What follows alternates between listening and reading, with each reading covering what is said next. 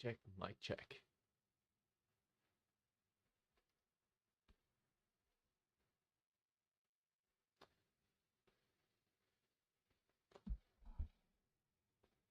All right, here we go.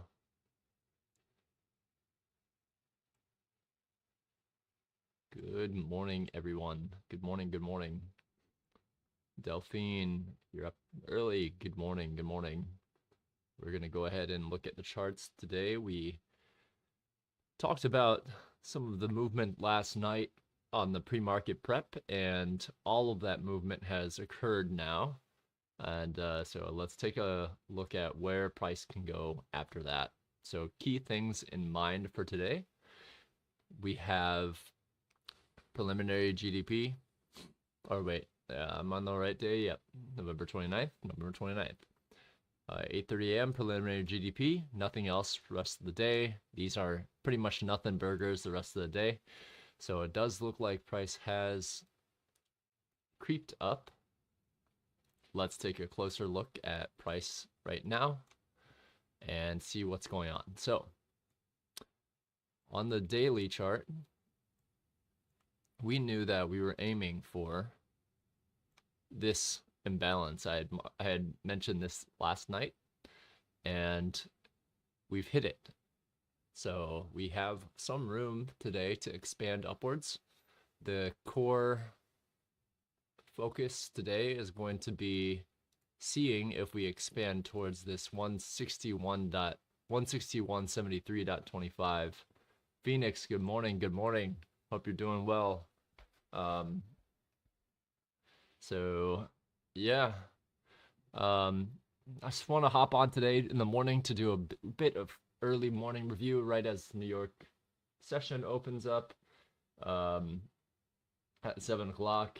It does look like we've come down a bit to continue higher, and we are still within this daily volume imbalance here. So what can happen next, I guess, would be the case, right? So we have now reached above this consolidation zone on the daily, but it hasn't closed yet. So we're gonna stay weary until we get a close. So let's go down to the hourly chart. So again, this is the same chart on the hourly. We can see that some of our next objectives maintain the high here at 161.73.25. I do think that we'll hit that today. I think that we'll expand upwards. In fact, there's a 1 month premium SIBI high up here as well. I just can't imagine us not expanding above here. And there's nothing else that's really over here. If we look at the hourly chart up here, there's a short-term high that's up here. This could serve as a potential draw on liquidity. And let's mark that on the hourly. We'll just draw that out over to from July to November 29th. Let's draw that out over time and see where that lands. I'm just kind of curious, right? I probably should have gone over there and gotten the exact price. So this is a high of 161.94.75. So we're gonna mark that there. And we're over here as well. This is a 161.94.75 short-term high. So we have two objectives pretty close to each other. Appreciate you, Phoenix. Glad to have you here, brother. Okay, so we have this monthly premium SIBI high and this monthly short-term high buy side that hasn't been touched yet. So let me go up to the monthly so you can see that clearer. Okay, so we are on the monthly time frame, so every candle is a month. And what we have here we're within this kind of area here, where this is a sell side imbalance, buy side inefficiency. We have not closed on the month above this yet. So this can still serve as a inversion fair value gap. And we're watching to see if price reaches above this to take out this stop. Now, keep in mind that we are at the end of November. So this monthly candle is very, very close to closing. So we have today and tomorrow left, and then the month's over. So if this candle can close above this inversion fair value gap, there's a high likelihood that we see continuation to this daily or this weekly at best up to this weekly. And if I think if we go up to this weekly, we might actually make all-time highs, or I guess relative highs based on our charts right now, right? So that would be best case scenario, that markets seem okay, markets feel okay. I don't think we're gonna hit this, but possible. Let's go back down to the 60-minute chart. Okay, so Asia already taken out here, right? This can serve as, so this was a previous high. Remember, we were looking at those. What happened here? Why is my days to load so little?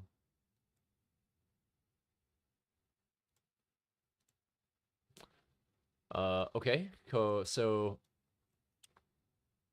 we remember that these were relative equal highs, and this is a short-term high. So what does that leave us here? Well, we have this hourly fair value gap. We've already dipped into that, but let's mark it nevertheless as a buy side imbalance, sell side inefficiency. And what we can mark is the remaining bit of it here. Actually, you know what? I'll keep this fair value gap here because we might refer to it later. And then there is also a smaller one, a breakaway gap. We don't want price to come back all the way down here.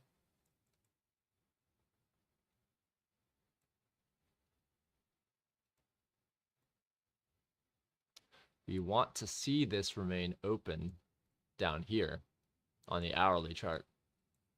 Okay. So let's drag this one to 5 p.m. as well, just for, so we know that's when price ends on the day. And then let's take a look at a multi-chart analysis from here on out. So we are at this hourly here. We see quick movement to the top of that daily volume imbalance, and we are seeing continuation, and today is a Wednesday, so I'm wondering if we will continue as well. Let me get my trade copier set up in one moment here. I'll show you what I'm doing. Let's see, I want my leader account to be 18. Let's copy these counts, and so that should be about 19 accounts now. Cool. And then I actually could do a copy on micro NASDAQ for my other accounts too. So I have 5 evaluation accounts on top of my performance accounts right now that are waiting.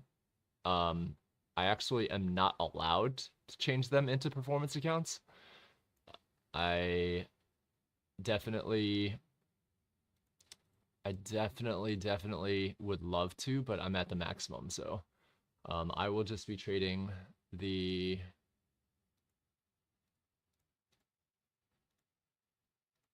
one account today.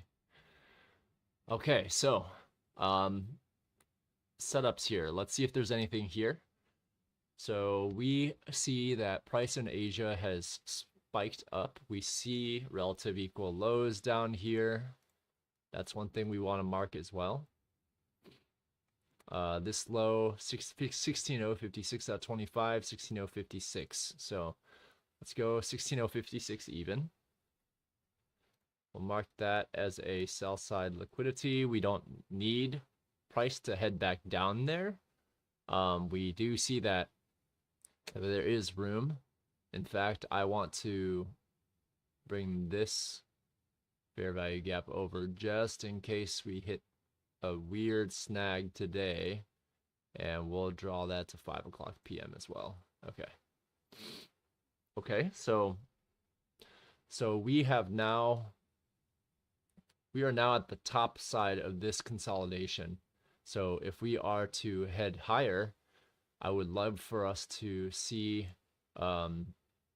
us at some point this morning head back down to potentially 16.089 or 16.099 and use those as mitigation blocks.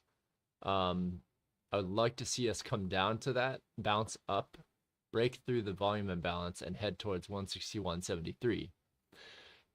Currently, we have on that daily volume imbalance, let me take a closer look at this.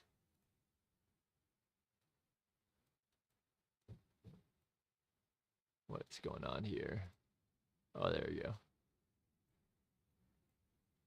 I need to take a quick look at that volume imbalance. Make sure I have it correctly.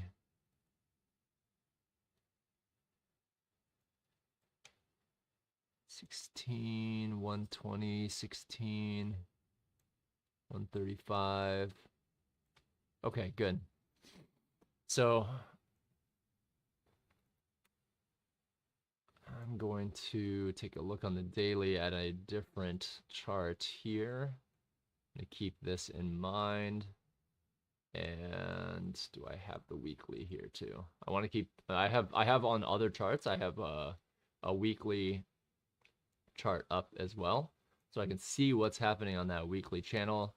I know that there's a big green candle, but I also know we're at a daily volume imbalance. So right now we're seeing price head up above here, so that's interesting to me. Let's mark this. Relative equal highs, we've busted above this, so we can kind of treat this as buy side liquidity, potentially turn into mitigation block, right? We took out sell side here.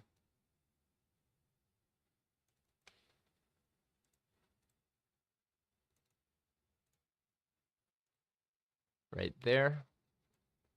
And so we have a fair value gap forming here on the minute.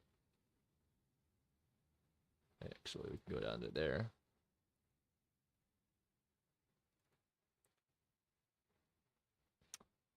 So I'm going to watch this area and see if there's any lower time frame entries for me to take a look at.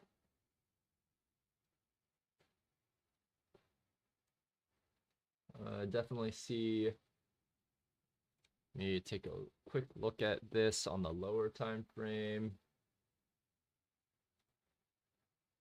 Okay. Oh no.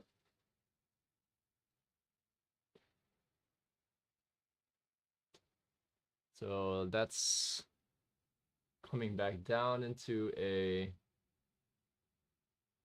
there's also another fair value gap down here too. I need to mark out because it's absolutely possible for price to head up here. But I will take a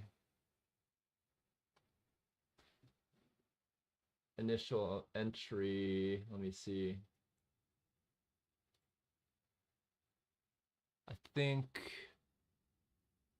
I mean, I would prefer if we would head down here first, because look at how far up we've gone on the hourly. If I take a look at the Fibonacci from here, oops, that's not what I wanted. fib from here to here. 50% mark would mean we would head all the way down to that sell side imbalance. Oh shoot, I was supposed to take that long there. I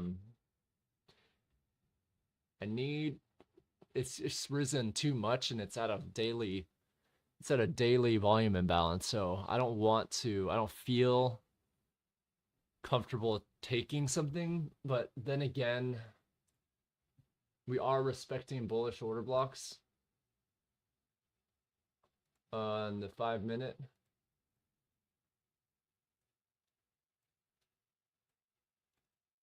Let me pull this bullish order block out, black solid line. So we are respecting some 5-minute bullish order blocks for the time being. So sell side taken out, sell side taken out here. I think that I want to see if this sell side gets taken out or if we continue higher from here. We're in a premium right now, so keep that in mind.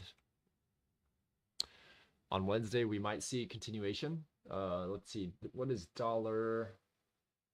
Let's see what dollar is doing.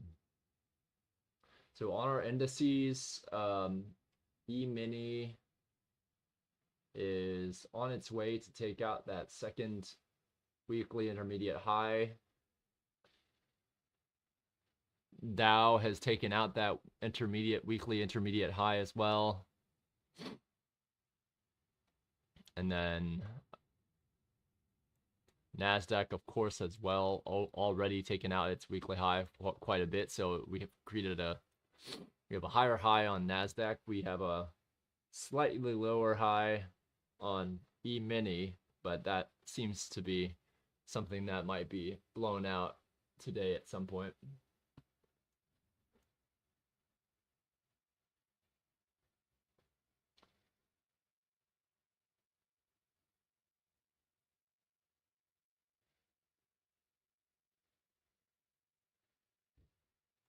I'll take a long here. My stop loss can be very tight.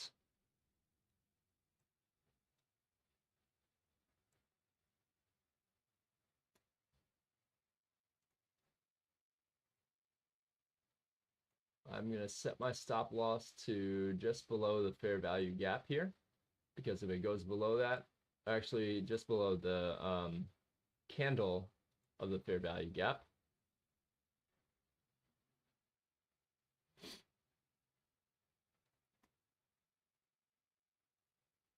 And my target, we'll see if we can aim for, this today. We'll see.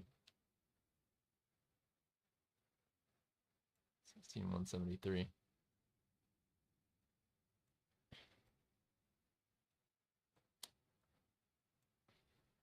So entry was around seeing the sell side of this taken.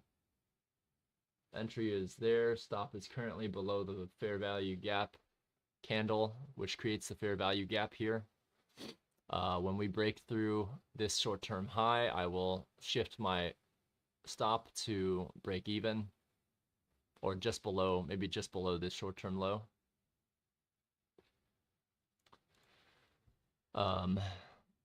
Kirktown, good morning, good morning. Restart, please. Just kidding, we'll rewind. You're trading today all day? I am trading today, Kirk, so I'll be around. I have to keep an eye out for some meetings, though. So I will see what we can do today.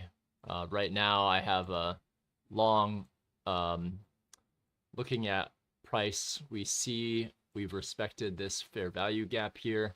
We've broken up above this volume imbalance, this daily volume imbalance, slightly on the lower time frames. So I'm kind of treating that as an inversion fair value gap right there. Yep. So once this gets above this high here, I want to see it get above here first. Right?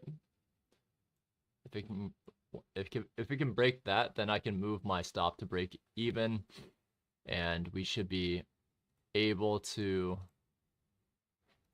then de-risk ourselves. Let's call this buy side liquidity. I would prefer it to move greatly above here, not just a little bit, right? I would much more prefer it to do that. But I like that it has reacted off the top of this daily volume imbalance. I do like that. And considering it's a Wednesday, we're also considering that it's a Wednesday, right?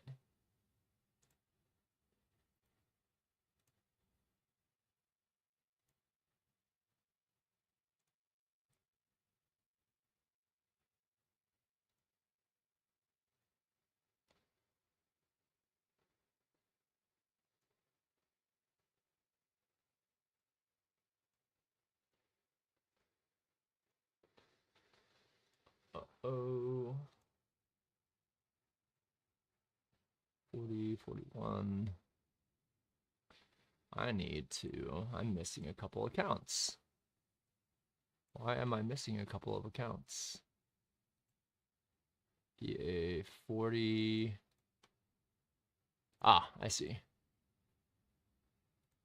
PA 40, 41.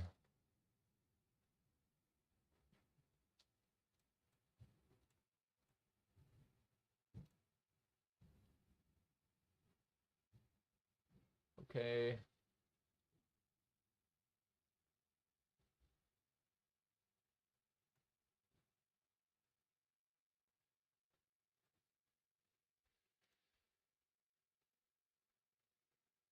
One 61, 32, 31.50.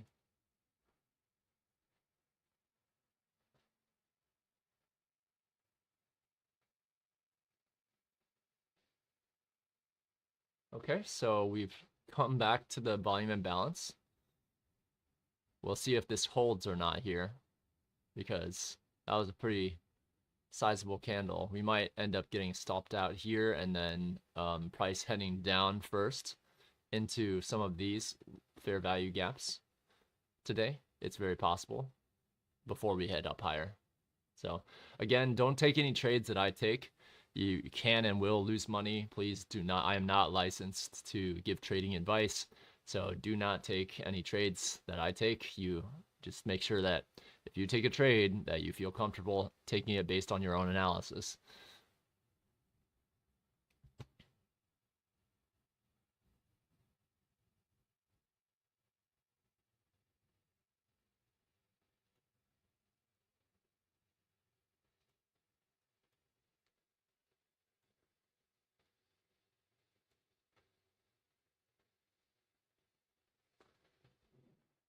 So here we see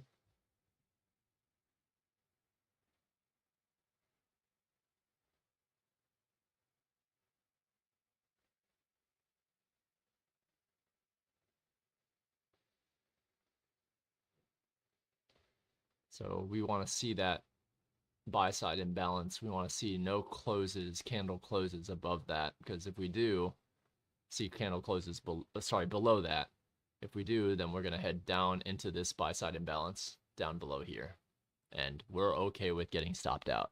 That is the nature of a very, very tight stop, because we knew that we're in a premium, right? We knew that price can come back down and take out this short-term low here, and we did like that we saw it bounce off of a 5-minute bullish order block here, but it is retracing right now, so price can certainly spike down and take out some of those stops, mine included. Mark Maklouf, good to see you, brother. I appreciate you being here, Ran. Appreciate you being here. So we haven't candle closed below here yet. That's good. We like to see that. And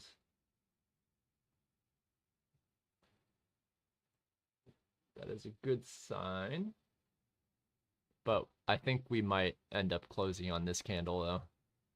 It does look kind of heavy here. I mean, let's see. Let's see what happens here. Let's run this out until about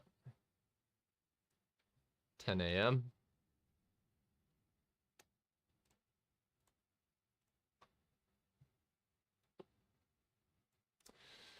Okay, so from the key swing that we want to be looking at, really, the true high probability trade, I believe, is from this swing low to whatever our swing high ends up being. Whether it's this high, whether it's higher than that. Currently, it's around here, right? Oh, looks like we might get stopped out here. Price is pretty heavy here. So, anyways, so what we would be looking for today, which is a little bit higher probability, would be for us to return to maybe below here. See if price respects this or not. Return to maybe down here. Even that wouldn't be equilibrium just yet. It would be the midpoint of this wick is what we would look for next. Let's see what happens here. Does it respect this? Does it treat this as a turnaround point where it rejects off of this sell side imbalance here?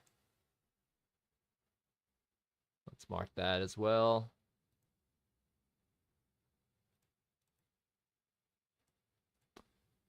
So we want to see how price reacts here, right? Because this is a sell side imbalance on the a quick one. We would love to see price go way above it, but it looks like it has rejected off of that sell side imbalance for the time being.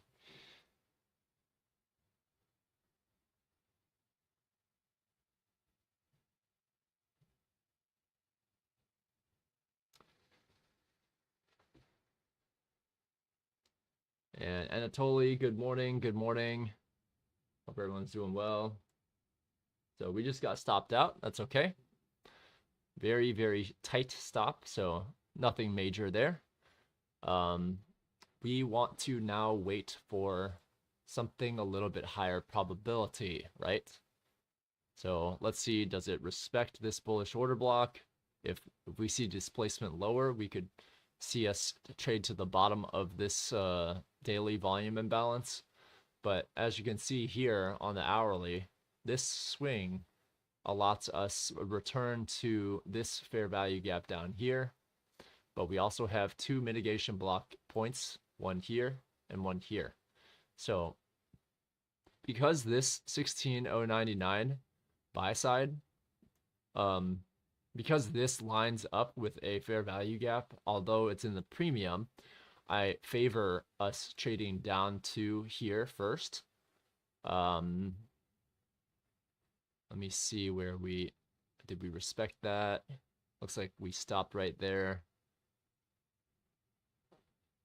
It looks like we took a few more orders there, so I'm tempted to enter once more, but the problem is we are in a premium, and we have seen a candle drop down here to pick up more orders. So people are waking up as well.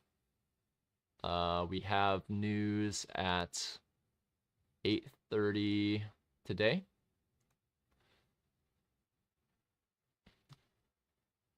Let me check the lower time frame. So it just got stopped out there. And we can re-enter. Oh, oops, I'm on the wrong one.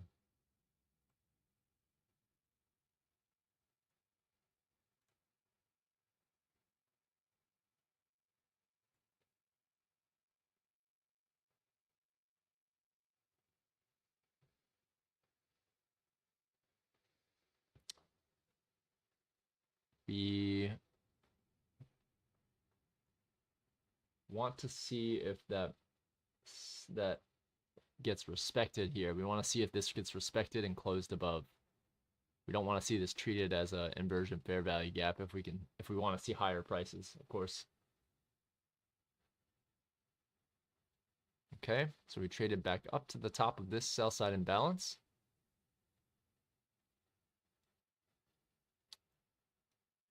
We're watching and seeing this bullish order block, seeing if it gets respected here.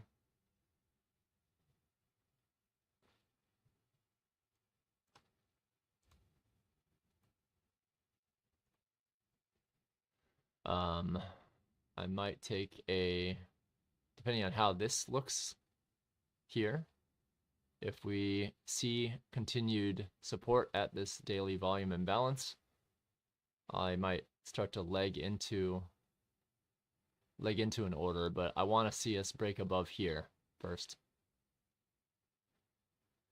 because this can serve as a inversion fair value gap where it's at right now.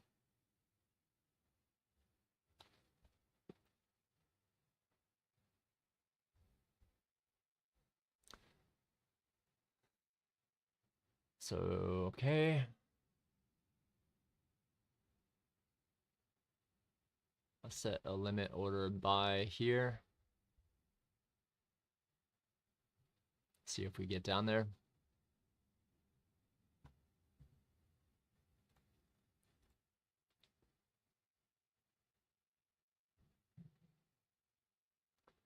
And right now we weren't able to make it above this, so this is a high risk entry.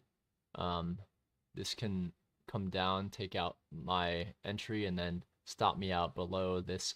I'm going to raise the stop to below this short-term low. But I want to see us close above this. So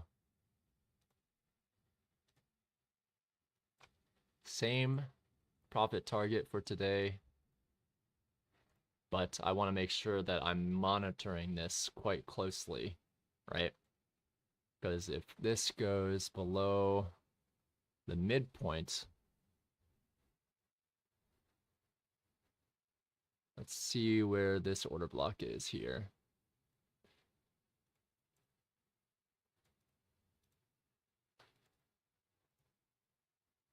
Okay, so we see this order block. We don't want to see it go below the 50% point of this. So we're going to move our stop to the 50% mark of that order block, which is 161.31.75. So we don't want to see anything below that. So this is consequent encroachment, mean threshold, stop management. We are assuming that we've taken sell side here and that price does not want to head any lower. If it does, then our thesis is incorrect and we are off sides for the time being. We can look for something a little bit higher probability further down. If we take a look at the 15-minute, we see the London sell side, right? We see that there.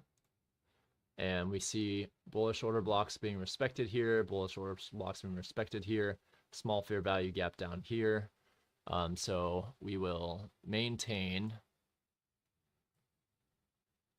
our price targets for the time being and see what price gives us.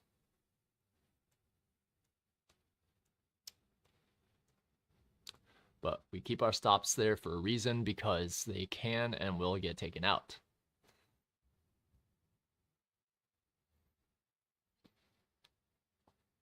So we're seeing some pretty decent sells from this sell side imbalance here.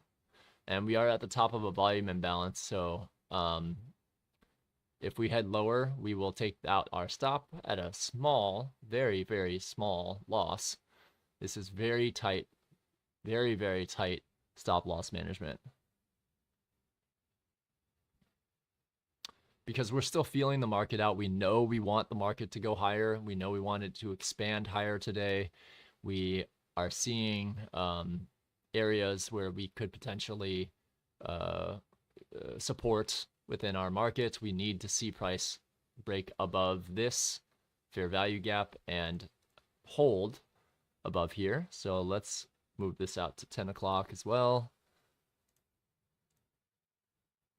So we have that value here in mind. It is consolidating at this moment, and that is expected. So we are assuming that now that we've taken out this short-term low, we are assuming that sell side was engaged on the 1 minute time frame, it's engaged on the 5 minute time frame, and that we want to see price head higher now. We want to see price break above this here.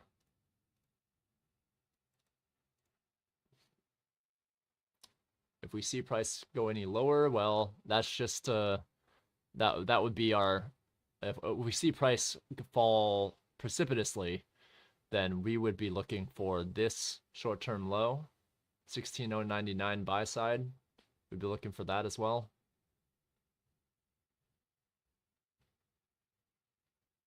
And potentially 16,089, 10 points below there.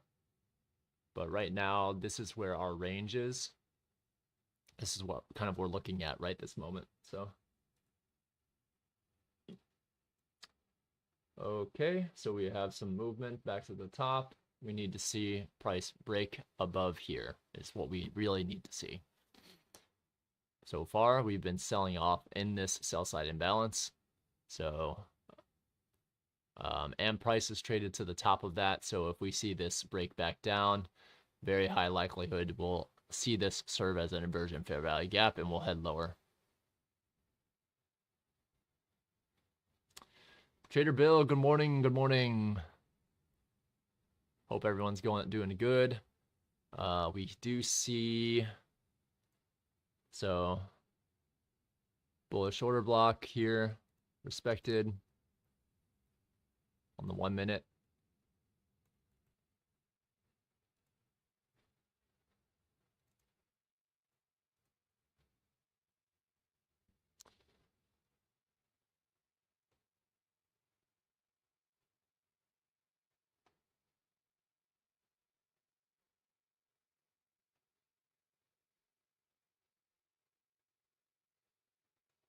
I'll try and get rid of this here.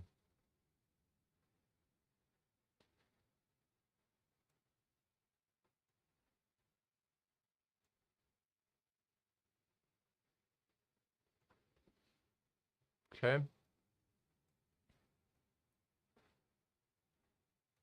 We'll try and mark these out.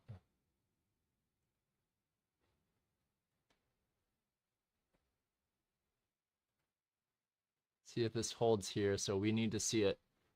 We need to see price hold above this inversion fair value gap now, and we want to see it take out buy side, right? We can move our stop to, I wish I wouldn't have taken out that. This is the new bearish or new bullish order block here. Let me get one of the cleaner templates here. Okay, so now we can move our stop loss to the midpoint of this. I guess I can move it to break even right now and still be fine. Just below that bullish order block there at 161.34.75. 161.34.75.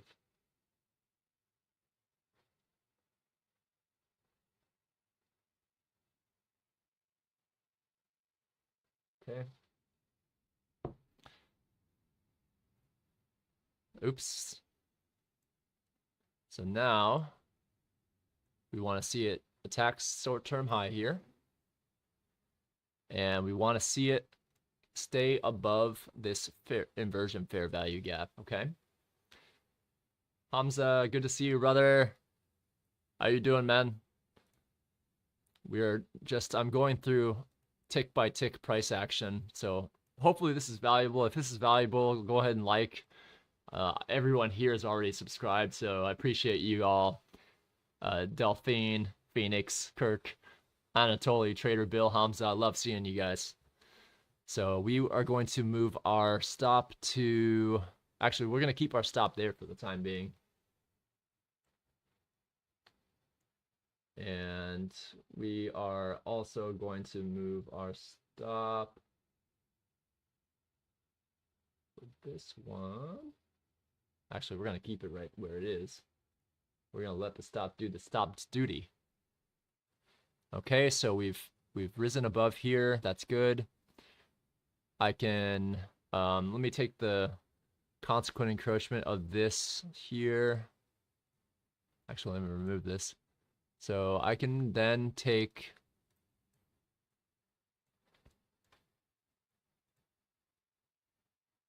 I'm going to take the consequent encroachment of this sell side imbalance now, and we're going to move our stops to just below the midpoint of that.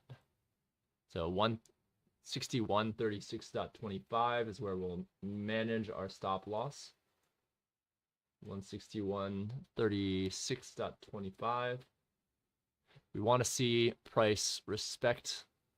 We want to see price respect this inversion fair value gap now. Oh, oops. Messed that one up. Let me fix this inversion fair value gap. Kind of dragged it the wrong place. Okay. I'll keep that there for the time being. That's a little messy. Let's remove that. All good, my friend. I had bad trades these past 2 days, but today I can feel it's gonna be great. That's awesome. Just take time, you know, go back to your analysis. Make sure that you're able to watch your analysis closely. Go back to trading, you know, trade demo sometimes. Sometimes that helps, you know. I think that helps me at least. So here we are seeing the expansion to the upside as expected and anticipated. Of course, with our target being up here, 161.73.25. We have this larger here. This remember, we keep looking for this, right? So we anticipate that price could come all the way down back below 16111.75 to pick up some orders, come down to equilibrium, and then head higher too. That is very possible, all within the realm of things. So here I'm gonna manage my stop loss to, let me see, I want to see if there is a lower time frame. So I want to see it treat this short-term high here of 161.41.50. I want to see us treat that as a mitigation block or respect that there. Price can come down all the way down to this next 5-minute bullish order block, right? It can certainly do that. So let's mark that out there. I will put text on the 5-minute ones on the 5-minute chart. Oops, what just happened there?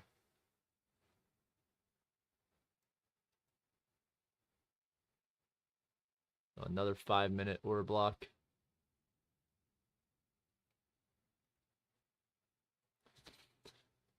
So as you can see, we've maintained our stop to be the midpoint of the inversion fair value gap there. We see price reacted at the short-term high. That's what we want to see. We have people that went short at that short-term high.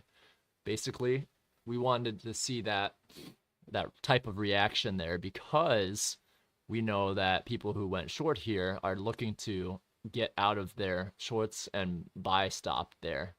That's what we like to see. That's the type of reaction we like to see there. I'm going to now move my stop loss to just below the bullish order block here. Just below the high of the inversion fair value gap. Actually, let me move it below the bullish order block.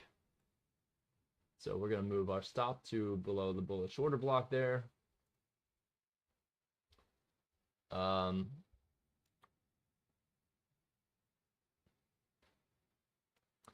Hamza did take an entry today at London session, went to your side, meaning it went bullish. Dude, London session is awesome. That 3 o'clock to 4 o'clock kill zone that you see here, that's where the majority of the price action was. So crucial, phenomenal drop down here. We'll look into that in a moment, but for the time being, we're going to keep this going for now. Remember, we do have preliminary GDP at 8:30 in the morning, so we're gonna leverage that, use that as our catalyst. We do feel like we will aim for this 161.73. We've been mentioning that all since yesterday, and I gave a couple of targets above there as well on the daily chart earlier. So for the time being, once we get above this, we've taken this mitigation block here. So one thing that I would look for next would be a low. So we see a low, high, and a lower low. So what I'm gonna do now is I'm gonna project out from this high to this. I think it's from, let me see, this low to this high. This is going to project out where I could possibly take profit from this low there and this low. So low, high, lower low, higher high. We came back down to, we see displacement above here. This is what's called a bullish breaker. So what I want to do is I want to see price respect this breaker here. When the breaker is the highest up close candle on that, so it would be this minute candle over here. So I want to see price respect this bullish breaker here. Note how my stop is also in the middle of that bullish breaker. It respected this mitigation block, honestly. And if I look in a lower time frame, there's actually a higher green candle on a much lower time frame that it respected. But for the time being, we want to see this area respected here. So I'm not going to move my, looks like we're making a run. I think what we can do now is we can look to see, hey, will price reach this area, 16163? Let's see.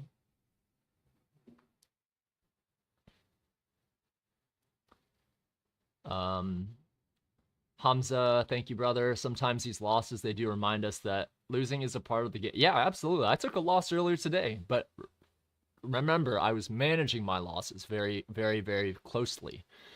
So now I'm not going to move my stop loss to, actually, you know what? There's another short-term low that was formed here.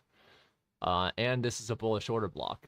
So I am going to move my stop loss now below this mitigation block, right? Knowing that price does not need to head back down there. That would be 161, 141. I don't believe price has any need to go back down there. If it's going to go back down, it'll go down to this bullish order block, which actually this is what's called a propulsion block. Nuruddin Alpha, hi, how are you doing? Good to have you. So we have price continuing upwards. We've reached the 100 mark. So if you have multiple contracts, this would be a good time to take off one if you want to. I'm holding for the short-term high buy side liquidity that we see there up above. It's possible that price gets to almost that high and then completely rejects all the way down to here. That is a very, very high, very good possibility that it engineers liquidity up there. or we might use the 8:30 a.m. Time frame to take this all the way back up.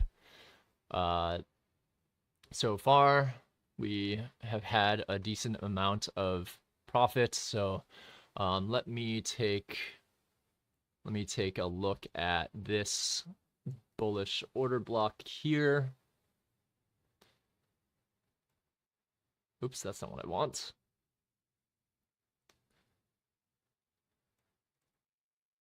So we have the 50% mark, which is a consequent encroachment of this bullish order block. I could see price come down, take out this short-term low, and then spike down below here. But if it goes any lower than that, that's why I move my stop up. I don't want to see price head much lower than this, because if so, it's possible it could retrace all the way back down to this 50% mark, right? Remember, we took a swing low to swing high, and we see the 50% mark being 16,104, 105. We can certainly see this heading down there. I can certainly see this heading down there, but we do also see right now that we've got movement into this fair value gap, buy side imbalance. Let's see what gets respected or disrespected here.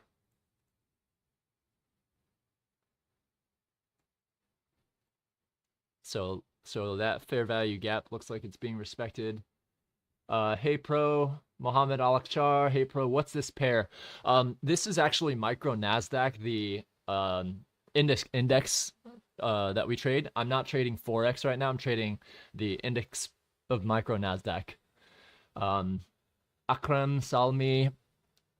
Akram, do you do the central bank dealers range for profit targets? I actually haven't used CBDR. I think that applies a little bit better to Forex than it does to Nasdaq, or maybe I haven't found out a good way to use it. Look at the price action here. We respected the consequent encroachment, dipped down into the consequent encroachment of this. So let's take a look at this a little bit closer here.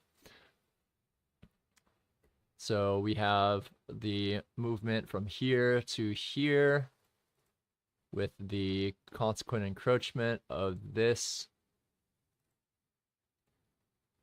So we want to see, how does price react here? Does it respect the midpoints of these? Does it start to head lower?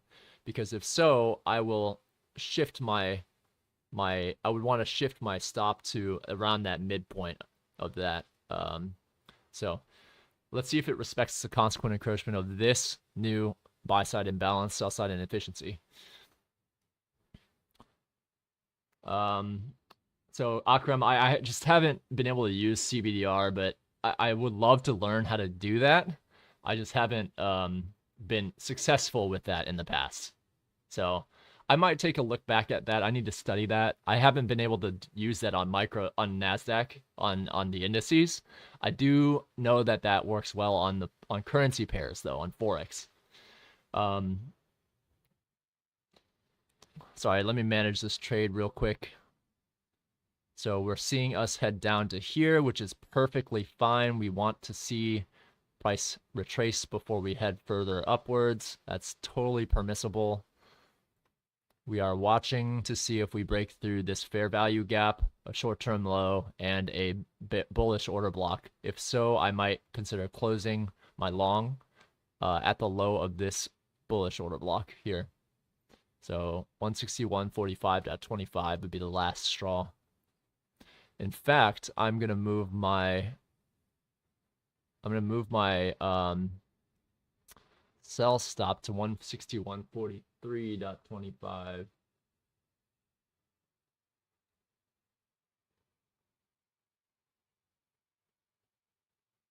Given the price action currently. Okay, so look at that. We respected the mid. So this is really important here.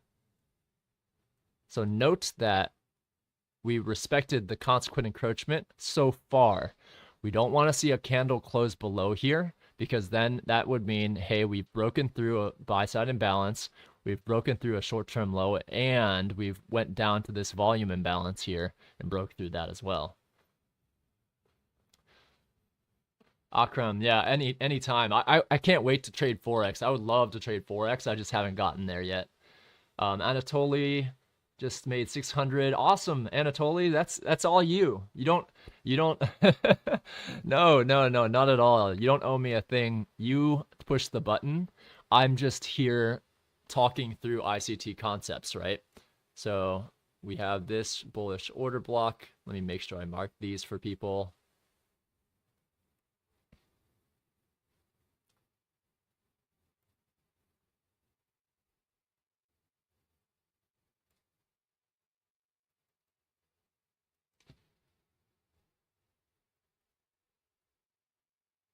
Okay.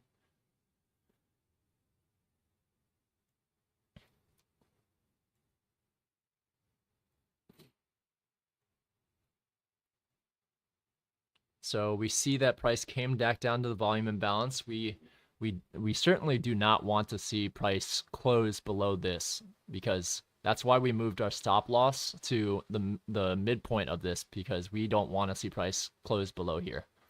We want to see that price is supported at that consequent encroachment of the fair value gap here. I think that 8:30 a.m. can definitely bring some volatility. So there'll be people taken out to the downside and to the upside. We hope that our stop loss is well protected, considering there are a variety of premium arrays to break through before we get down to our stop. But that is why we have a stop loss. We have this stop loss to protect our gains, and at key levels to protect our gains. So we're seeing that price is heading down to that consequent encroachment, but we haven't seen price close below there deeply yet. We are, oh, well, I thought that was going to do it there, but it didn't do that. So we'll maintain our stop here. There's a short-term low here that we're watching out for, short-term low here that we're watching out for. Price can go down to both of those. So we're keeping an eye on those. And I want to move these out over time so that I can also keep my bullish order blocks out over time. Let's actually run this to 9 o'clock, 9:30 a.m. And let's run this propulsion block out to 9:30 a.m. as well. This is a tape reading at, ooh. Oops.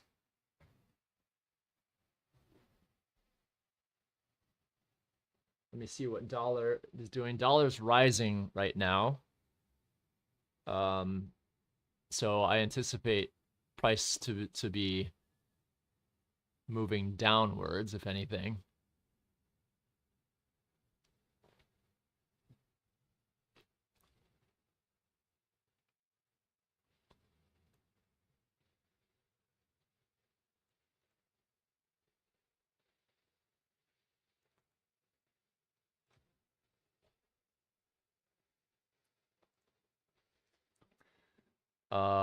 We want to see, I want to see dollar. So I'm looking at the dollar index on a different screen here, and I'm seeing if it has, if it has strength to move upwards, then I might consider closing. Right now it is, let me move down to a lower time frame. It's at a key level where it's just broken below a previous new week opening gap. So I think I'm okay with keeping this here. I'm okay with managing this stop here. We'll keep this up for the time being. We'll keep this stop here for the time being. As we enter the period before 8:30 a.m., we have been bullish since last night. We mentioned the daily volume imbalance here. We see that price has reached above there and have also respected that daily imbalance. So let's see where we go here. We need to see, I I think the next, oh, I might not get there in time, but obvious next one we need to touch is up here. And we likely will end up breaking through that before I even get to it. But wow, look at that. So we're getting a few people long now. 12 minutes away from GDP. This is the next buy side liquidity, right? As we inch up to 16,173, short-term high buy side liquidity. We know that that's what we're reaching for here because that is what we look like on the hourly chart, right? So that's what we were aiming for. It doesn't have to get all the way up there though. As you can see here, it can severely drop from here. It does not have to reach up there. And for that reason, we're really closely monitoring what we see here. If we see candles close below the consequent encroachment, then there's a high likelihood that we'll end up potentially heading downwards, right? So we just need to see how price books here. If we start to see some really big candles, there's a possibility of us,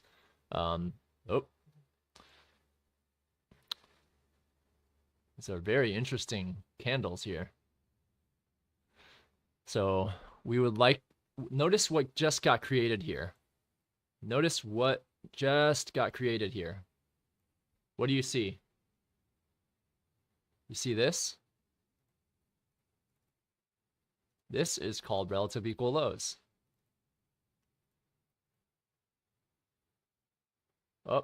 Oh boy. Okay, so we see relative equal lows here. We see prices reached above there. And taken out buy side liquidity there. Note these relative equal lows though.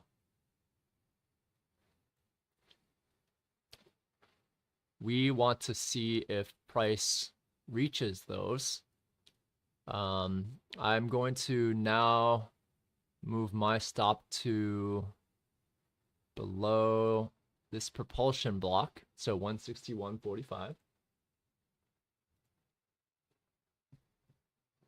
And if we start to see price respect this area, we are going to, we're past where I would call an event horizon. I know we're going to hit this 161.73.25. It's just a matter of whether we stop just short of there first and then reject, or and then hit it, come all the way down, take out all these late longs, come back down to the volume imbalance, and then like bounce off of there. That's a possibility.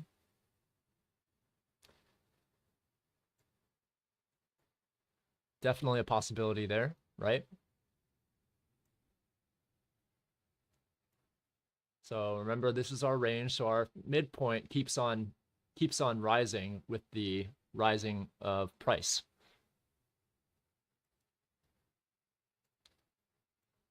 So we see a fair value gap formed over here. We call that, we'll mark that. It's a measuring gap.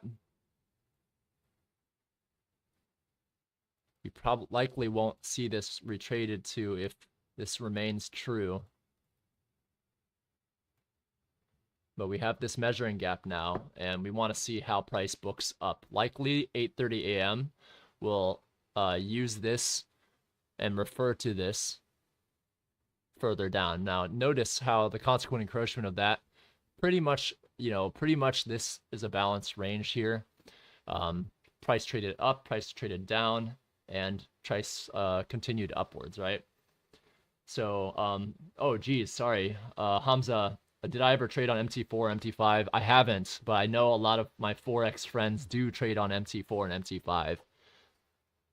Okay. News in a few. Johnny Leland, like. Appreciate you, Phoenix. Akram, news in 11. Volume imbalance, 14.6 and 14.7. 14.6 and 14.7. What are you talking about there? What pair are you trading, or what are you trading or reading? So we can see price head back down into this area, but we also notice now Now we have a bullish order block here, right?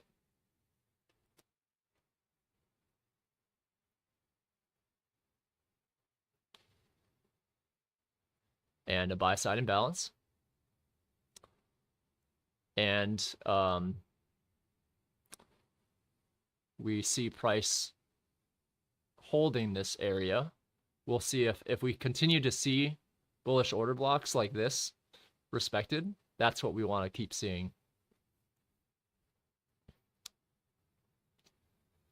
8.05, 8.06. Not sure what instrument are you talking about, Noradine Alpha? Are you trading Forex? Are you trading indices? So we see the short-term low forming here on the 1 minute time frame, right? So now that we've made it above this range, I think we see the relative equal lows. It's very possible that during news, it spikes down, takes out those lows, and then heads higher. That's why I'm keeping my stop around the low of this propulsion block.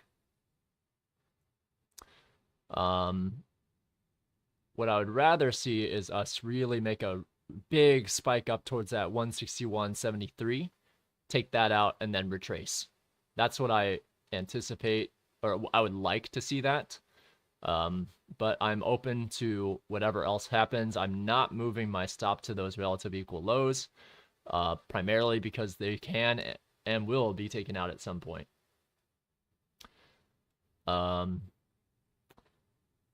Okay. Yeah, not sure what you mean there. I know we're in the 16,000s range, Noradine.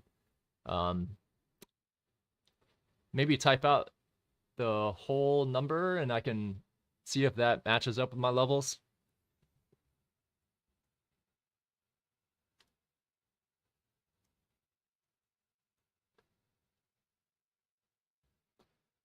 Okay, so looks like this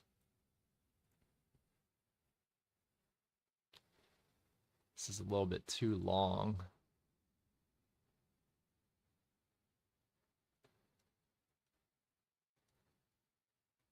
$832.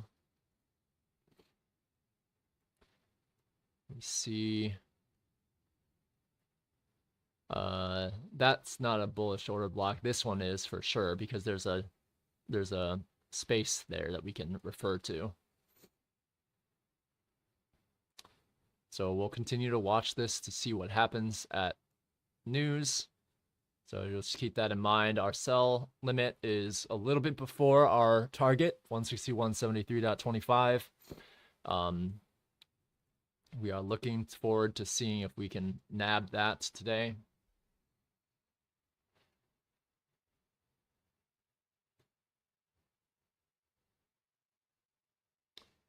Let's see. So we'll watch this for the time being.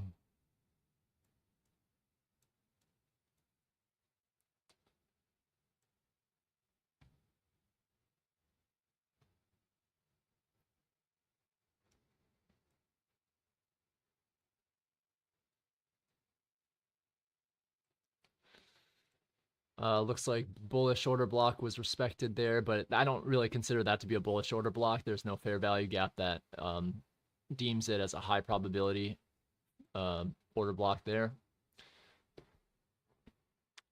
News in 3 minutes. We are well positioned, of course, to take profit either direction. We'll see what happens, but I am weary of these relative equal lows. I think that price will likely come take this out and potentially head higher. We'll see. Let's see where the algo wants to take us, right? We'll continue to adjust our hourly Fibonacci sequence so that we can see where equilibrium is for if price doesn't reach 161.73, what are areas it could trade down to? Well, there's this fair value gap down here. There's the equilibrium point here. And we'll continue to wait and watch as we go. Hopefully everyone's liking this. Are you guys having fun? Do you like this price action? Do you like the tape reading? I hope this is valuable for folks who trade Inner Circle Trader. Showing you everything live. Again, do not take any of my trades. This is not financial advice. I'm not registered by the commission, trading commission, to teach or to provide financial advice. So none of this is financial advice. Trade at your own risk.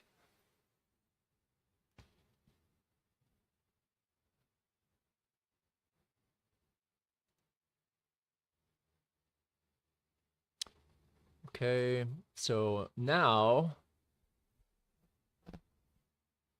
I think that we are probably safe to head up to right below these relative equal lows, but let's wait for news. Let's give that news space to run, right? If it comes all the way back down, takes us out, totally fine with that. I don't think it will, but if it does, then so be it. In fact, what we can do is we can take this range now, apply it to this bullish order block, and make sure that we set our stop. Actually, we would probably be safe if it comes down to that midpoint to close out. Okay, so 8:30 a.m. news. We came down to this area of liquidity. We took out all of that. All of our stops got taken out there, and it's probably gonna run for the highs now, right? So had we kept our original entry, we would have been fine.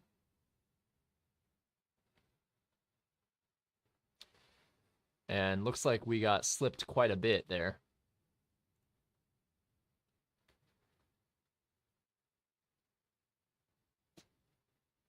But does look like we're going to head up to take out those highs here. That is one of the lessons of holding through news. Sometimes you can get taken out, and it won't be at a pleasant range to get taken out in, right?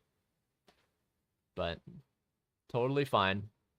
We missed out on that because we kept on raising our entry. So moral of the story, don't raise your entries and you'll be fine.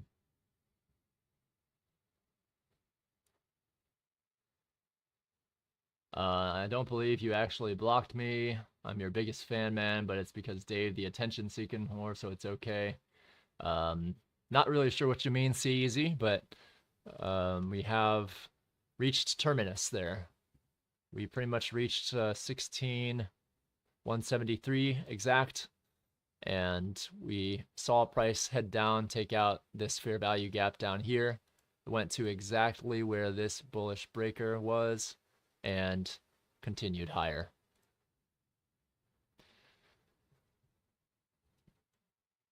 So now we are looking to see if we'll continue expansion higher or if we'll take out retracement to a lower time frame, a lower segment of price first.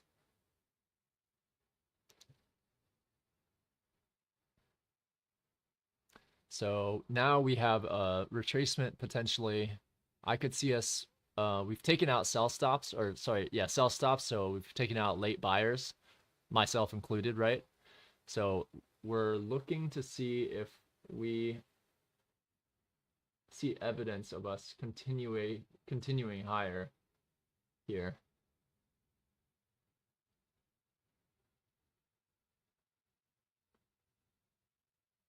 And I need to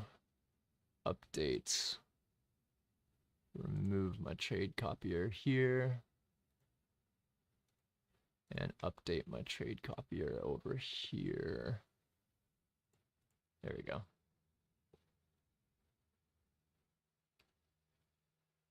Okay, so we are watching price action closely now. We stopped just short of that, so I'm keeping that in mind.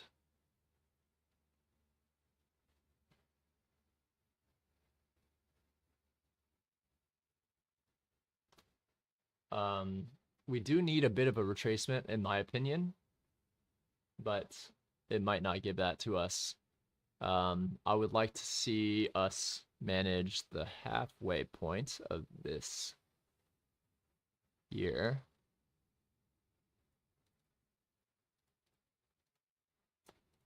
Oops.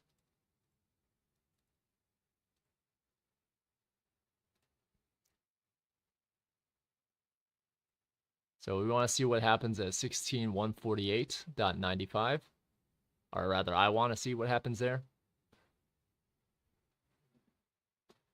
That's a rejection block, basically. So I want to see if it respects this or if it... So it just took out rejection block there. I'm not seeing any high risk or low risk entry just yet. Need to see if this respects this bearish order block here, or it creates a lower low. All right, Antatoli, good luck unloading the truck. Glad you made some bank, man. All right.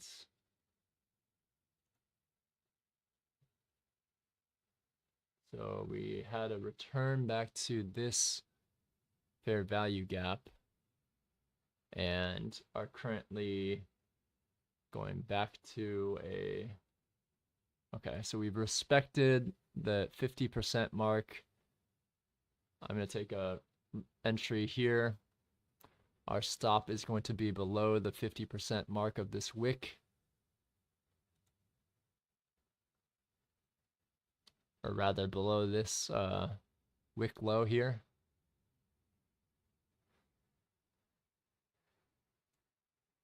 So what I'm doing is I entered market here. High risk entry. And I am going to use the midpoint of this as my stop loss.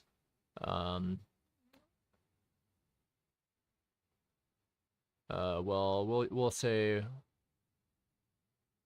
we'll use the low of this here. Okay, so we just got taken out again. That's okay. We want to see if it respects this wick or not.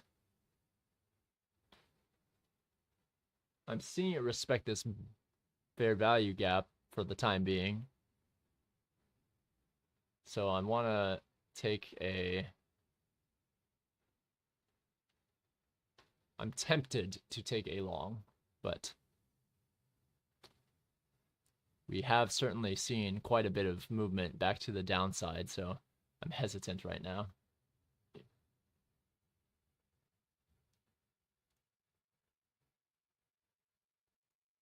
We'll use the bottom of that as our stop loss.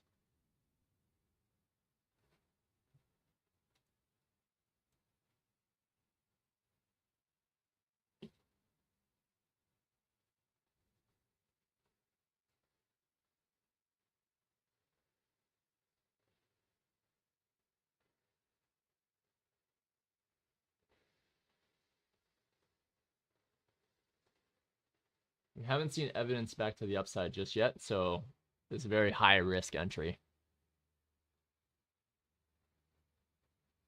So we got stopped out again. Okay, so fortunately for the day, we are just at one of our bullets. We now want to see price potentially head lower. What kind of targets can we aim for here is the question.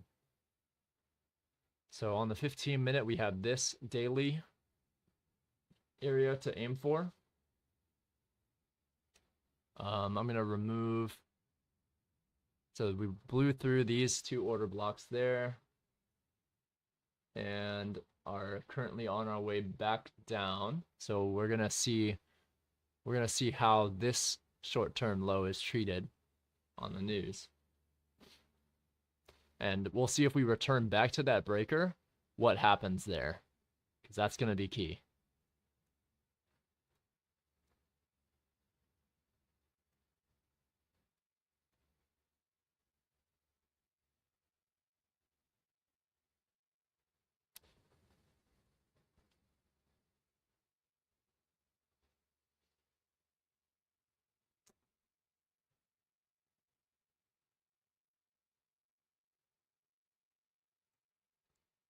So we're seeing heaviness right now.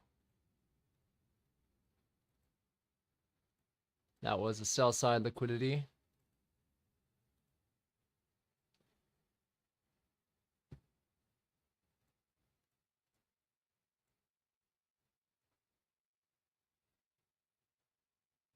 Let's see if we continue to break through.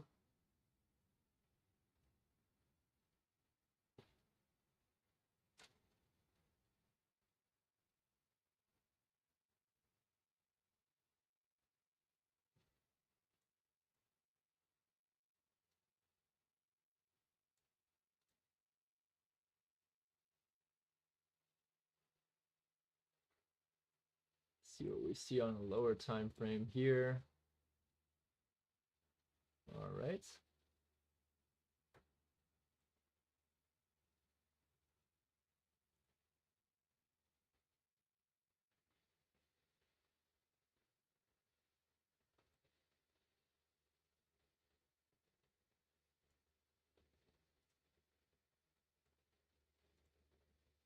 So we had entered on that breaker.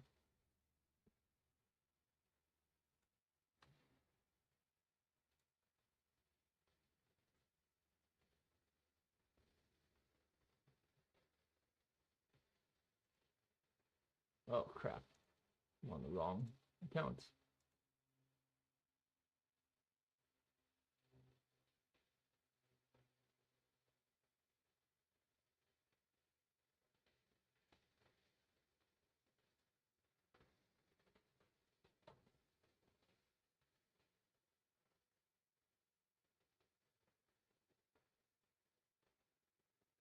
So that was a nice rundown.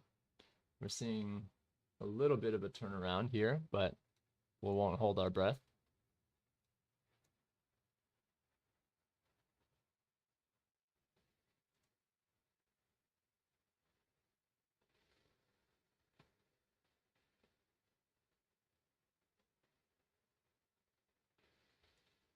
Stop managed above here. We'll keep our targets above as well.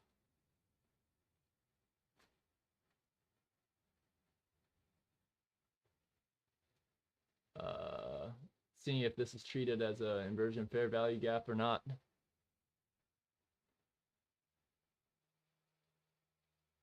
We've respected the 5-minute bullish order block here. In a bearish breaker or bullish breaker.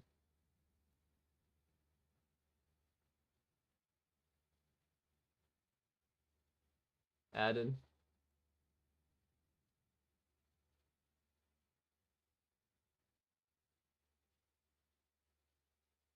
And we have seen the bullish order blocks being respected so far. But now we might see that turn into an inversion of a fair value gap, so we're careful. Stop management is below a previous order block there. It looks like we are off sides today.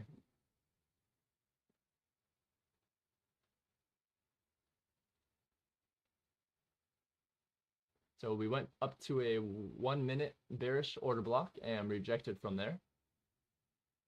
So we need to see if price continues downwards today, or if we see this bullish order block respected there. It does seem kind of heavy though. LP Trades taking a day off today. Good job. Hello, Bentahar. Good to see you. Yes, I am currently live trading. Got stopped out early in a large profit. Probably should have taken profit, but it is what it is. I think today will be second delivery in the news. Yeah, maybe. So I am wanting to see I want to see price supporting here, but I also don't want to see, let me see what dollar is doing. So dollar rose up quite a bit. And does it have room to go higher? It does. Dollar has room to go all the way up to here.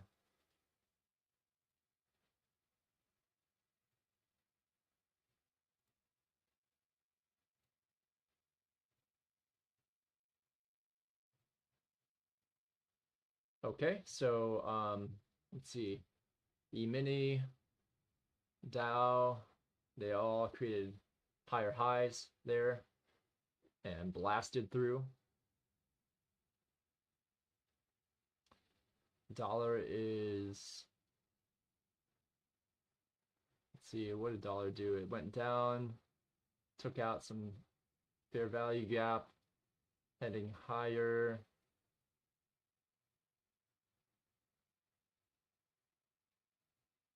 What is this? Is this a weekly? Oh, it's a weekly buy side imbalance. Okay.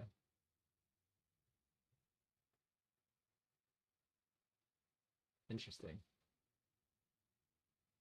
All right, so dollar reached a weekly buy side imbalance, traded down to an order block, and is heading higher for the short term. So I am curious to see if dollar will continue to rise for a bit. So I want to see how price handles this short-term high here, because we've been seeing consistent movement up, but we have also just rejected from a really critical short-term high as well. So we took out this sell side. We no longer need this here.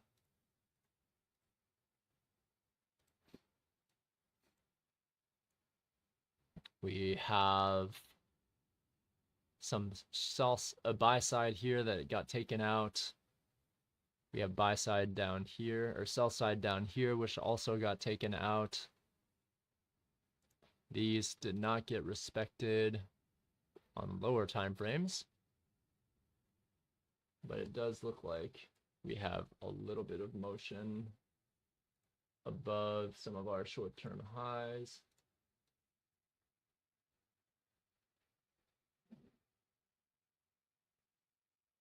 But I think we are in quite a premium. I might take a sell.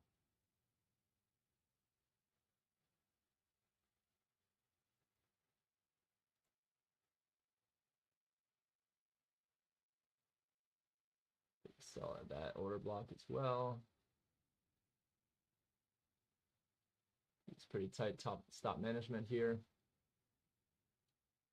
And we'll shift our target to the top of this volume imbalance here. I don't know if this is correct. It's hard to tell where the market wants to go right now, but I'm treating this as a premium. I'm treating this as a area where we can see continuation to the downside, potentially to below that breaker, but it seems to be consolidating quite well, so it might not get down there.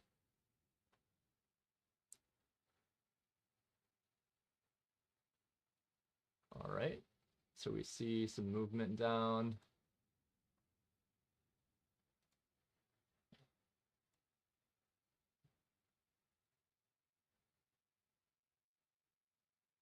Oops. So we're seeing nothing but consolidation right here before the open. So it can go either way right now.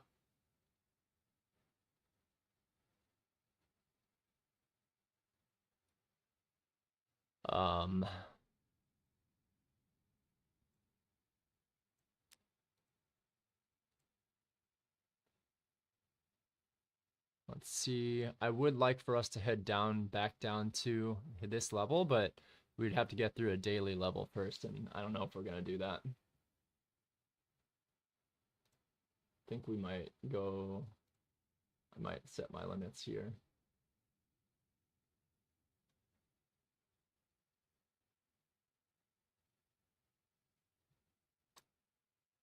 Let me see what the range from this swing to this swing was. Oh, I see. So we might actually, it's very possible that these lower time frame ones, we can use the swings to tell where we need to go. But actually, I think that this, if it's going to go somewhere, I would like to see it go down to this short-term low.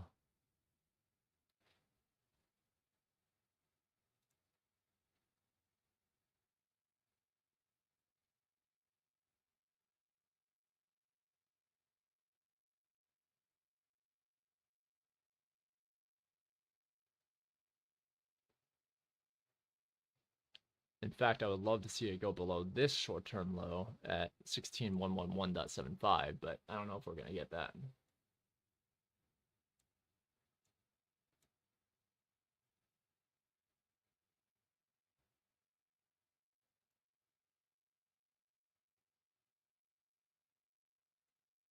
Basically down there. Ideally, that would be my ideal case. Let me look at dollar.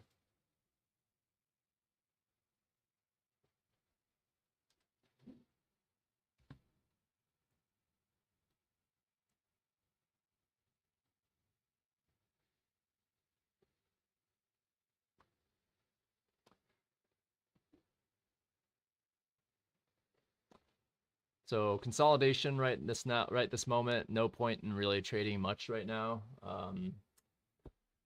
This is really just a test to see if price is willing to go further down.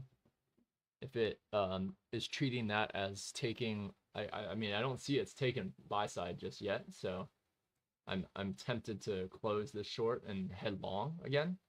It's just weird because we are in such a premium. I would prefer taking taking some of the premium shorts, but maybe New York being a continuation of London after all, perhaps we would need to it does seem like I'm going to need to close out of this shortly.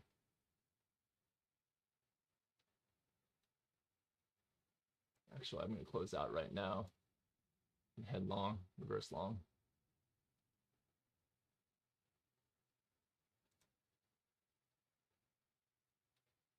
And we'll keep our stops quite tight.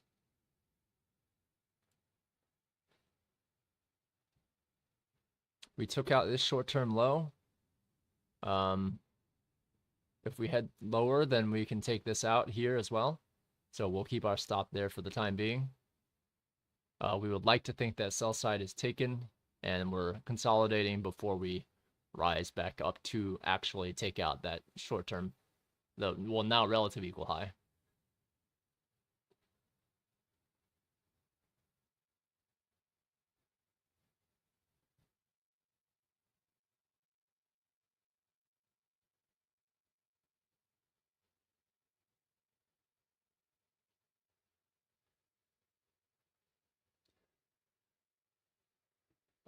I do need to send my team something real quick, so let's take care of that real quick.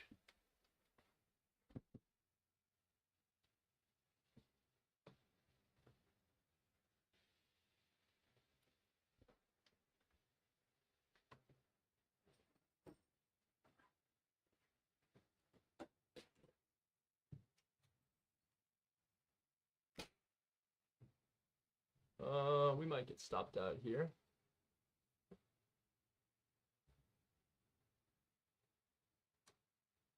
We are in consolidation after all. I'm watching to see if this turns into a distribution to the downside. If so, that would be very sad for longs. Dollar is continuing to rise on the hourly at least, so I think that there's still room to the downside, of course. but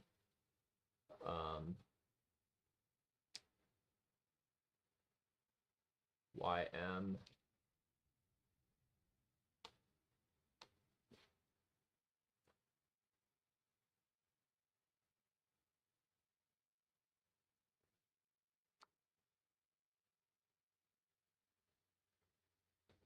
Yeah, I'm gonna close out of this long soon if we don't see anything before open, because we can certainly get movement down, take out stops first. So I'm gonna close out of it right now. We'll keep where we're at for the time being until we see the open. And meanwhile, I need to take care of something.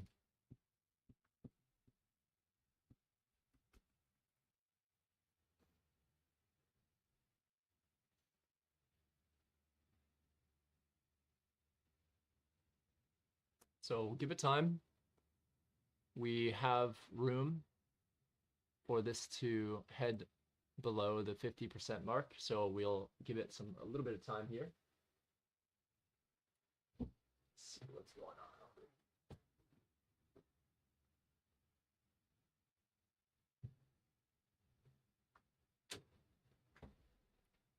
Grab my phone.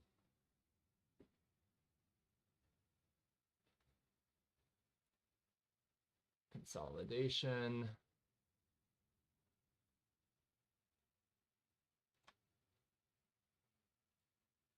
$8.55. There's really no other major news today.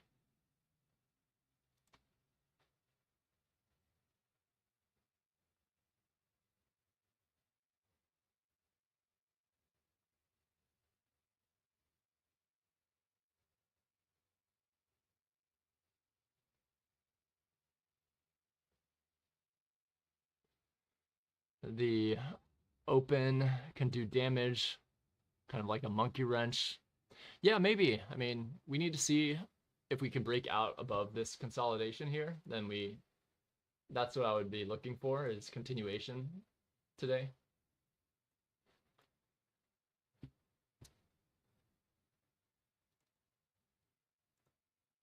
Typically, I treat London as continuation unless we've hit a key level of liquidity.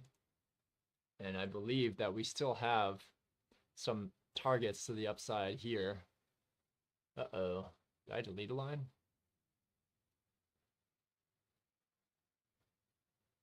I think I deleted a line. That's weird.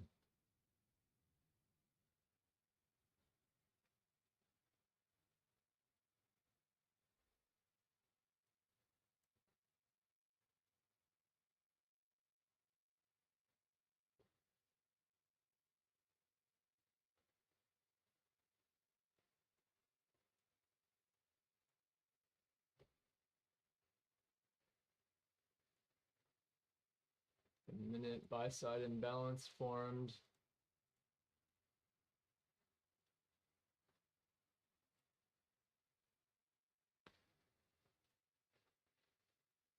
Okay.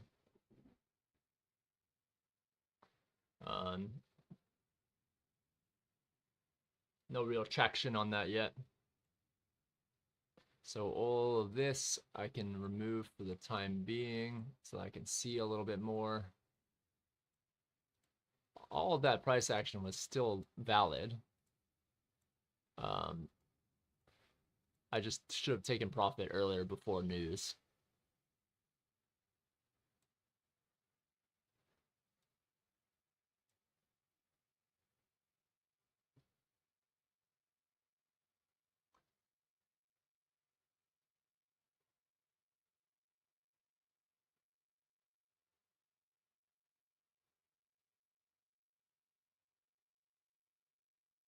Let's say for market reaction, first we can enter on market orders. Yeah, let's see. I mean, this could just as easily head down and take out sell stops too. It is interesting how price went immediately down to these bullish order blocks on the 5-minute though.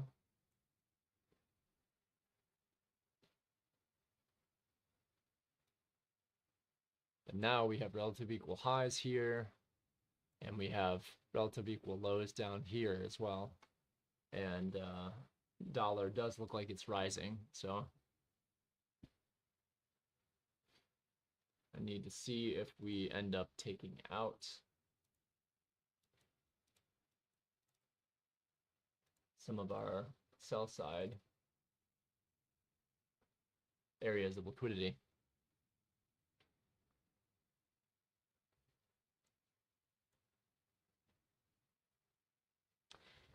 One thing to note as well, on the hourly, we've only closed up above the upway or buy side through the volume imbalance.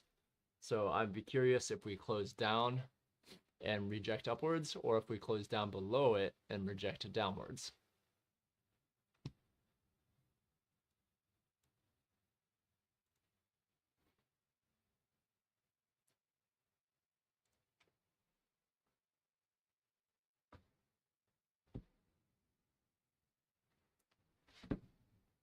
Take care of something real quick.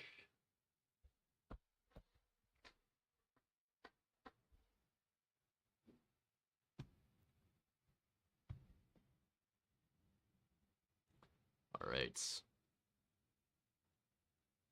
Let's see what we got here.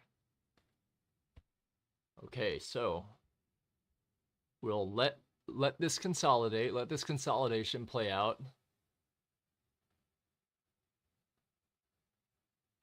See, this is not a fun time to be trading, right, on that 5 minute. 15 minutes. Again, we didn't take out that the high from this old candle, 16,173.25. We actually didn't take that out, 16,173. So that counts as a relative equal high right this moment. But with dollar where it's at, I think it's quite difficult to show. So right here, I am tempted to take us. I want to see how it responds here, because that is a interesting drop down. So it's gone back down into a previous sell side imbalance. We wanted to see it treated as a inversion fair value gap potentially. So that's so far what it's been treated as. We're still within this area of consolidation. I can get rid of this. Actually, let's make this into a sell side liquidity line.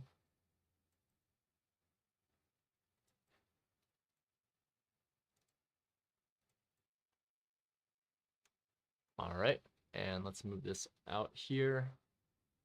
Relative equal lows, sell side liquidity. So we took that and went back into consolidation. So we have a really firm consolidation range here. We would need to see price break above and give us maybe a low high, lower low, and a higher high here. That's what I would like to see, because this is turning into what many would consider to be a bear flag in retail world.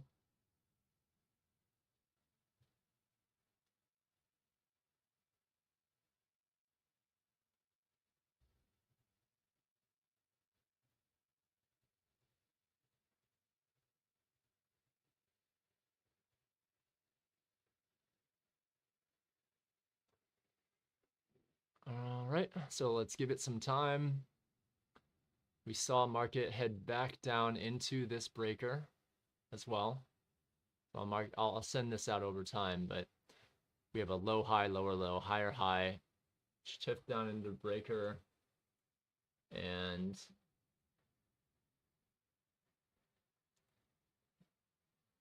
we are still within this consolidation, but let's take a position.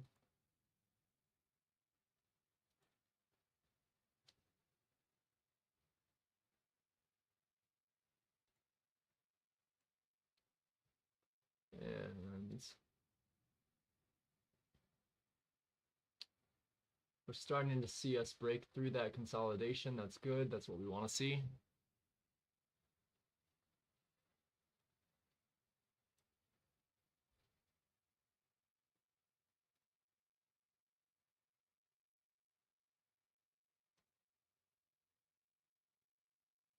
So a lot of longs got out there. It's possible for us to retrace during 9:30 a.m. open as well.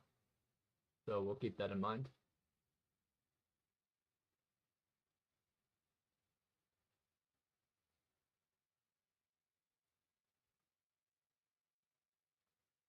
At this point, we would be able to move our stops below that mitigation block, I would say. So we could probably move our stops here, be relatively safe, and see if price comes back down into the equilibrium point of this fair value gap here, or if it continues to reach higher. So for instance, if I am projecting out, I would take a look at this low, high, lower low.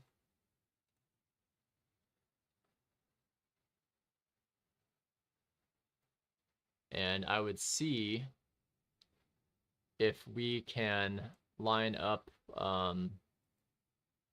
like, you know, line up with that 400% mark. I would like to see us trade all the way up there if we're going to maintain this expansion.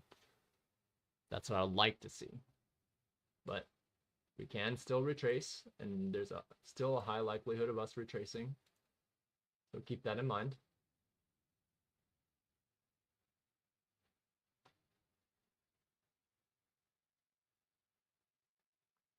Let me point out another buy side imbalance that I'm looking at.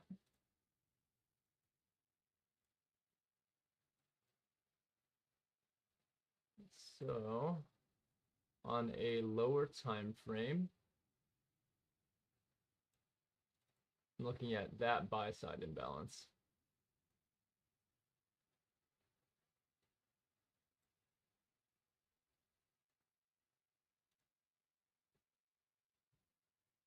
So I'm curious if we will head down through there. The reason why I'm looking at that specific buy side imbalance is that if we take the midpoint here,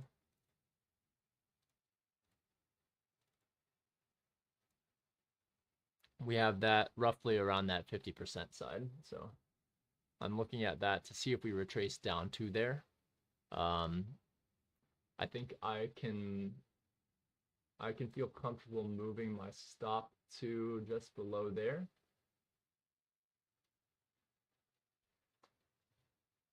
And we will see if we can get our swing projection 400% move. We want to see this treated as like stay open if at all possible. And we want to maybe aim for that 16212 monthly level potentially, if we are going to be heading higher. I mean, there's no guarantee that we'll head higher, but you know, let's see what open holds first. So right now we could potentially treat this as a potential rejection block on the 5-minute or on the 15-minute actually.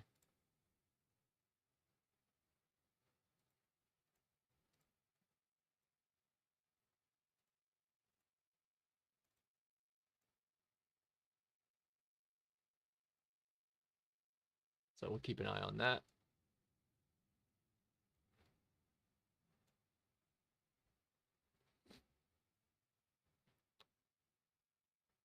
Once price creates a higher high, if it does, then I will feel more comfortable moving my stop loss to the midpoint of this fair value gap here.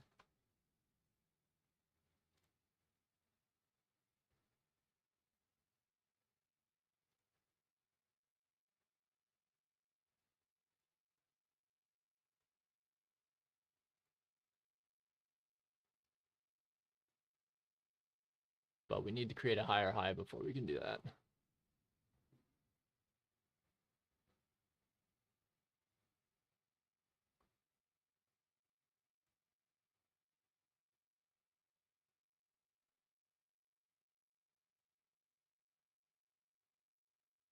And something I would like to see is if we respect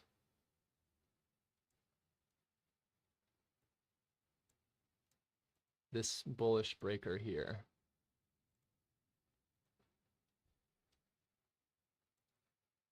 Draw this out over time, draw this out to 10 o'clock in the morning.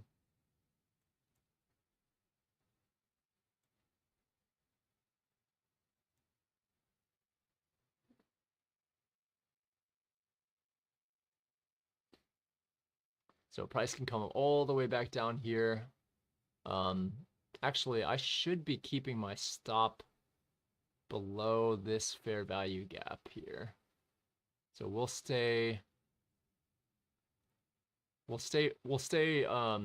be okay if this goes to a loss. We want to give it room to breathe here, right?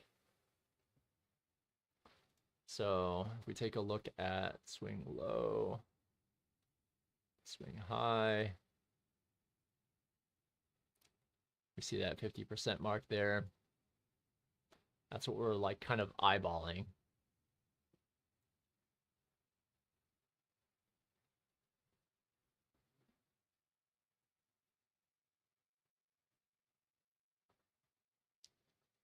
Okay, so let's get this back to something we can actually see.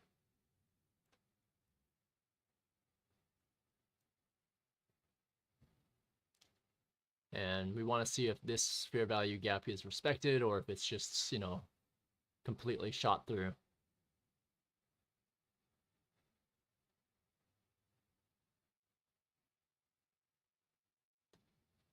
Looks like we are getting some candle movement below there.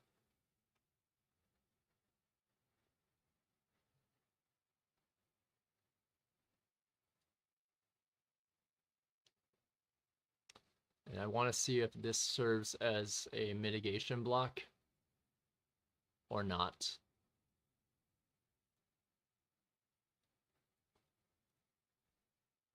So this is another bullish breaker that I noticed.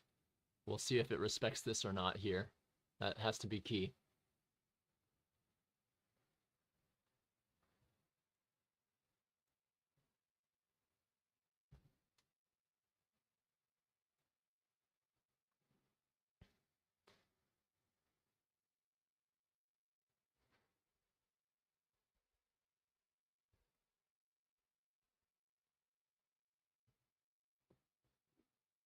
Okay, so we have come back down, retraced, took a rejection block, so likely I'll get stopped out here. That's fine. We need to see what if we take this relative equal low out to the downside first, or if we come back up.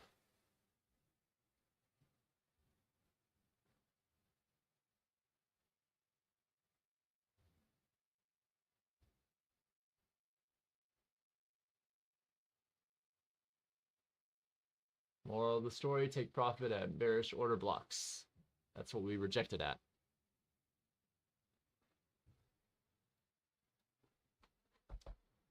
Move my other laptop so I can actually see it.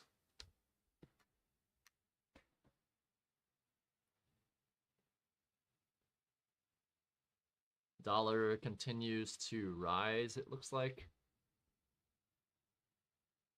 Yes, and the Dow have wicked back downwards.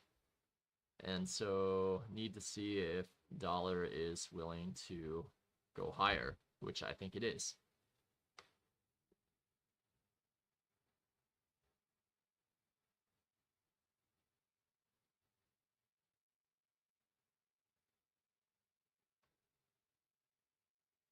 At least for a little bit.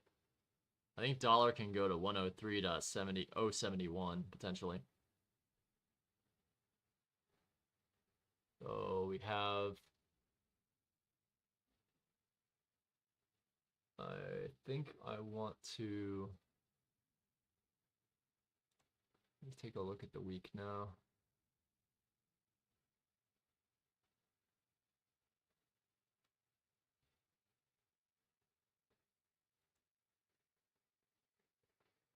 Okay, so we went down close to a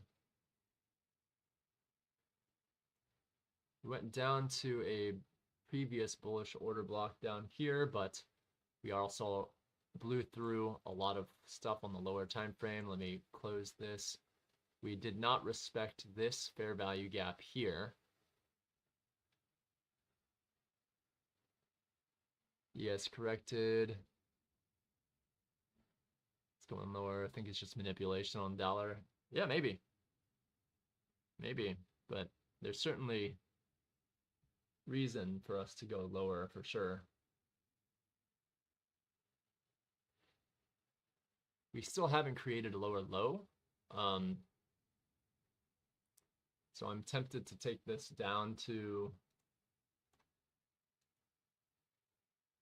at least the lows here. Relative equal lows down there. I want to see if we can take this scalp here.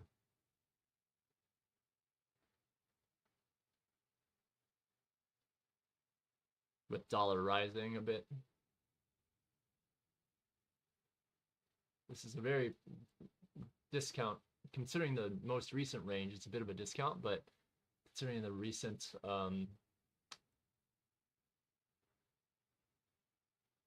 move up as well.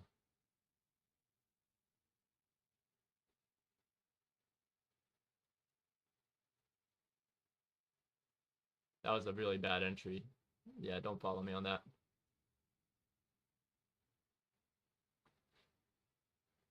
So we rejected, we took out this volume imbalance, and we've come back up since then. Let me see. Dollar continues to joke around right now. It has increased. It has risen. But it did reach a 15-minute bearish order block. It is on the rise still, though, so I'm not looking for longs right this moment. Oh, sorry, my mic is low. My bad. Let me see if I can.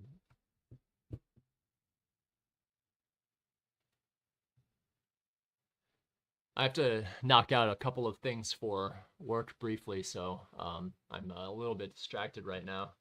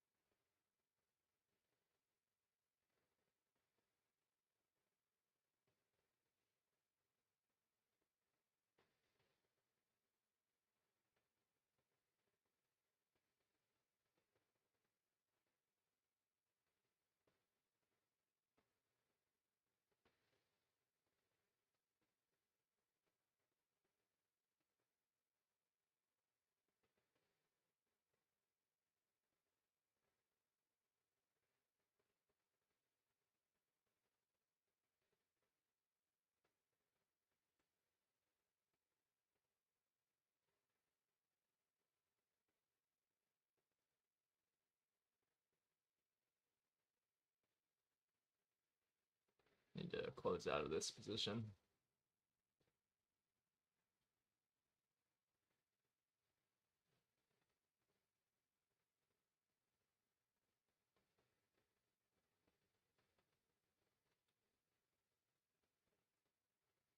Okay. Sorry, let me take care of one thing first.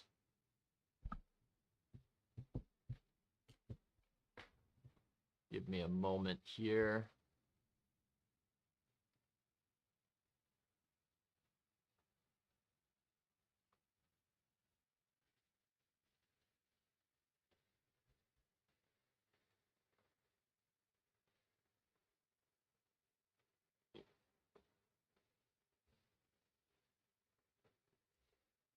Okay.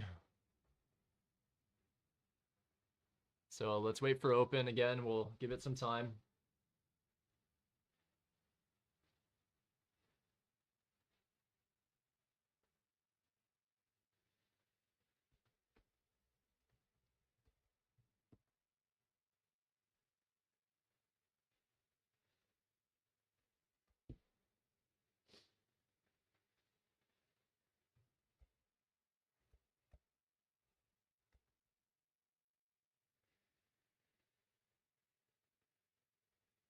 What the heck is going on here?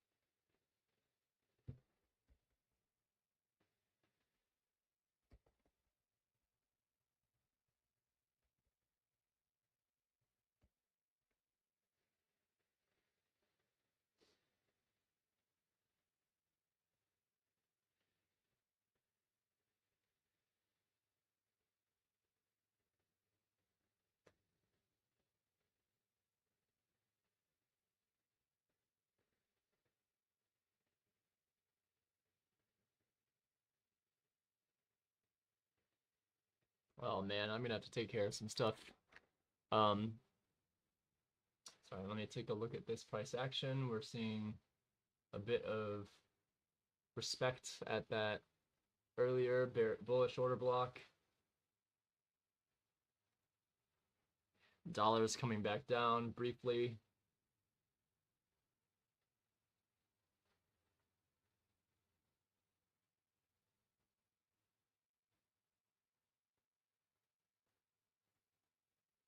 Let's mark this out over time.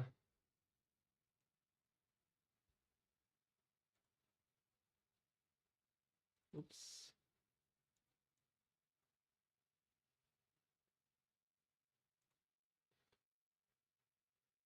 Make sure we have these buy side and sell side areas marked.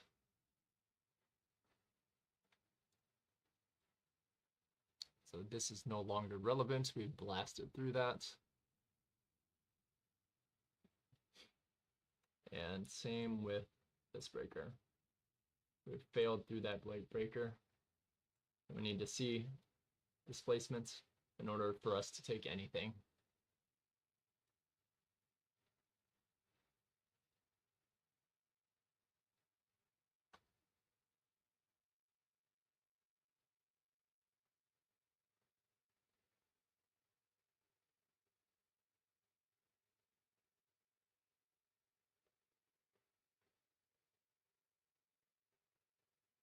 We want to see those relative equal highs at 161.73.25 taken.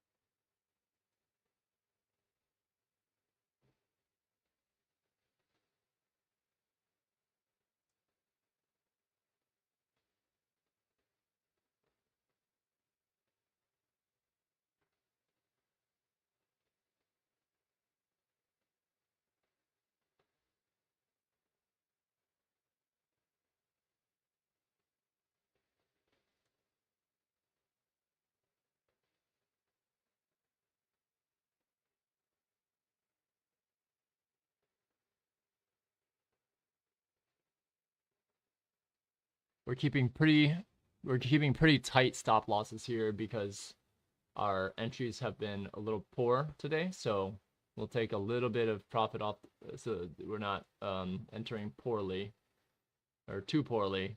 I'm looking for markets to, you know, go back on us. So here is where I would want to see the 925. We might head down towards those relative equal lows. That's why I moved my stop so quickly there. We're seeing that before, let me remove this here. We are seeing that before this, we have a little bit of relative equal lows over here before open. So let's take that and mark that as well.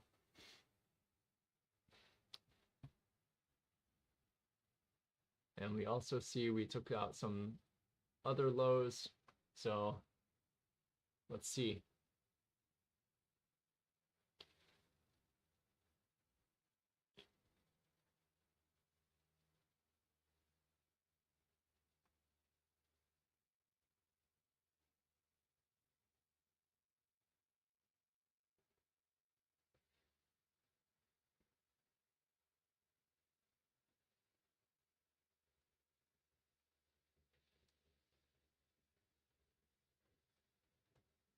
We enter.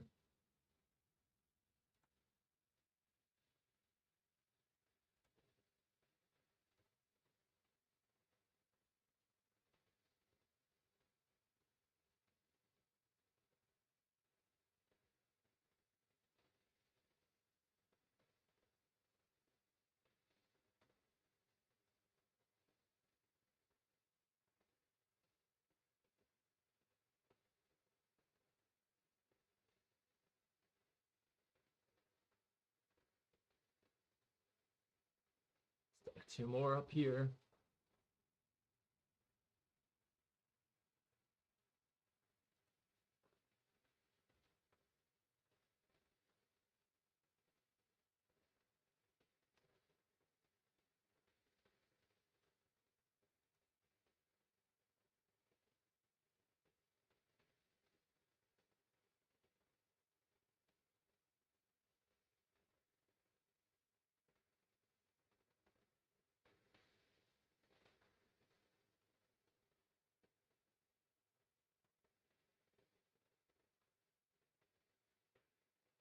Two more. Phoenix ABS out. Awesome, awesome. Dollar is dropping precipitously.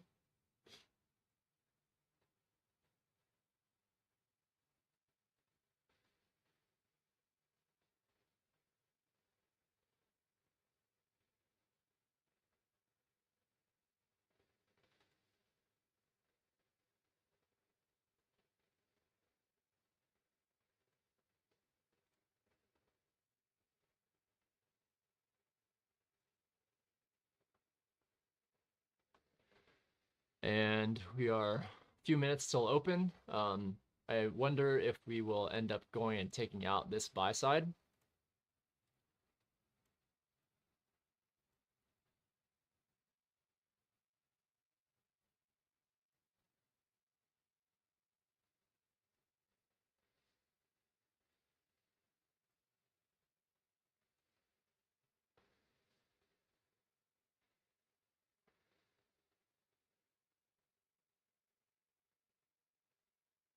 Uh-oh, I just got taken out again. Man, my trading is off today.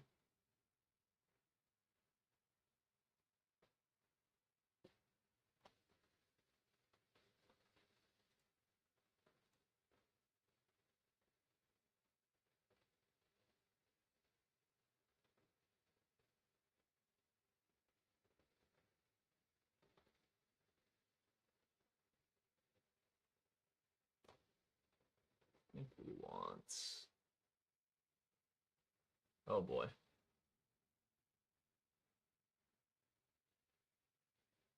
So it's about a minute before. 9:30 open, so it might run for stop sell side right now. I'm just entering poorly because I'm distracted. I'm needing to take care of some work stuff at the same time, so um,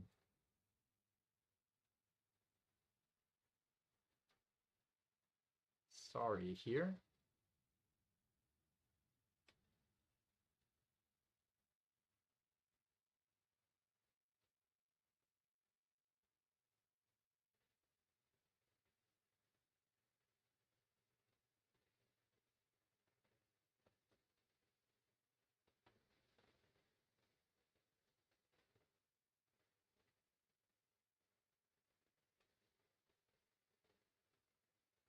Okay, looks like I'm gonna have to take control.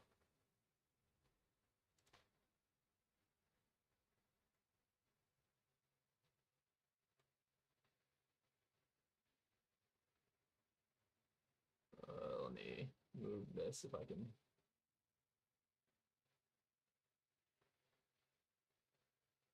Oh boy. What just happened there? I need to take a look at something.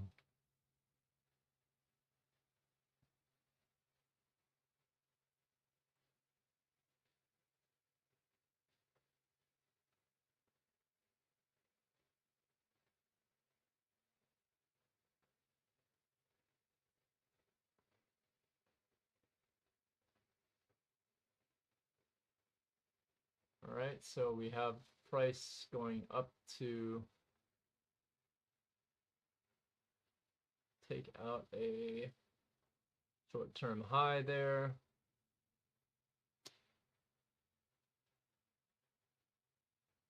Move this.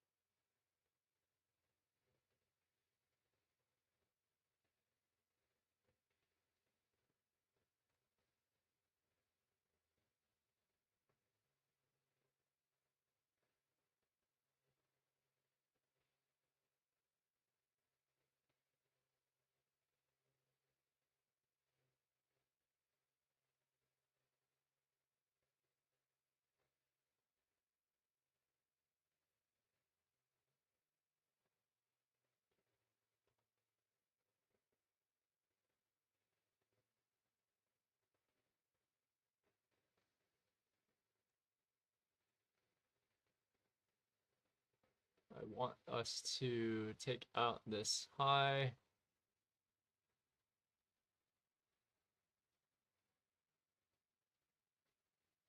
And then some.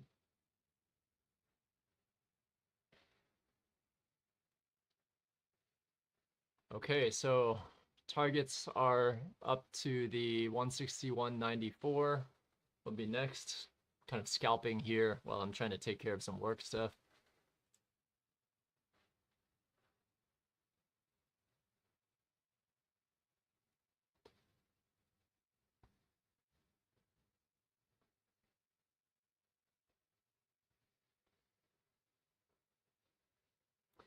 So we took out this buy side liquidity as we had intended.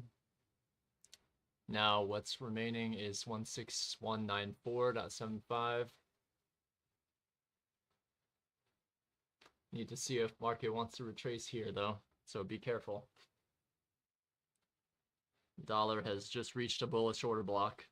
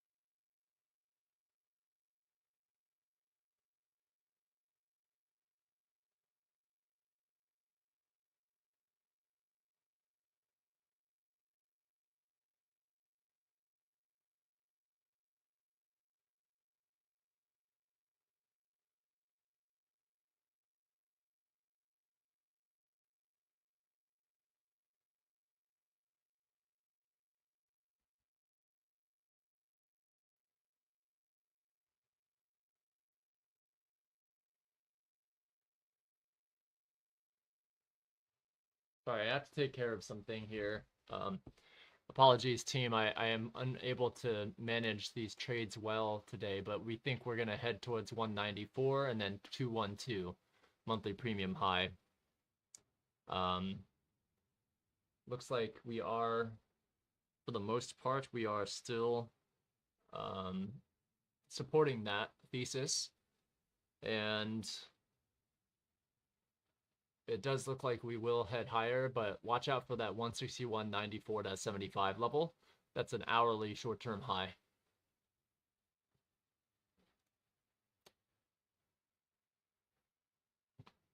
I'm really sad I missed the majority of this run, but as it is what it is, right?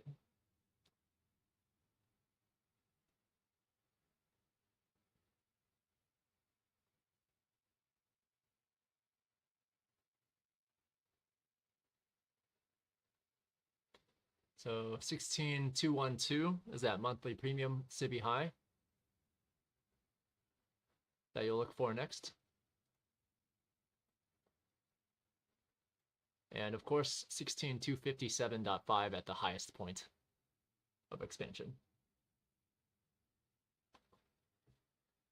Dollars at a previous key inflection point.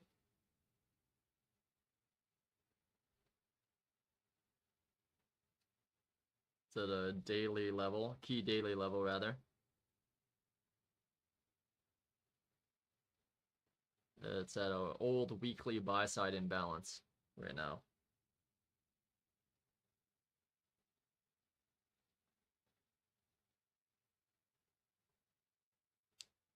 And it has some room to move lower, but it has reached quite a bit of premium. I anticipate it hitting that 212 next. I need to go off screen though because I have to take care of some work stuff, unfortunately. So be it. But we're fortunate to get the drawdown a little bit less. I'll take a look in the afternoon to see if there's any plays to be had in the afternoon. But I will be back.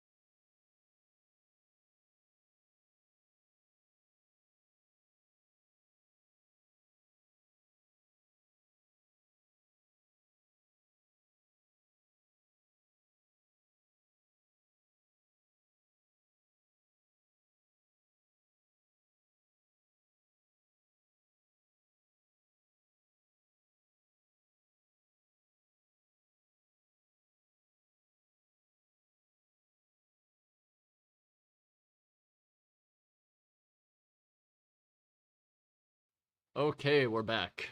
Sorry about that delay, everybody. Looks like we dropped down a bit. That's understandable. So notice how we didn't reach that monthly high. If I'm looking at dollar's gone down quite a bit. And I do see that we've came down. So we want to be watchful of this here.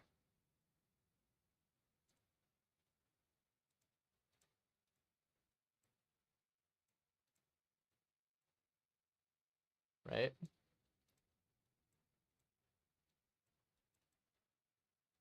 This is a potential mitigation block.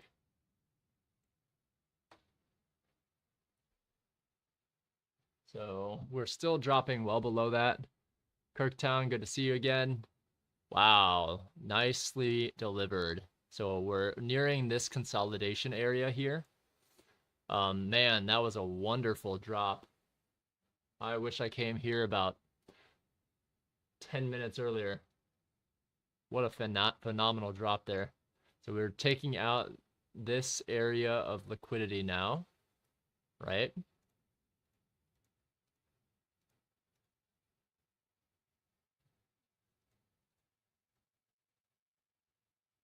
Bring this out to 11 a.m. So we went down, dropped to that area of liquidity here. We're going to look to see if we see displacement above this.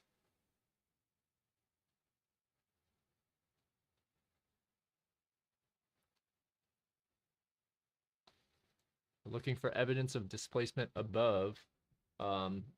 We see price has just taken out a short-term low on the dollar index.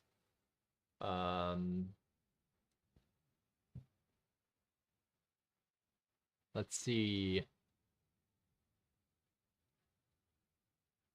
We don't want to do anything long until we see market consolidate. We just completed a short market maker, a very, very drastic market maker sell model there. So we need to see if there's support here. Otherwise, this is now a second time where we hit this low and bounced off of it. So let's see if we continue downwards.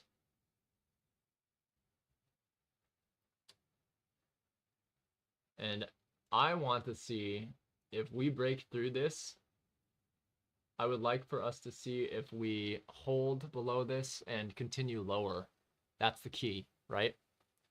Or do we maintain this move? If you recall, I was looking in the morning. This move from the lows here to the highs. Let's take a closer look at this move here. Where's the midpoint? It's right where we stopped there, right? So we need to see if it treats this daily volume imbalance as a key level to reverse back to the upside. Oops. Let's only keep this on the hourly. It'll be cleaner that way. So this is what the hourly looks like right now. 50% mark here. Daily volume imbalance here. We need to see if it supports here or not.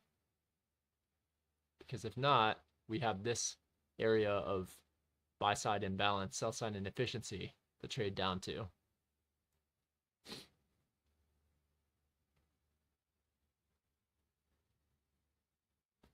Yeah, be careful in choosing the lows here.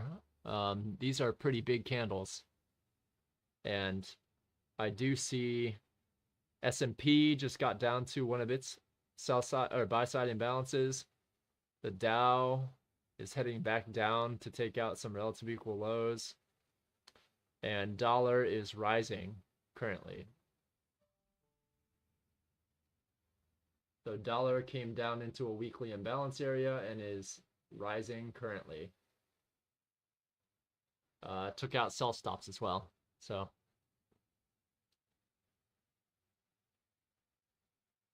I think we head lower for the time being.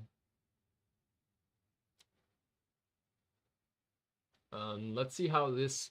So its key is how price behaves in this volume imbalance, because if we get a close below here, that would mean and we start seeing it close below here, we could see this treated as a inversion fair value gap, this daily volume imbalance. I did not eat. Thank LP trades. I had to take care of some work stuff, so unfortunately I did not eat. I will go down and eat in a moment though, because I want to see what happens here. So we have now bounced again from the low of that volume imbalance, and we are about 5 minutes away from closing beneath here. It does look like I want to see if we treat it as an immediate rebalance to the downside. I am very weary. I do see that we have an hourly buy side imbalance right here that we could potentially trade into. We need to see what happens, and if at candle close we close below this volume imbalance, we could see it traded up to head lower. I mean, that is a pretty interesting drop down, but if we keep it here, if we protect and balance this and head back up above here, then we could see it bounce off and trade back up to the highs. No trading, no eating until after trading fogs the mind. Yeah, definitely. Okay, so we've traded back down into that hourly fair value gap here, and we're at optimal trade entry as well. So I'm gonna seek this price. I'm gonna seek it out and see if we can find, because this could be the fair value gap that we bounce from for the 10 a.m. silver. Well, I mean, there's also been a lower time frame silver bullet. There's been so many good silver bullets to the downside already, but we need to see if we see support here or if we see continuation to the downside, because that was a huge spike up, right? So we will keep this in mind for now.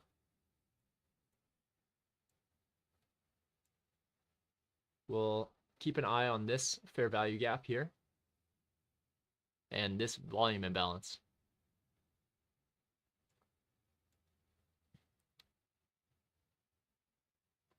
We would need to see large displacements to the upside. Dollar came and traded up, but it was rejected at a bearish order block. Dollar is in a consolidation range right now. So nothing too exciting on dollar right this moment. Okay. So far we took out sell stops here, right? So I want to keep that in mind. Let me see if I can blow this up real quick before it gets too far away. So we had sell stops here.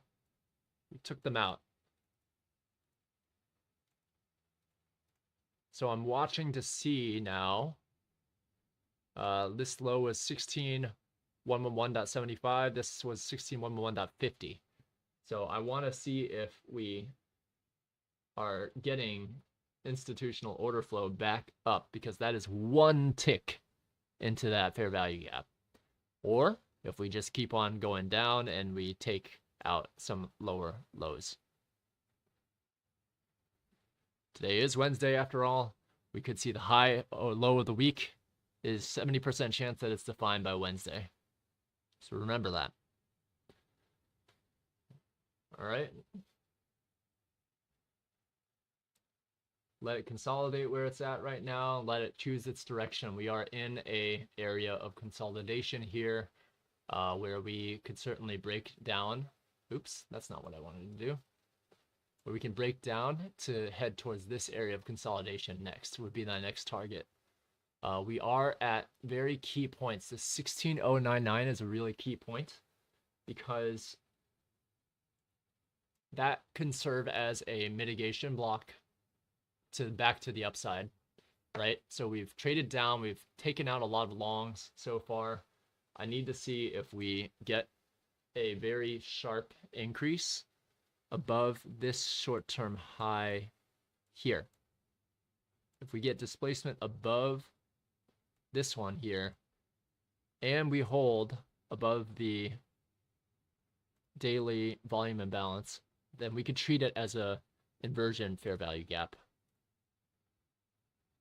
So we're going to keep our eyes out for this point here, and that this fair value gap remains supported, and that these short-term highs get treated as mitigation blocks. So I can permit price to head down to this mitigation block and then head higher. That would mean that within this swing, we're still within an optimal trade entry there. And that would be sufficient, right? That would be logical.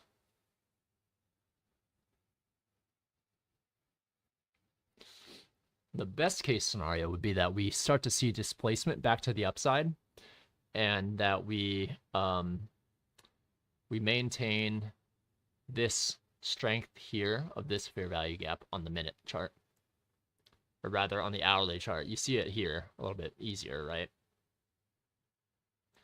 And it looks like we have headed downwards. We're still pushing through. So this is maybe, these are some of the last few bastions of support here.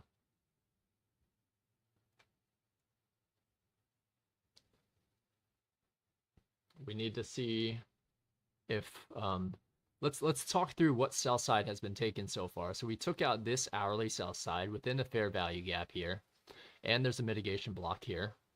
So we need to see if now we start to get any evidence of us taking out short-term highs on a lower time frame. I'm starting to see some of that, but not all. So let me close out of some. All right, I'm gonna close out on some of these as well, because we took this on the way up, so we don't need these anymore. These are on a lower time frame as well. Let's clean up that chart a little bit.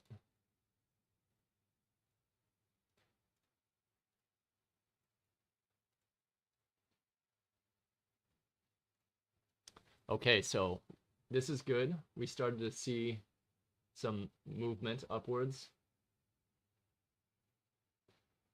I like that we moved up from there. I'm gonna start legging into some longs. Oh, what happened here? Did not work.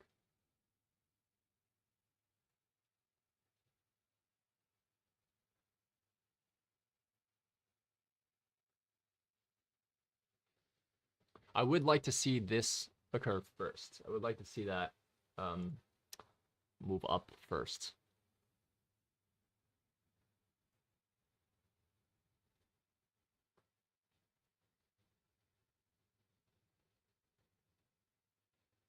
Uh-oh, what's going on here?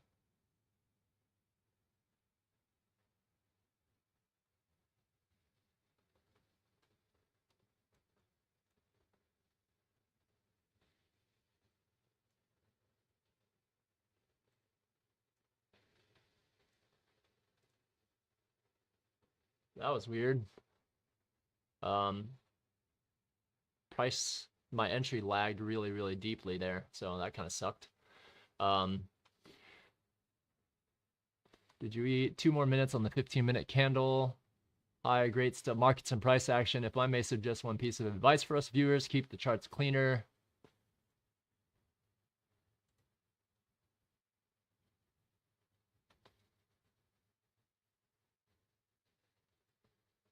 Okay. Keep the charts cleaner. There's too much stuff on them. Difficult to follow your thoughts. Keep going.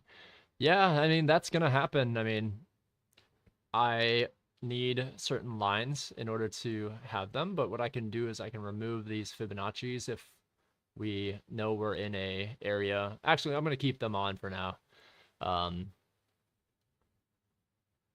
Blow that 1 hour chart and go over what you said, please. So on this 1 hour chart, we're looking to see if price remains supported by this mitigation block here. If you don't know what a mitigation block is, you have to go back and study ICT concepts, but we can see that it's failing right now, and that it is continuing lower. So where can it go to next? Well, we see dollar. I see a dollar is also rising, so that's supporting this movement down below. We've already taken out this buy side liquidity, so it makes sense for us to start to head down and see what kind of sell side liquidity might be taken next. Let's remove this concept here. We see relative equal lows down here. So these same relative equal lows. So that's an area that price could head towards. If price is not supported at this fair value gap.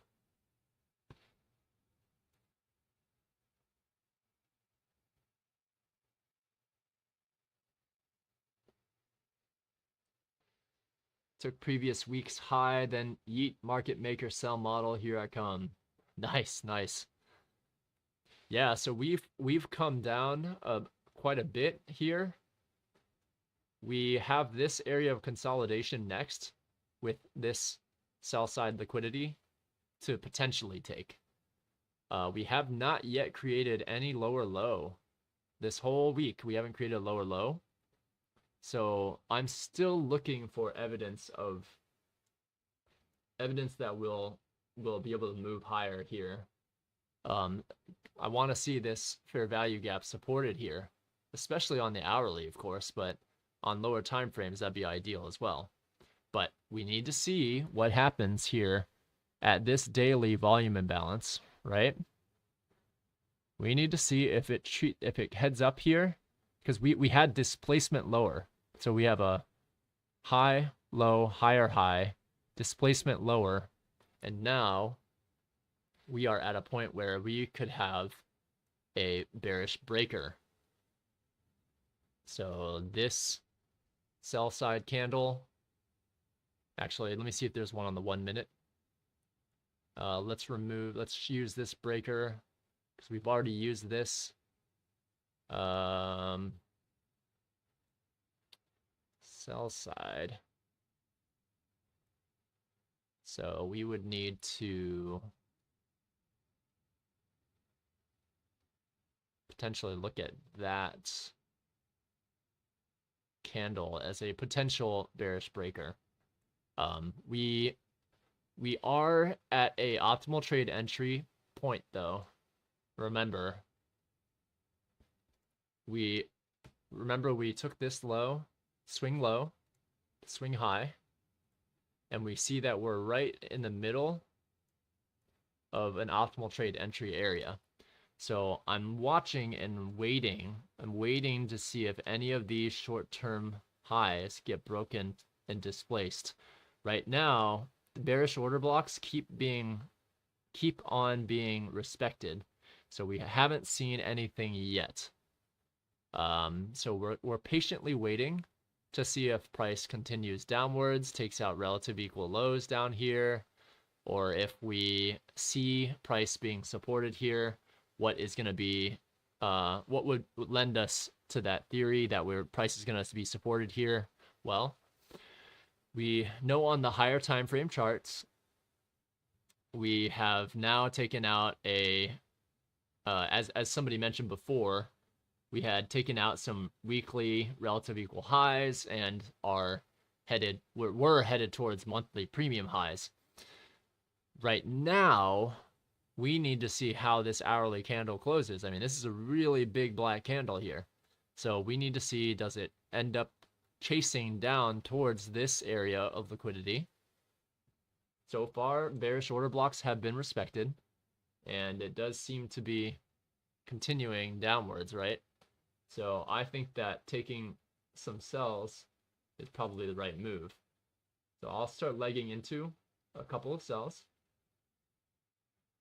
and I'll leave my my price targets above here, and I will set my sell limits at the where they're at right now, where they have the relative equal lows down here. I think that we're headed down towards that area.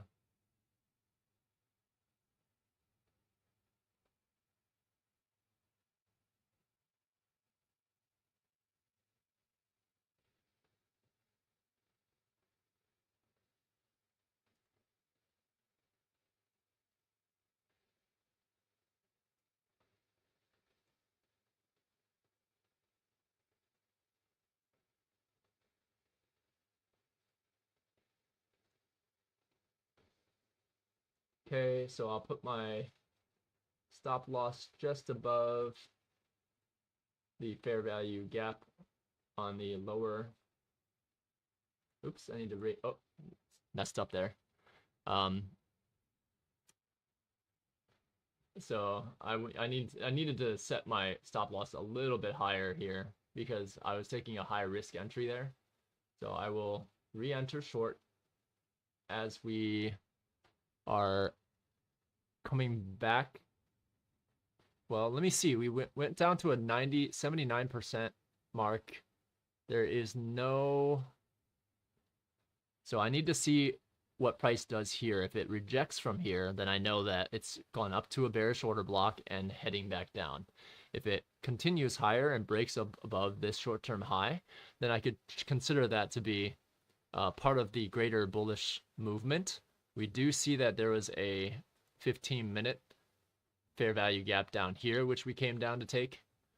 There is one further down below, but we need to see if we continue to treat this as a bearish order block or if we continue lower a little bit.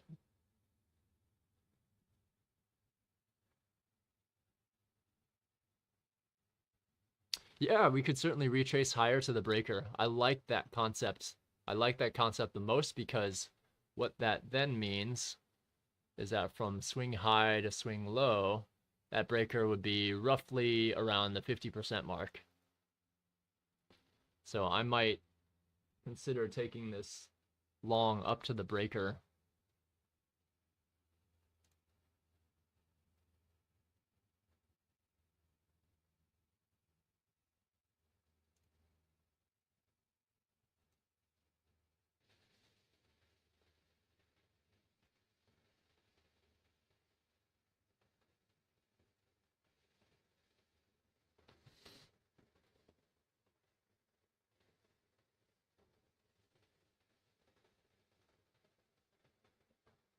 Especially if we get above this short-term high here, I think that would be a reasonable place to consider.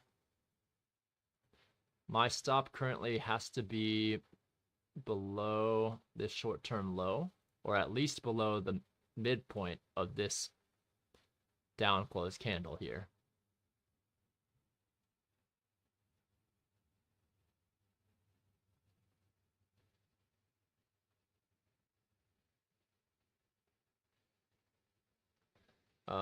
Dollar reached a temporary high.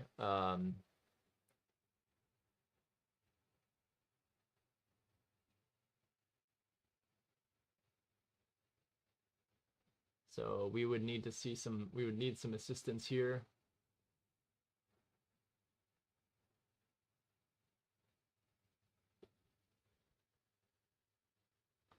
Yeah, absolutely.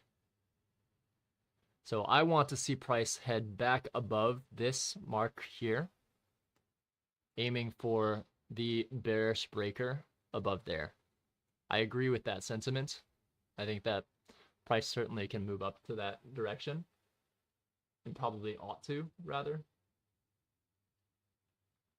I can move my stop to roughly here. There's a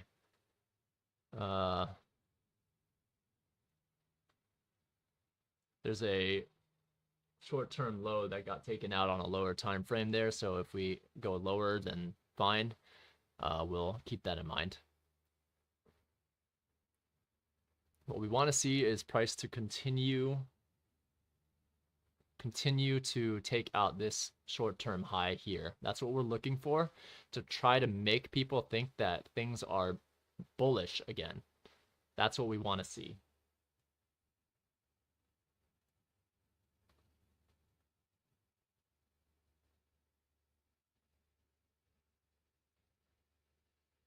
Okay, that's good. We want to see that. We want to see some run up there.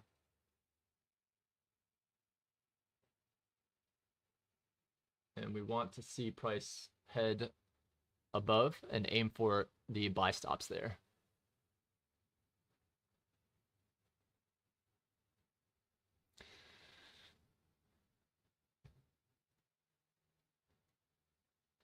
So,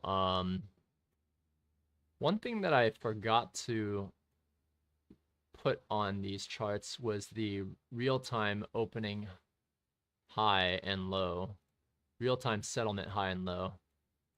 I think that's what you're talking about here. Real-time settlement opening range high, real-time opening range high and low.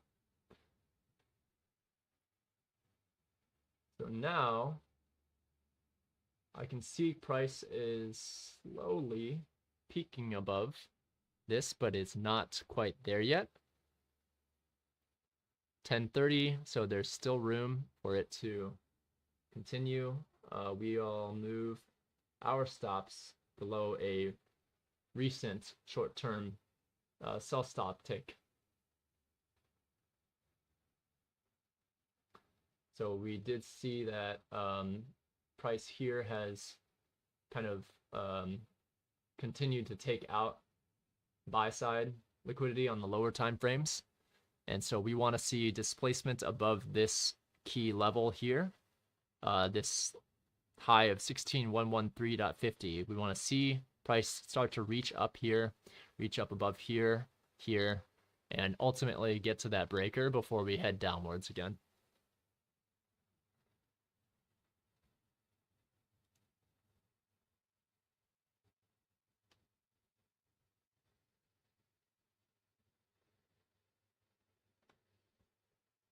Good. So we just reached a previous sell side liquidity. We want to see us break above that now.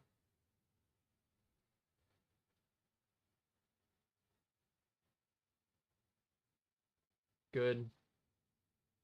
Good. So we saw price go above that. That's good. We want to see that. We want to see that remain open. And we want to see people start to pile in because they think it's going to go long again.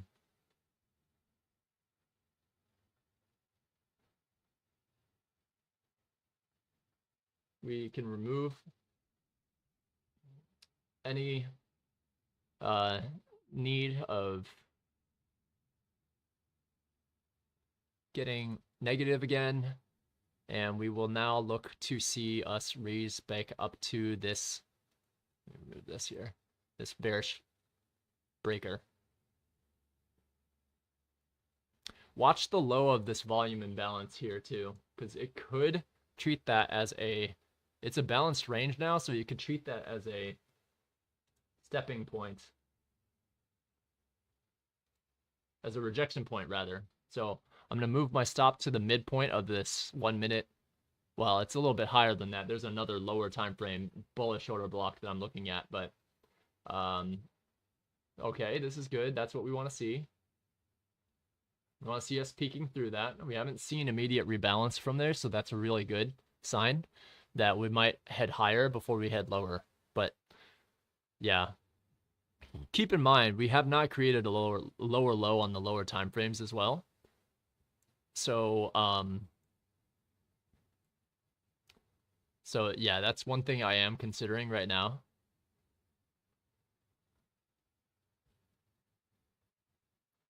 And I will move my stop above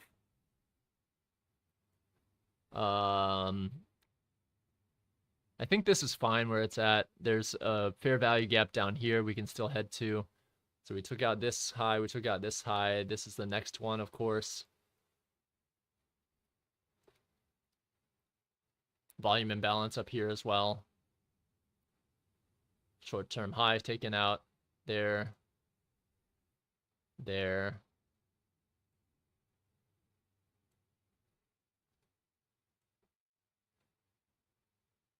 And we want to see this fair value gap remain open, basically, if possible.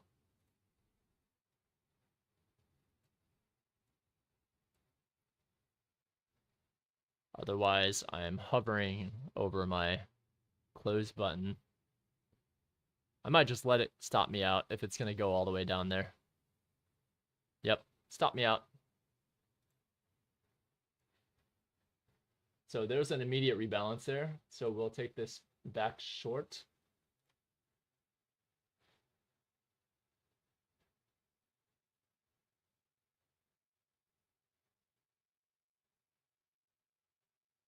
Oh, maybe we just got handled there.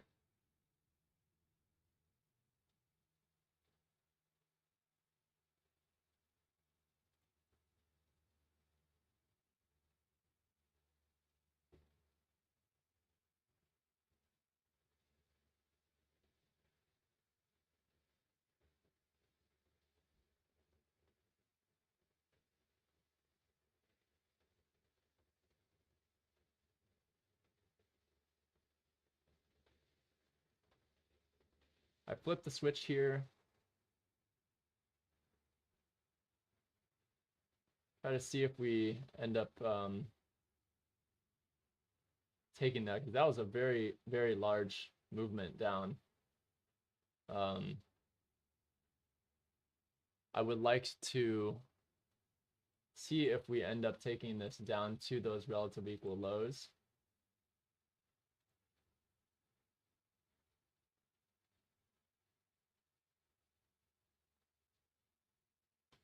And so that's what I'll be aiming for now.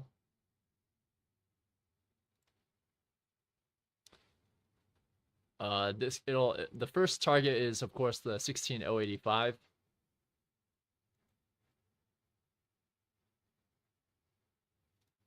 We'll move our stop and profit now. But 16,085 is our first area of liquidity.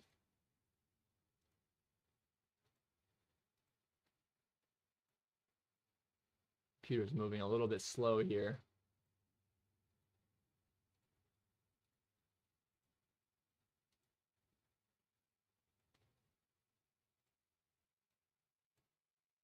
It's our first line of defense here. Oh, looks like we got stopped out. Was there a small fair value gap down there? There might have been. All right. Mohammed, if you're familiar with institutional, or yep. Notice the inversion fair value gap. I think that price is telling me that, hey, we have found a way higher. So I might actually be, I might still, it looks like it is supporting that right now.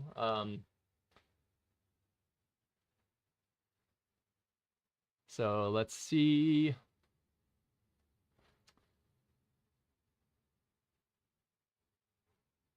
Hard to get a pulse here because we are overall looking for expansion to the upside still. We do see that it is still respecting this hourly fair value gap here. So far, well, that time it actually did not there. 1038. Lower highs, lower lows. Price was unable to reach this high up here, and it immediately rebalanced from that daily inversion fair value gap. So I do believe we're headed lower.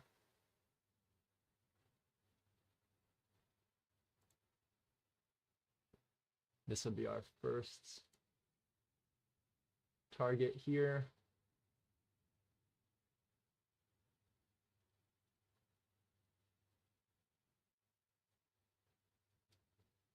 And when we enter, we will enter again if we get our chance to.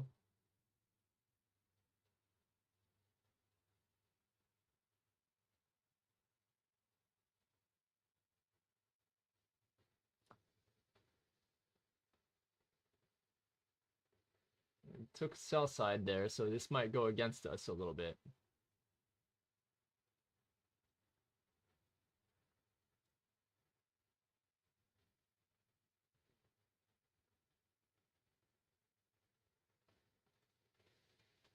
We'll keep our stop above this high up here.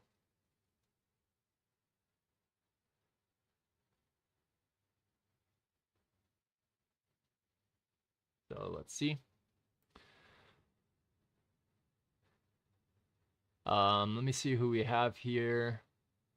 What's the scoreboard for today's training? I'm net red for today because I was distracted earlier while trading.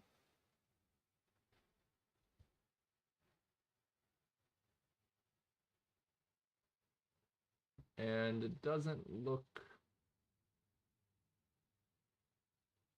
like this one. Let me see what dollar's doing. Is dollar still rising? The dollar still rising. There's definitely still we're hitting a mitigation block on S&P. We're hitting a consolidation zone on Dow. And if we're heading downwards, then I want to see us take out this short-term low first if we are going to head downwards at all. We did take this this fair value gap in mind. We are mindful of it.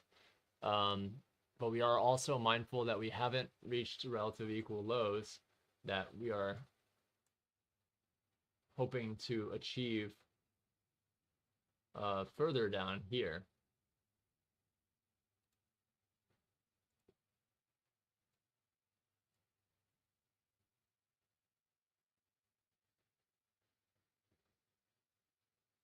So one more limit up here.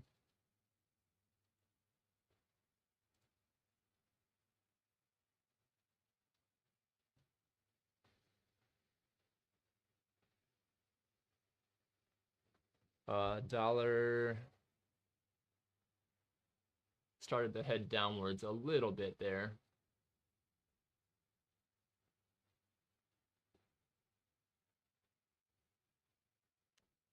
But that point of liquidity looks just too clean to the downside. It looks very, very clean. So if we get taken out here, that's understandable.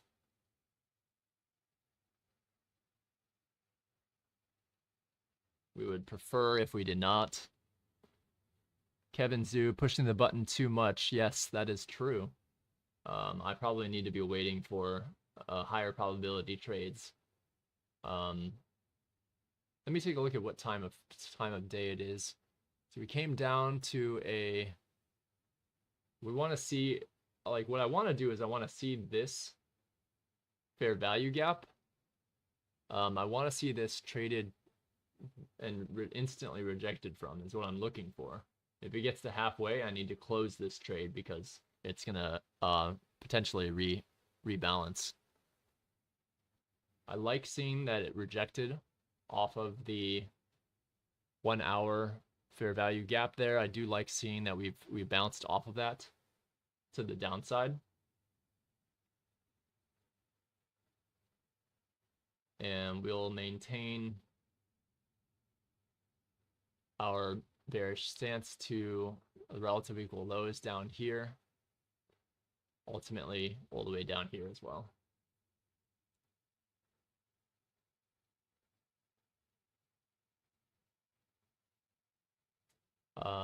So we are at a previous mitigation block, so this is an area we could see bouncing a little bit, but I anticipate we'll aim for that low of 16,085. Maybe not. Maybe not. We do seem to be seeing support there, so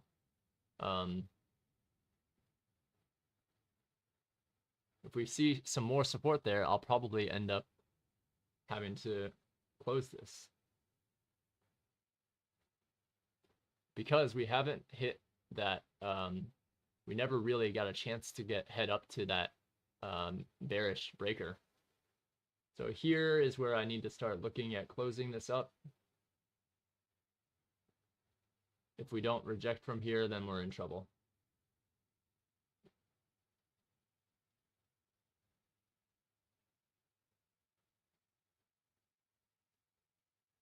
I'll give it up until that mark, but if we don't close here, we've created relative equal lows, and we haven't been able to get down into sell side liquidity, meaning there's still support to the upside.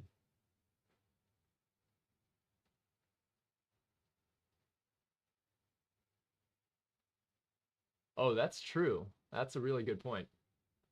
I should not be... We've entered an area of consolidation here, and I need to see this fair value gap supported to the downside. I need to see us reject below here in order for this inversion fair value gap to be valid.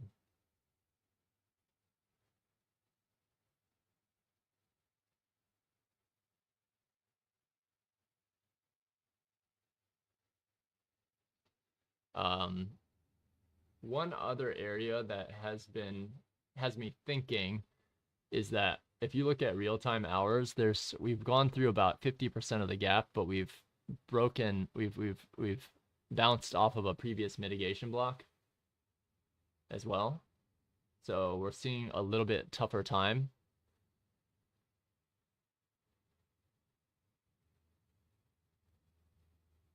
Seeing this go lower than that. So let's see.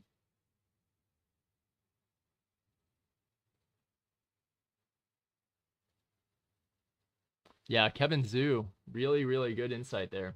I mean, I really should be closing the charts a bit because I am down today. And I am shorting in a discount. So that is something that is usually something that I don't want to do. I am seeing, like, I want to see, or rather, I am seeing heaviness, but dollar is also not finding its way higher. It's actually lowering right now. So that doesn't bode well for prices to move downwards if dollar's at a moving down. Typically indices are going to move up.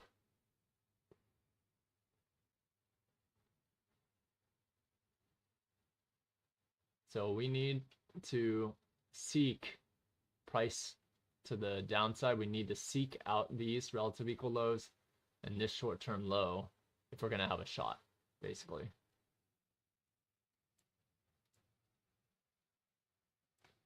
That's what we have to do. We have to hit that and aim for these lows if we're going to have a shot at moving lower. So first, these two short-term lows is what I'm looking for.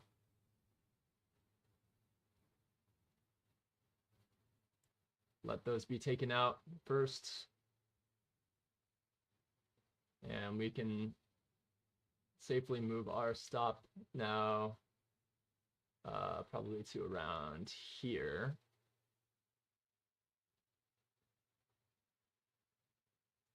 Oh, looks like we are seeing very much so support on the buy side. So we can't move our stop just yet now with that type of movement. And if price continues up higher, well, we are constantly seeing buys support this. So we will have to flip this if we see continued displacement higher.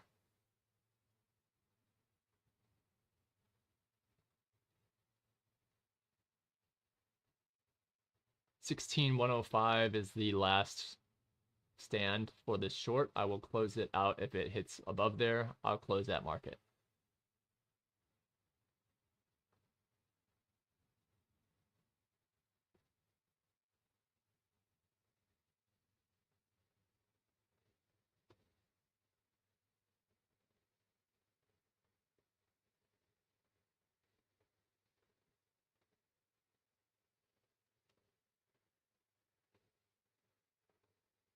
Yes, it definitely does, but keep in mind our weekly chart seems to be expanding to the upside, so I am very much keeping that in mind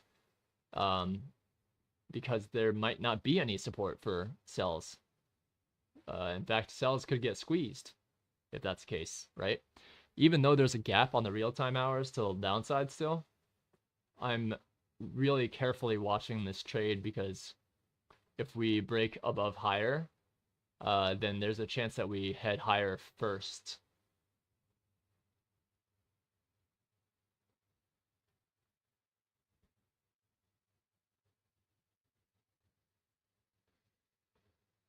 Okay, so it does not look like we're instantly rejecting from these, so I'm really, really, really cautious here. As Kevin mentioned, shouldn't be shorting in a discount after all, so I have my finger on the close button.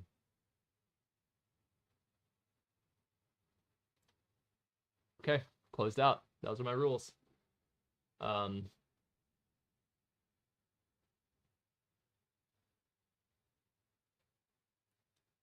Okay, let me see if there's any outstanding orders. Sometimes there's phantom numbers here.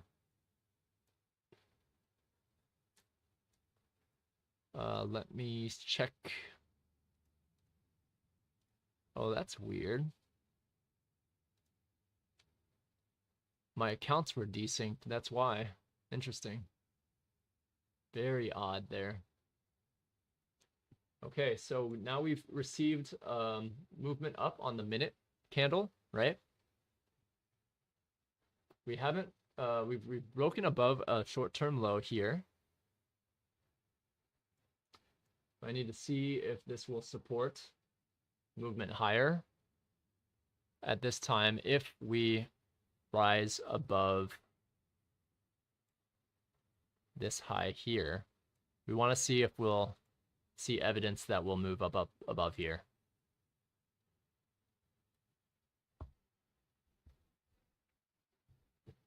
Charge my phone here.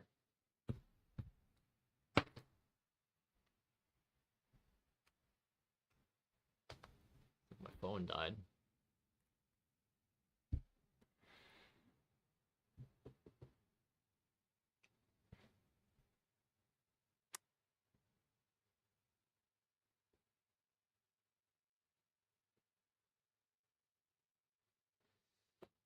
Study NASDAQ, PD arrays in comparison with S&P. You'll see something new. Yeah, SMT divergences. Yep. That's correct. For it to continue higher, it should come back to the discount of the daily range. Now NASDAQ took the buy side in the daily, so we expect some internal range liquidity to be targeted. Interesting. For it to continue higher, it should come back to the discount. As it did. We see Asia daily range here. So this would be, if we're going to take a long, I would like if we could come back down to this area.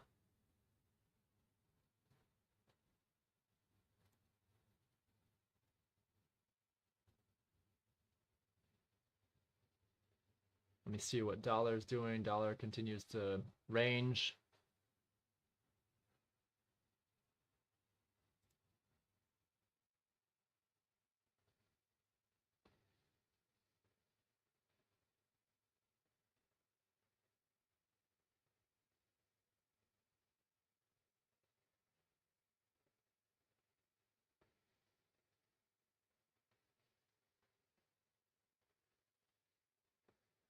All right.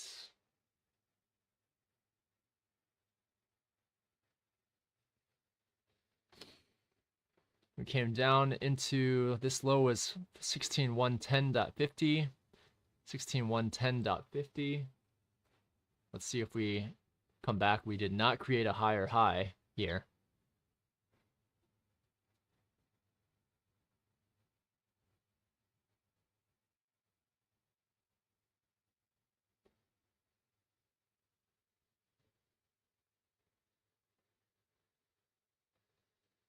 Let's see, sometimes I notice that the same fair value gap in both, as you know, they're correlated. Yep, S&P might reach the fair value gap while NASDAQ might be below it. That's a good point, yeah. We can look at S&P on the other chart on the hourly.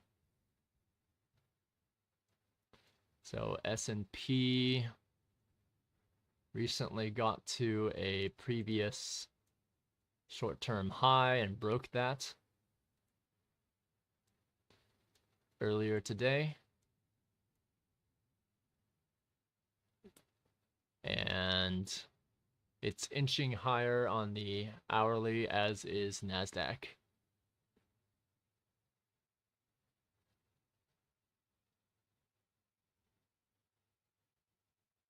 Okay.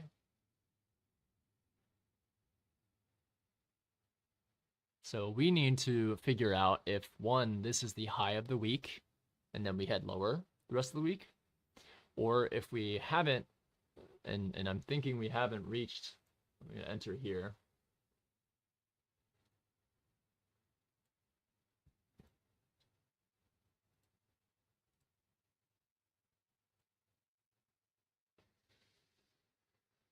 If we haven't reached, and actually I should put my sell stop below this fair value gap midpoint.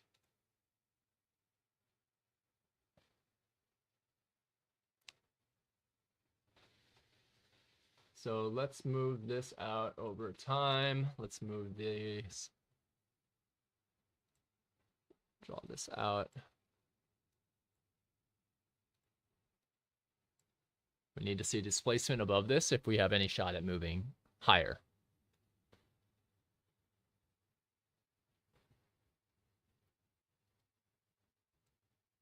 So here we can expect return to bullish order block. I'll layer in pyramid in once.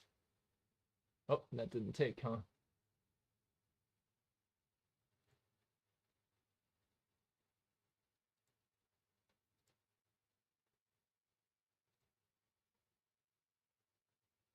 Doesn't seem to be picking up my orders.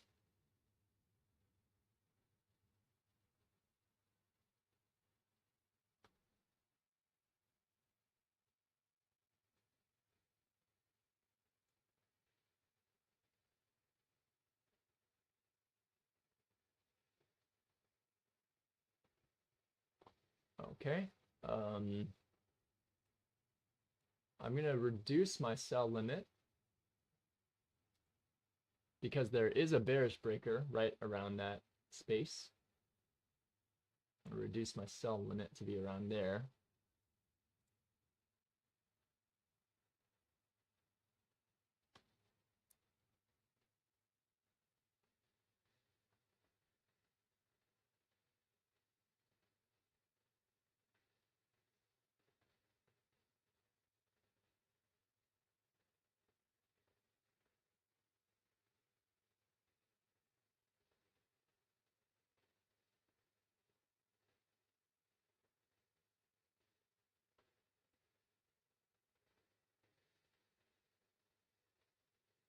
So we have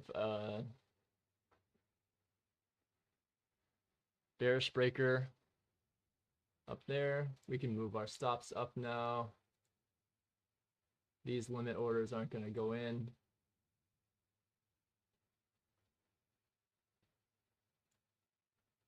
We can move our stops to about here.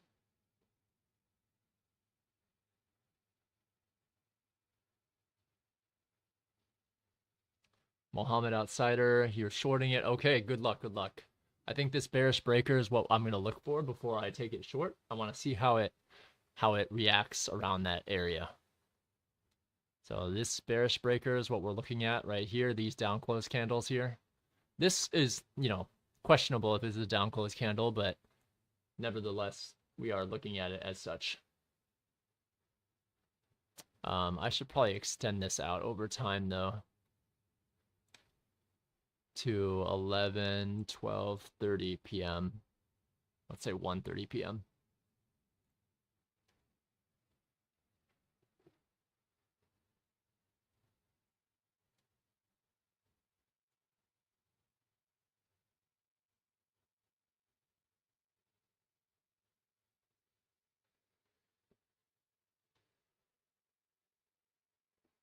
Oh, we got stopped out there. All right, so quick little 19, 18 point handle there.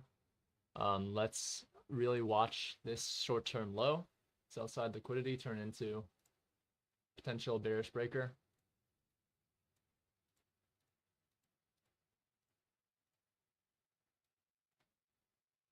And let's see from candle high to low.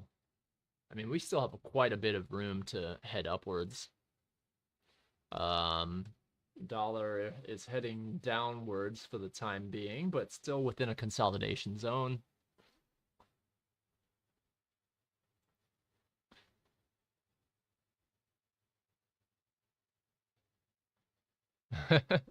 Too many Arabics name. Hey, you know what? As long it doesn't matter what you are, as long as you're speaking the language of money, man. Got to respect that.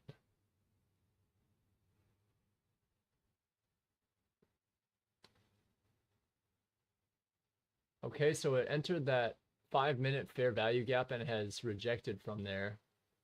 And it's about to take out sell side liquidity here. We are in a little bit more of a premium from that run up. We took out buy side liquidity there. So we need to see, does this support it? Does this fair value gap support price? Or any sort of continuation?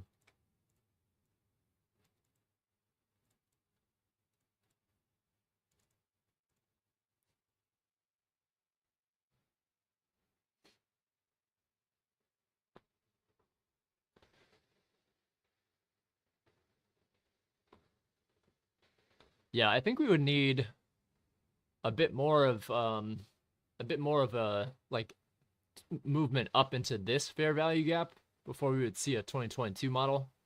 I think. Granted, I don't know. Let's see. So far, though, I mean, if you look at this range from low to high, swing low to swing high, we rejected or bounced off of the 79% optimal trade entry. We definitely bounced off of that area, so I'm still looking long overall. In fact, I will buy long just to make sure I can capitalize on that if it does end up going long.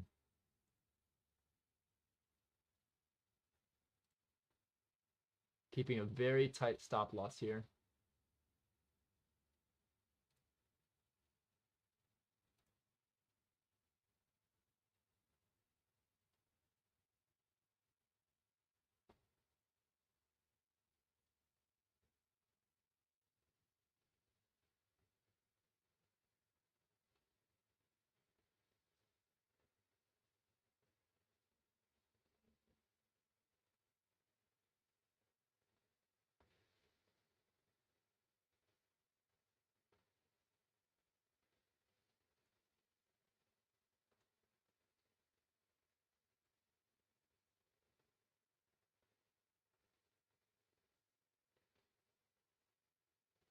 Okay, so we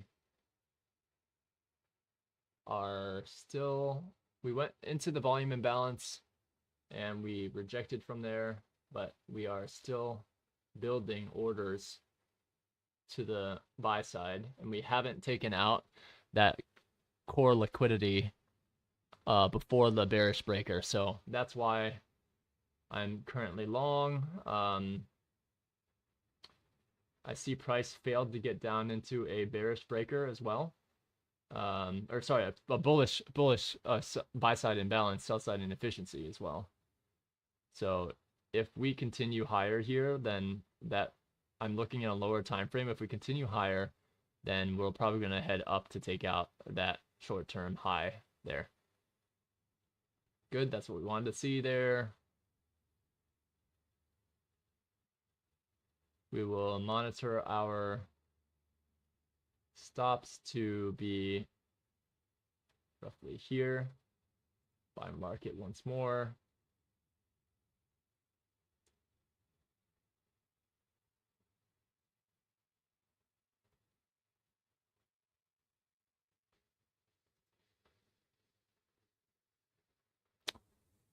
So we're looking to capitalize on a run on lunchtime run on stops on the upside. I think that we still head lower at some point, but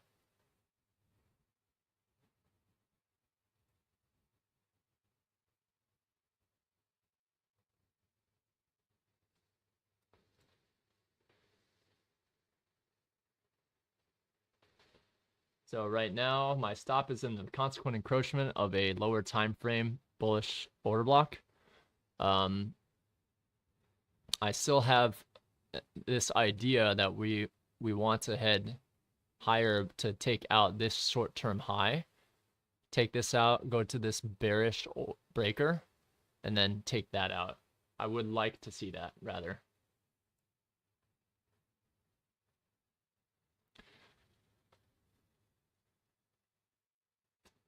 Oh, I got taken out there.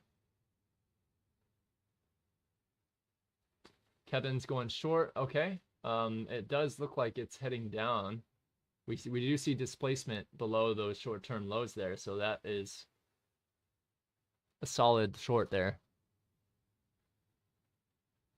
And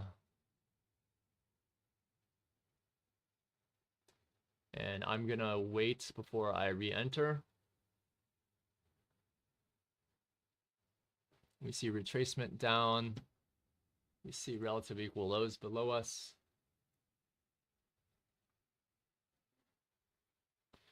ES covered the FVG.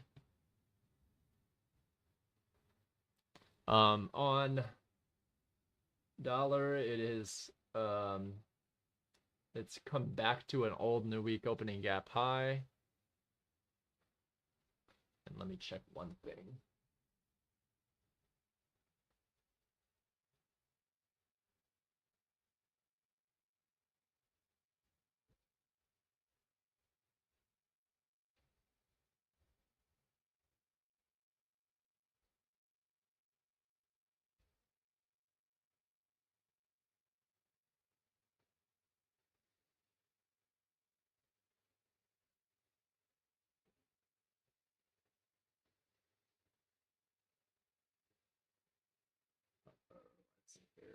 Look at.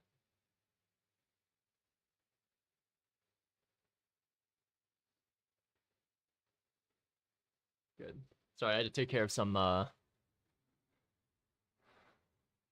stuff there. Good luck, Akram.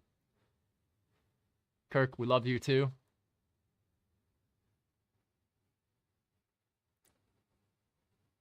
Let's see.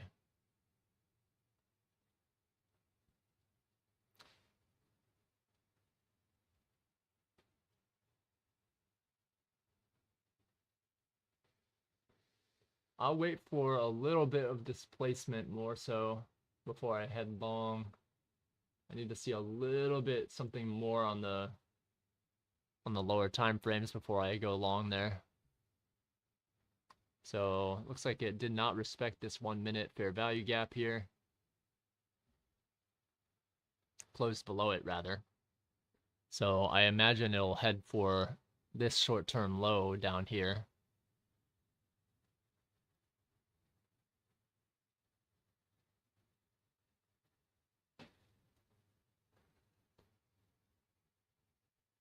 So 11 o'clock now. Typically, we will look for a lunchtime run on stops. That could be on the lower side as well, as there is a fair value gap down here that we haven't traded to yet. And relative equal lows down here as well.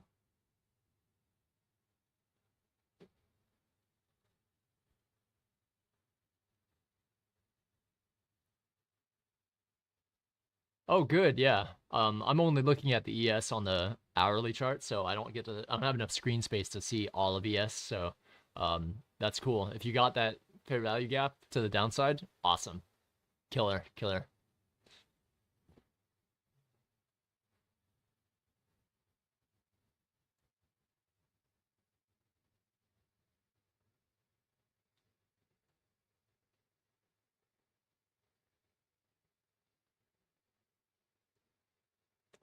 All right, so we are looking to see if price ends up taking out that sell side liquidity. I do need to head out to get my food. I'll bring it back up shortly. I'll be right back.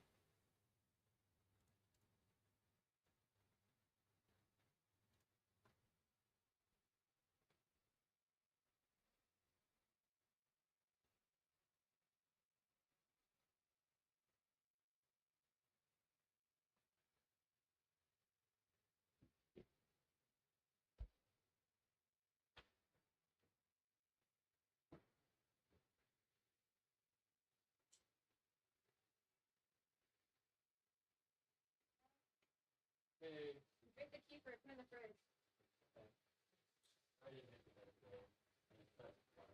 Hold on.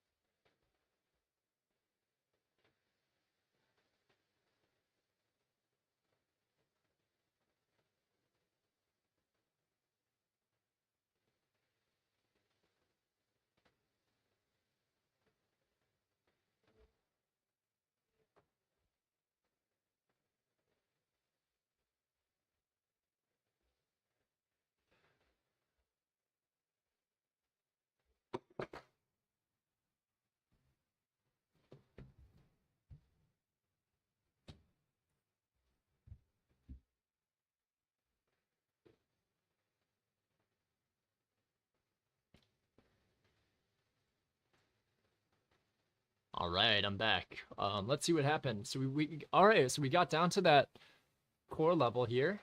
We see a bullish order block. Let me. Oh, it's right at the base of this fair value gap. So let's see if we start to see reversal here, or if we continue heading down to these relative equal lows. That's another opportunity there potentially. Good job, Kevin. That's a killer short, man. Killed it.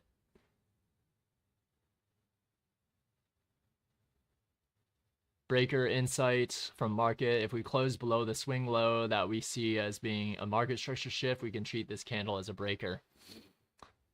Yeah, I mean, we almost got up there, but we didn't quite get up there. So that was a beautiful place. I was expecting price to get a little bit higher before that breaker, to get up to that breaker, but lo and behold, that was unfortunately the incorrect move to wait for the breaker.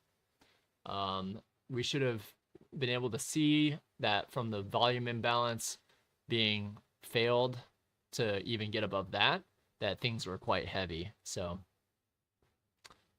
I think that at this point, we're going to end up heading towards these relative equal lows down here, 16,056, right? Let's see.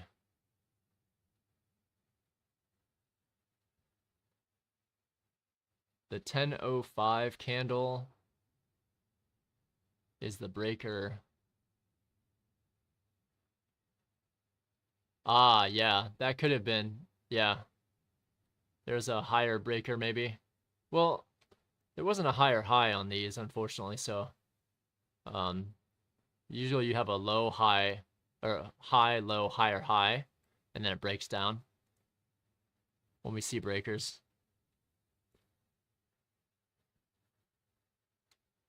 And price opened at midnight around here. Yeah, that's a good point. At midnight's opening price is right around where we're at. So, and we've broken below that now. Typically on a bullish week, we would see that on a Thursday or Friday if we're looking at a weekly expansion. But this week, we've taken out some highs and we've retraced on our way back to new week opening gap. We'll see if this hourly we'll see if this hourly buy side imbalance is respected or not, because we technically do still have a bullish order block that's right here. There are relative equal lows below us, so that is something I'm keeping in mind as well.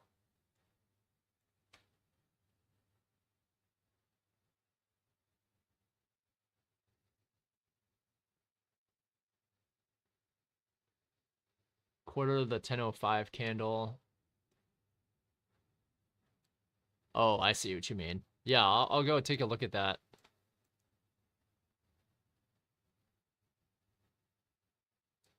Yeah, pretty interesting. 16054, 16020, 1610. Do I trade on the 5-second? I do when we're at a key level, Kevin.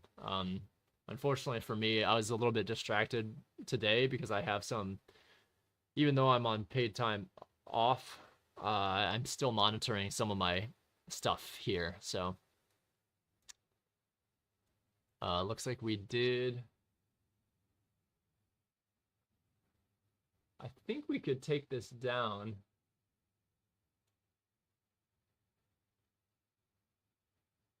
Into the relative equal lows. I think that that's still feasible.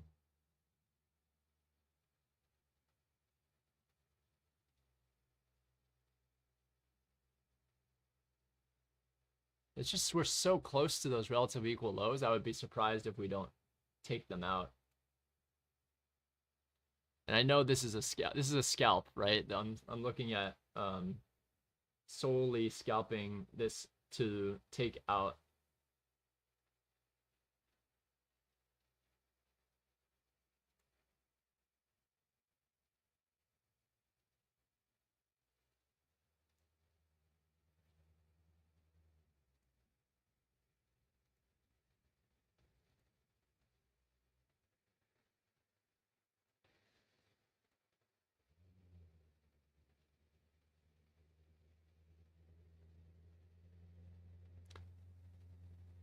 I see that bearish order block here. I see us hovering above these relative equal lows. I don't imagine we won't break through those relative equal lows. I can't imagine that we don't break through those.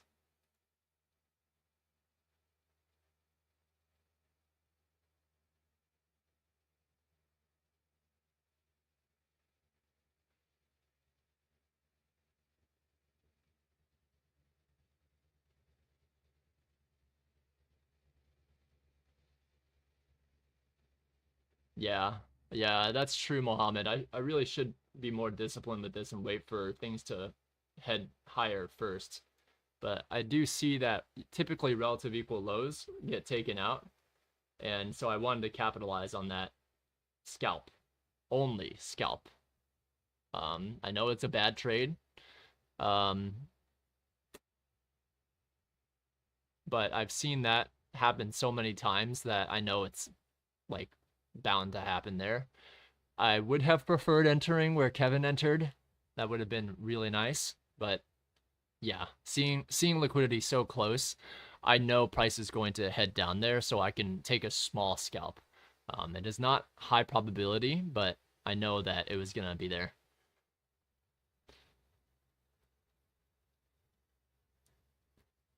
So with that sell side being taken now, the question is, do we head down to take out this area of liquidity and head all the way down back to new week opening gap?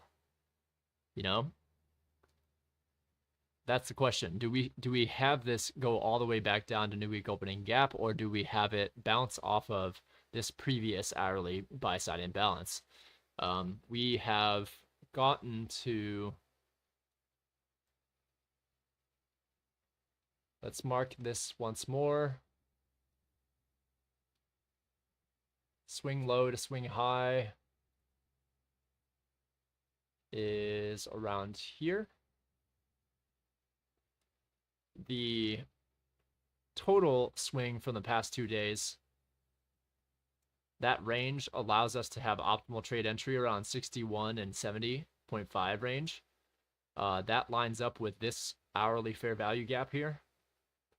So I would venture to say we trade down here, and then I need to see evidence that will remain there and potentially consolidate, or if we head lower ultimately to take out some of our previous short-term lows on the way back down to our weekly draw.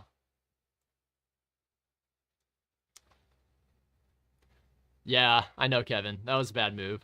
I will try to not do that as much. I think today you are right. Was in a couple of bad trades, and it is impacting me. As good as I am, as typically as disciplined as I am, some days are just really bad, and today seems to be one of those because I was trading while I'm distracted. I have work. I have to monitor. I haven't eaten yet. All sorts of fun things that typically traders would not want to be trading with this many distractions. And I forgot a spoon. So today, sorry, I saw somebody ask what's for lunch. This is breakfast today. I've got eggs and spinach. Got a strawberry pastry bar. And then I'm drinking some kefir. If anyone hasn't tried kefir before, it is phenomenal.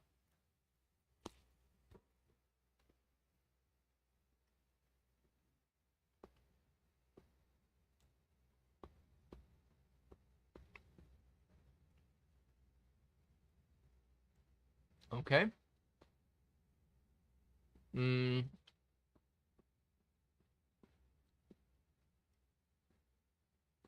So the daily candle right now has turned from bullish to bearish. We're at below where we started the day. Not 12 o'clock either. We're below where we started the day at open. So it does seem like we're still heading down to this area of liquidity here. Can we consider that as a market structure shift on the hourly chart? It depends on where the hourly chart closes, Bentahar. If we see a close below this, then yes, we can consider that to be a market structure shift. Because we'll have a close lower than a previous close. But there's still 37 minutes left on the hourly, so we could see price come down to this fair value gap and pop back up. If price closes above here, then that, technically price has come down. I like to wait for close, but yes, technically on the shorter time frames, you could treat that as a potential market structure shift to the downside, for sure. But keep in mind that on the grand scheme of things, we have actually broken and made a higher high while we haven't created a true lower low yet on the daily chart. If you look on their daily chart, we have short-term low, a higher high, a higher short-term low, and now we've made a higher high. TBD if it's going to be a short-term low, but I appreciate that market's price action.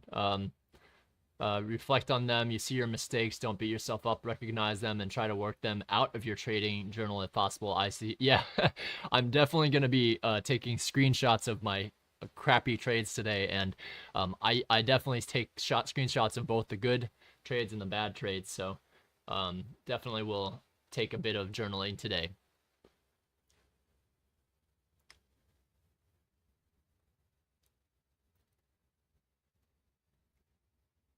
Awesome. There are types of market structure shifts. Institutional market structure for me, that market structure shift in the hourly is just to take internal range liquidity. Yeah. That's a really good point, Mohammed. Thank you. Kevin, I live on the Midwest side in Ohio. So I'm East Coast time. I think you're Pacific time. Is that right, Kevin? Are you on West Coast?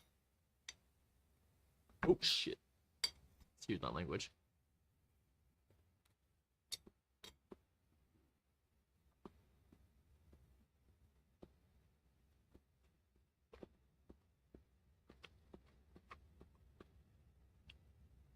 Hey, usual counterparty.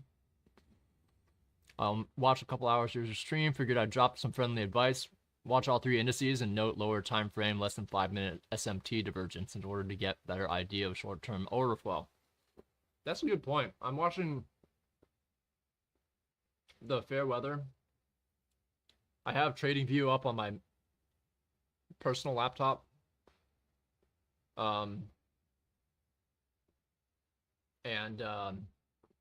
have dollar there. And I'm looking at dollar, E-mini, and the Dow over there. Because I don't have enough screen space on my other monitors to view those. There's just not enough screen space for all of them. So I have E-mini and some of my higher time frame charts on one of my screens. I have hourly, 15-minute, 5-minute, 1-minute, 5-second, and then of course what we see here on the stream.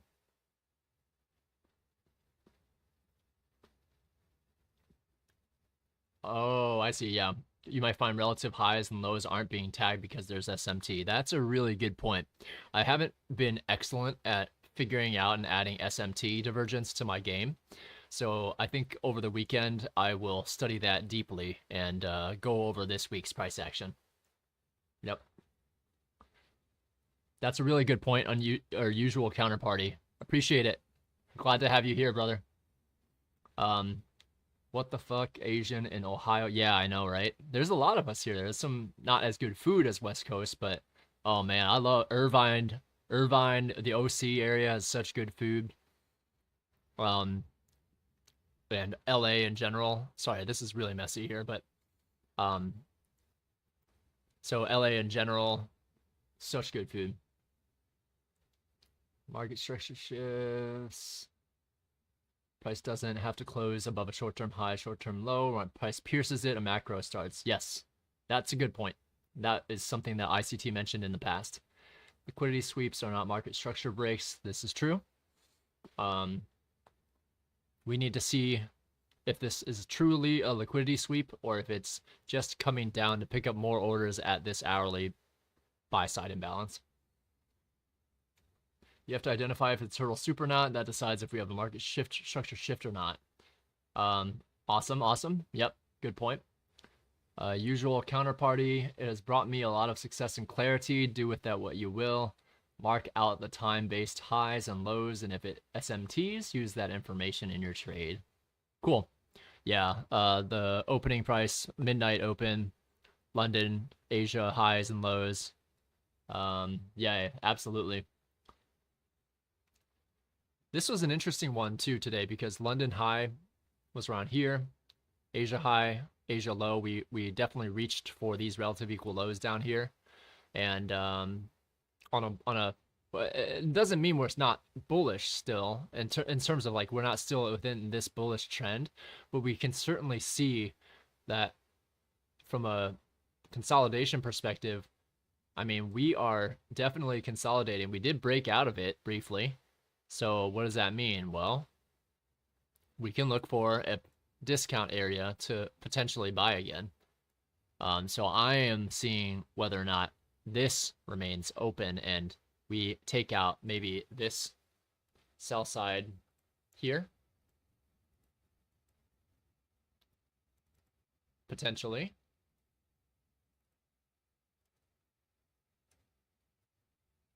That's what I'm looking for next.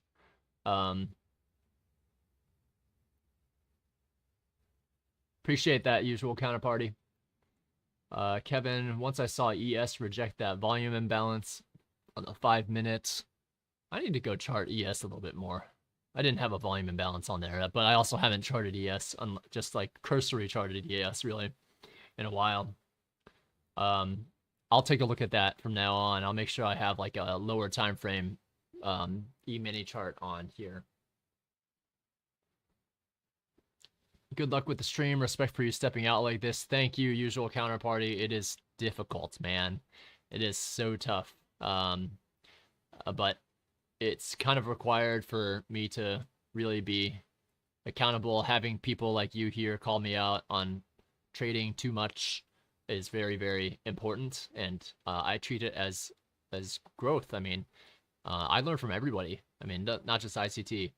Um, oh, one thing to note: the real-time hour chart opening range gap has closed in completely. So I find that interesting. There's a potential for us to treat this as a mitigation block now that we've taken out that liquidity void, but I don't know. We'll see. We'll see if that was the high of the week or if we are just heading down to pick up some more orders now. Ohio sucks. Sorry, Johnny. Yeah, I know, right? It's a great time. We have a lot of hillbillies here, right? No, it's not a bad place. I mean, rent's really cheap compared to West Coast or New York or Chicago, so I'm happy with that.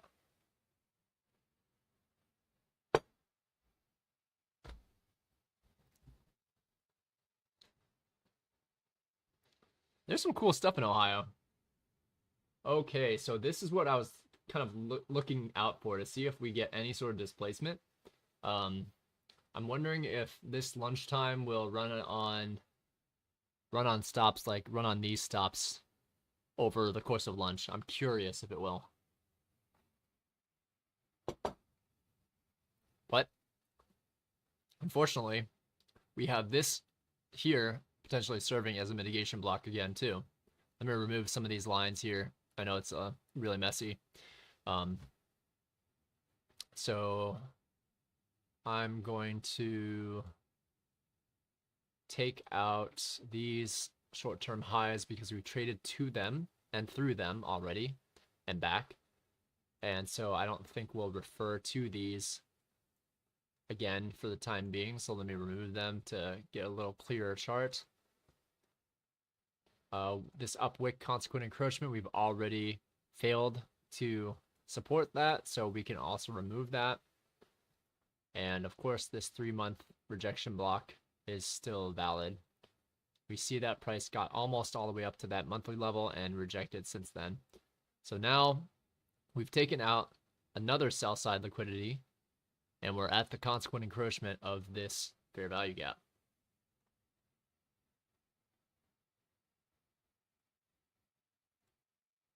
So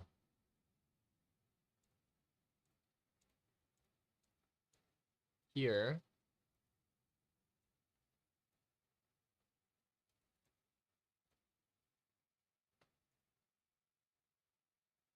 we want to see how price ends up supporting that or not. Wait for the PM session. I think it's done for the AM session. Maybe. Yeah, I'm wondering with this level of heaviness, do we even get a run on stops? I mean, a lunchtime run on stops rather. I see a lot of stops to be ran on the lower time frame charts, but I would not feel comfortable taking a long considering the price action right this very moment. If we see the short-term like that, you know, I'm really curious to see if we can get above this short-term high here. And I want to see if we can treat that consequent encroachment as an area to protect. None of our higher time frames are saying that we'll bounce here and not go lower yet, but we are coming back into a range of consolidation here. So we spiked above it. We've come back down, taken out any late longs. And we are currently waiting to see if this fair value gap on the hourly is supported. We just took out sell stops here. So, and we went into the consequent encroachment there. So we want to see if we have price supporting a continuation or at least a retracement back up to maybe this bearish order block, maybe this this mitigation block here, we can see a low, a high, low, higher, high, and then a breakdown here. So this could serve as a bearish breaker. Or sorry, this one here, I think serves as a bearish breaker.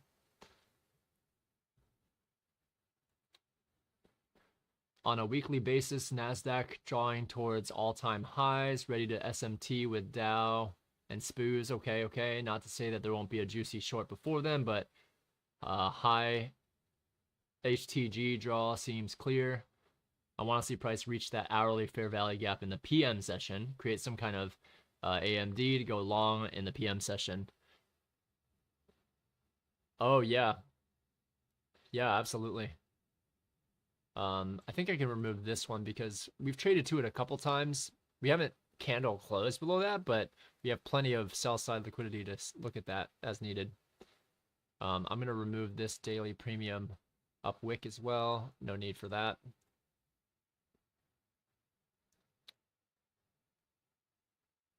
And we certainly do have sell side below us, but do we keep this here?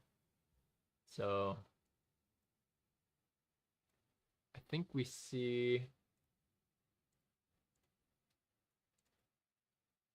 Let me see if we went above this here. We did. We barely touched above there.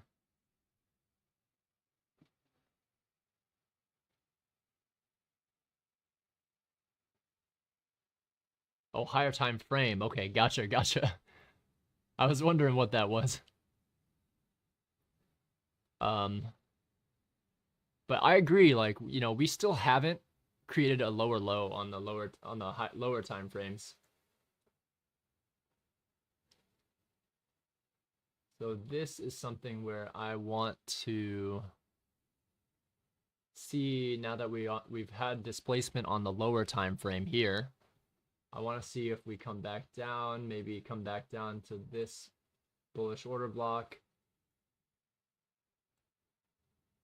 Perhaps down to this one as well. I don't know if we'll get there, but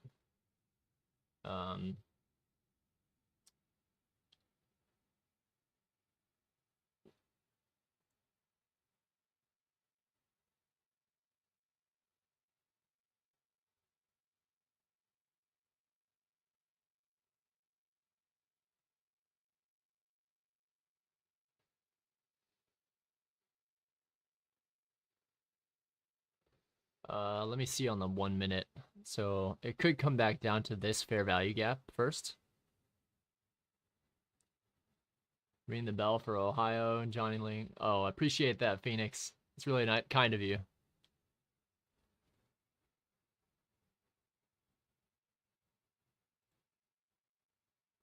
All right, so we do see a little bit of support here.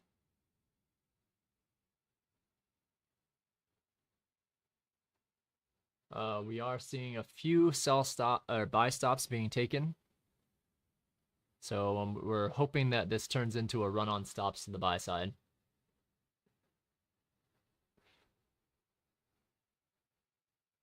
Yeah, I like that. I like that concept of market maker buy model for sure.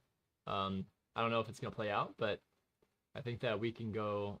We can obviously still go down lower. We haven't created a true springboard type reaction yet, but I will add a buy there, and I'll keep my sell stop where it's at for the time being.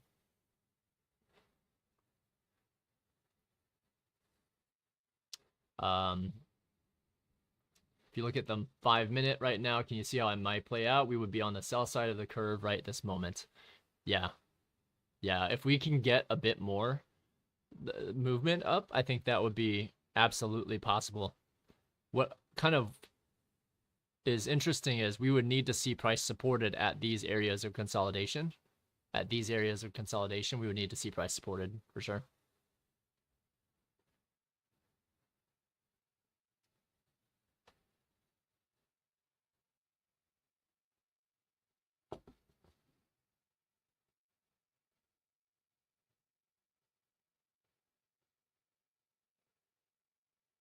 Oh, looks like we just went into our fair value gap here. We entered here. We're keeping our stop at the below the bullish order block down here. And we're going to take profit before this high, low, higher high on the short-term time frame here. Okay. We'll let lunchtime do its thing. Lunchtime consolidations are very common. We could run on stops. What kind of stops might we run on? Well, there's some stops up here that we can see. So they could run on these stops.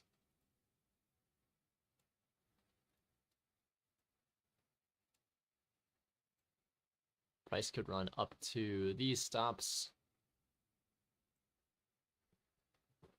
So we're going to be watching that to see if we run up to potentially this bearish breaker. So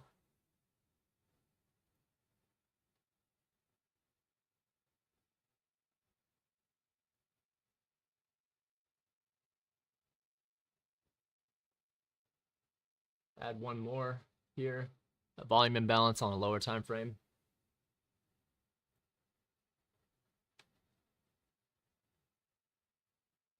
And we can move our stop into profit once we see a little bit more market movement above there.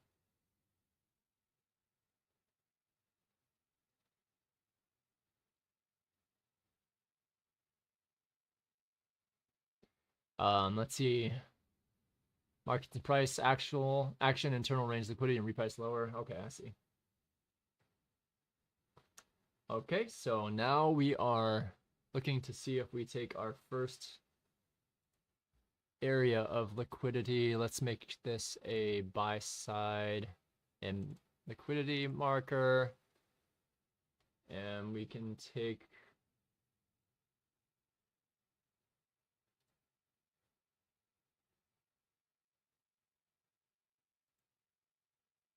one off there, if I can figure out how to do this. Buy side liquidity. So we just went for this liquidity here. Let's see if this order block gets respected or not.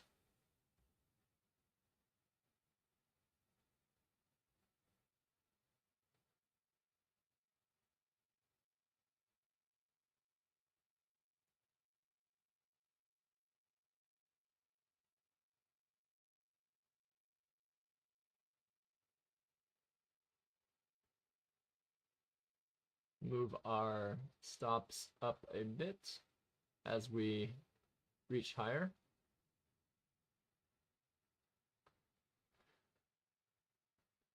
Looks like we are holding at that level quite well.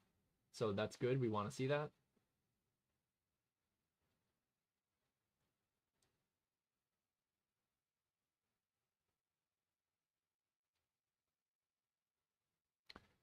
We want to see that price respects this bearish or bullish order block up here. So we want to see price maintain and hold above this region here.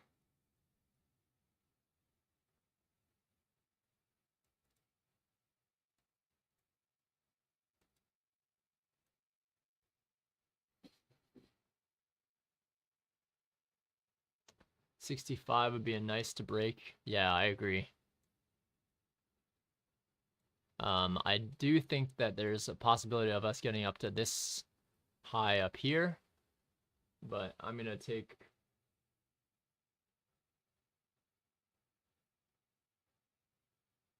one off here.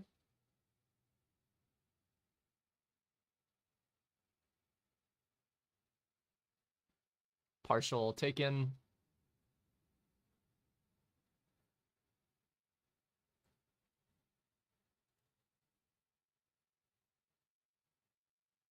And we just have to see what happens here.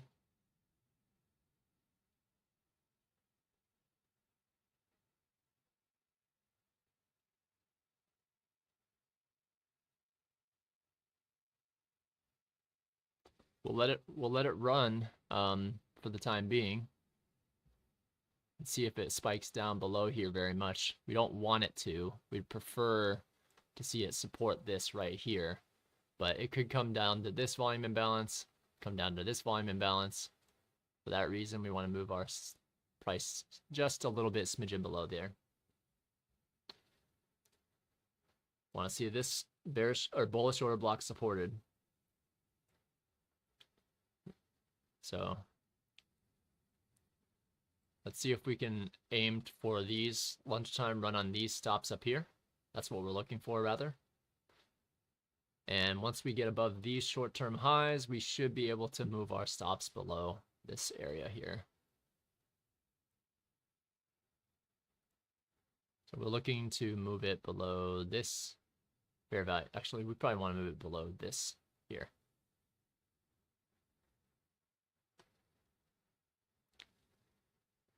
Okay, so let's give it a little bit more before we move it.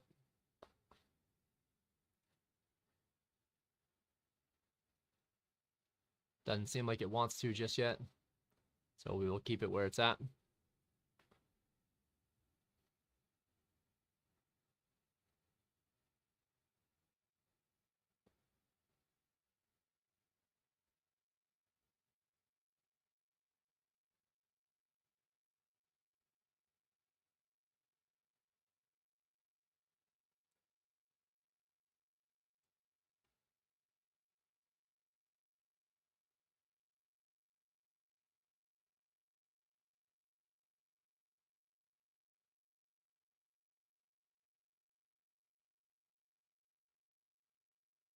All right, let's see. Still good there. Still haven't seen us rise above those short-term highs yet. Once we do, I'm going to move my stop up to below this volume imbalance that we traded down to.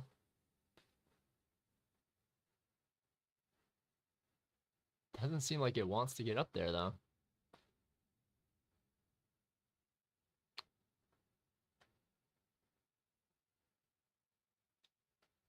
So interesting.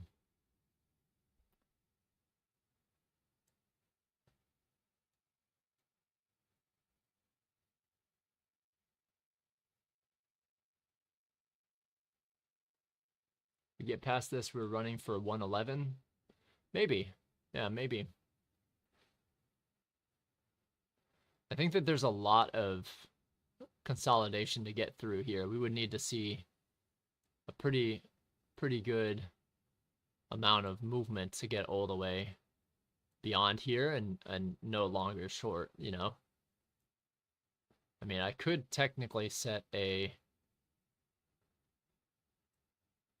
high target of maybe up here. And then maybe I take a sell. Maybe I sell one here. Something like that.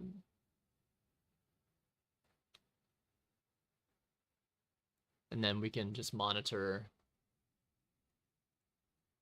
how price rolls here.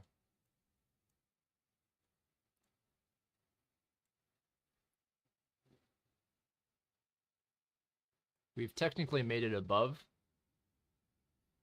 this high. So we do see this short-term high here. We do see we came down to this bullish order block and rejected. So there's no more need for it to come back down and take out stops. We've picked up some more orders there. So what I'm going to do is I'll retain this. Probably the safest spot to take another contract off would be up here. Let's do that. Let's maintain good price action there. And let's also, whoops, move that out so that we see that price to be taken. Now, once this order block is also, if this order block is also, if we see a nice displacement above there, we can then move our stops to around the midpoint of this bullish order block here. This should serve as a propulsion block, but let's see.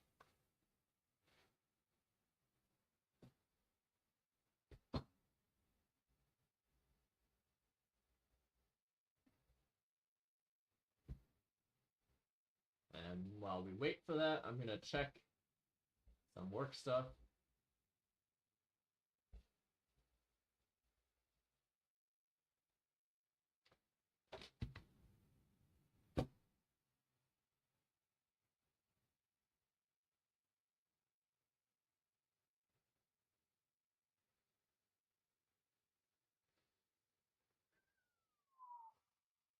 Okay. We have a lot of traffic on the way there. Yeah, we might get stopped out here, right?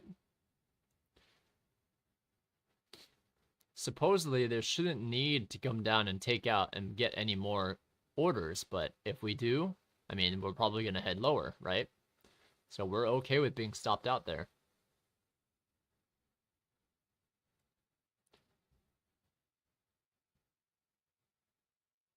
And good thing what we did, right? Looks like it spiked it down quite a bit.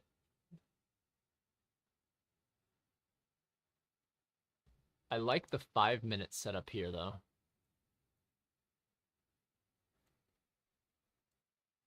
See if I can blow this up here. Oh, wait, that's not a fair value gap. Never mind. What was I looking at before? Huh. I think I must have misseen it.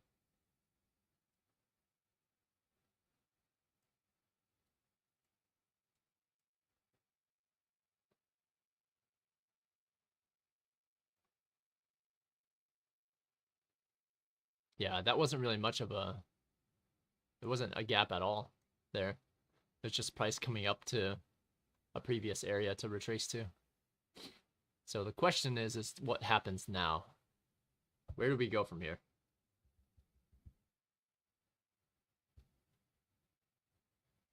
Let's see.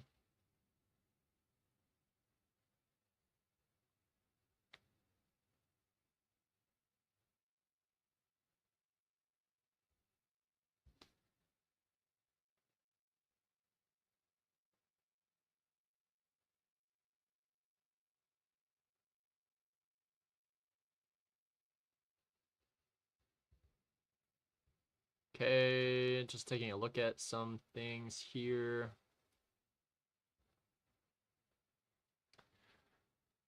All right, so we kind of see that it barely came back into this fair value gap. So I might take a long here, just one, tight stop. And if we get one more chance here, I'll take another long.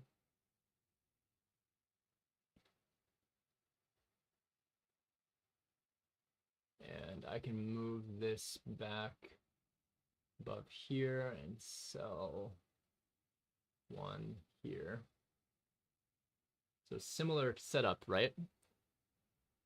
I saw it come down, take out this bullish or this buy side imbalance here.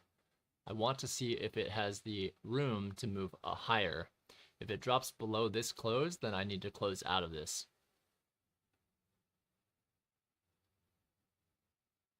But if we support it and head higher, we're going to potentially have a move up to take out lunchtime short-term highs, right? So here, we went long again. We can move our stop. We move our stop in profit now. We run the risk of it coming back and getting taken out. But we can treat that as a breakaway gap or a breakaway gap potentially on the lower time frame. I'm talking like the second time frame. There's nothing on the 1 minute right now. But for instance, I will move my stop up to here and we will seek out liquidity here. And best case scenario, we'll leave a runner and manage the trade all the way up to that short-term high. I don't think it's going to get that far, but I do think that we want to see this lunchtime run on stops here, and since it's close to 12. Whether or not we get above this, so we see this high, low, higher, high, lower, low. I think this can serve as a bearish breaker as well. we do need to keep in mind this can serve as a mitigation block. So we'll take one contract off at the short-term high, buy side liquidity being taken up here.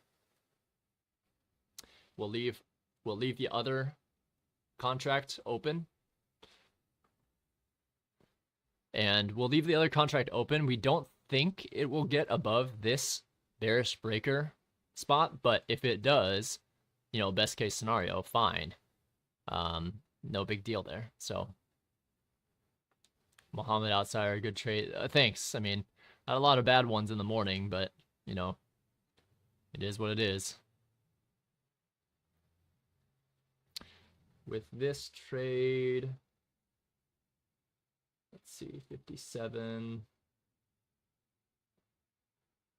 should be able to now at least shift this. No, we're gonna keep it here because this can come all the way back down into this fair value gap. We don't want it to.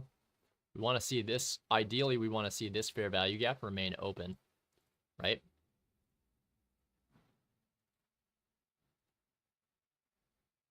That one there.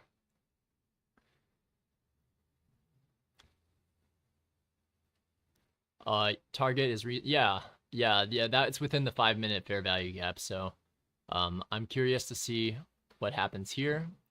Do we drop down through this precipitously, or do we kind of, oh, we didn't even hit it yet.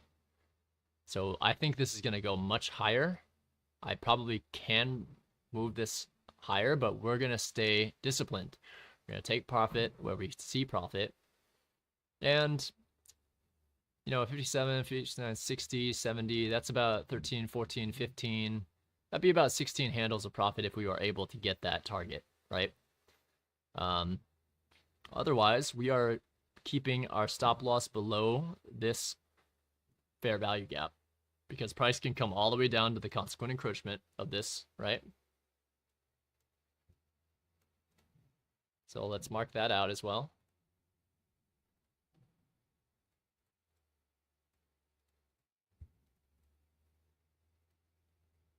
So we can swing grade this fair value gap now. We want it to see it go no lower than the 50% mark. So it barely touched, it didn't even touch the 25% mark yet. But we would like to see it support that 50% number, that range there. So let's see if we support it or if we drop down precipitously. Ideally, we don't see it go much lower than halfway through this buy-side imbalance.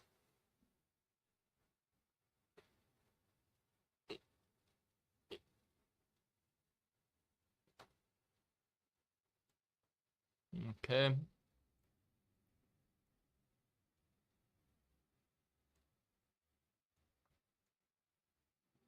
So we see price has gone down to the 50% mark, and then hopefully it is supported here. That's what we would like to see, because there is a bullish order block here as well that we didn't mark, but it is there.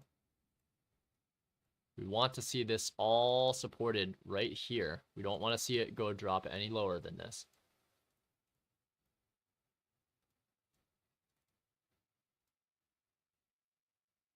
Right there.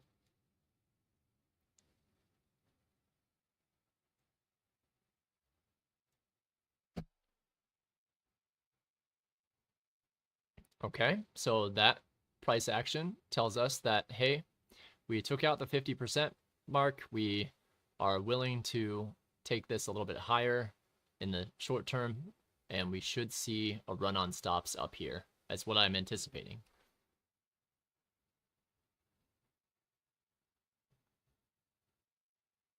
Unless we just dump it here. I guess that's I guess that's an option. But that would kind of be silly because we haven't come up to a premium area, PD array, that we can go that institutions can short at. So we want to see this supported there. We do. We see candle close supporting it. Yes, we do. Unless we see this really just drop out here. I mean, there was a fair value gap up here, a sell side imbalance, very small one. We want to see us break through that break through this and treat it as a inversion fair value gap.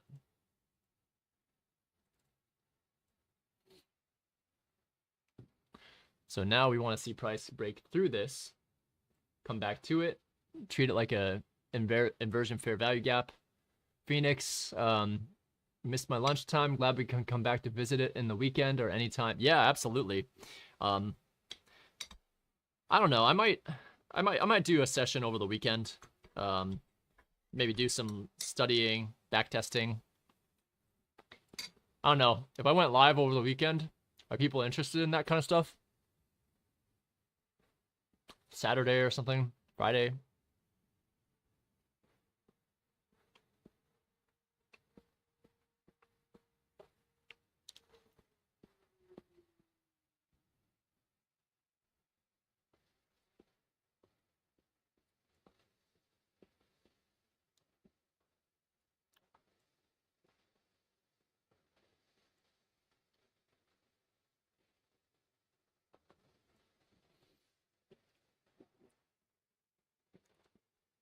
Okay, so it's broken through 1, 2.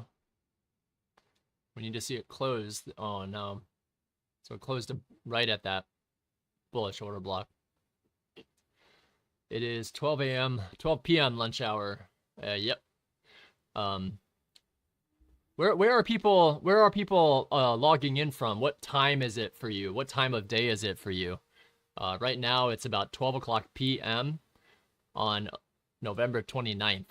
So, oh, it doesn't look like that inversion fair value gap's being respected. Let's see.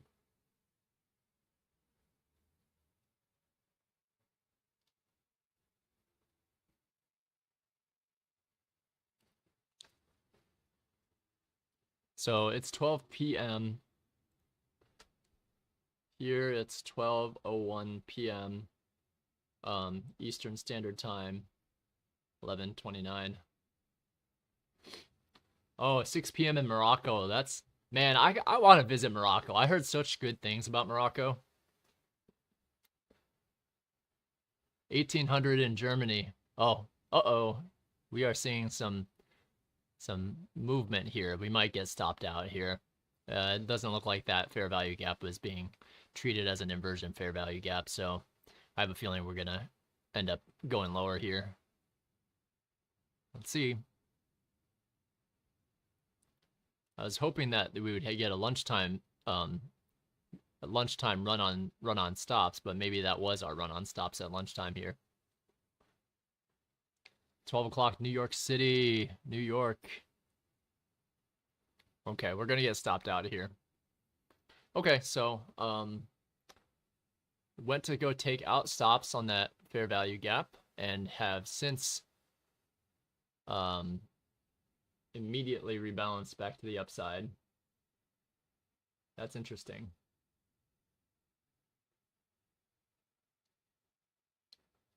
Okay, so I'm out right this time. No open trades. Nothing here. 1800 in France, Delphine. That's cool. Very, very cool.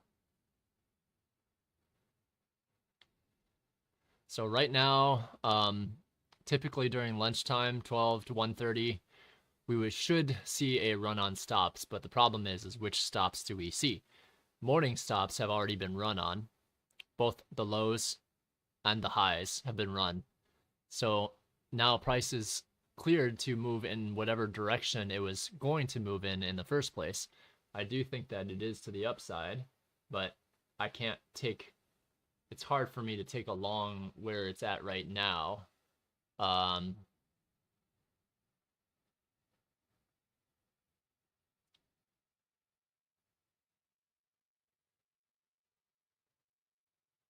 Can't believe you took 10 plus trades already.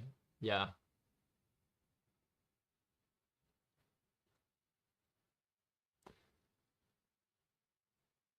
Europe is perfect for trading. You can trade London, New York AM session and New York PM session the whole day. Yeah, I bet that's fun. I gotta move to London or something like that. Go visit. Check some places out over in Germany. Okay, so we had some movement to the downside. This no longer applies. We are not respecting any. We respected the sell side imbalance here, but we did not respect any of these bullish order blocks. At least not yet. We haven't maintained. We haven't not respected this one just yet, but time still has yet to be told.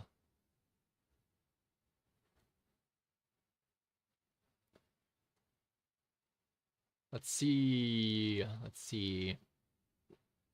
Overall, I'm still green on the day despite being down on this account. So here is where I might take another, well, I might take another long here.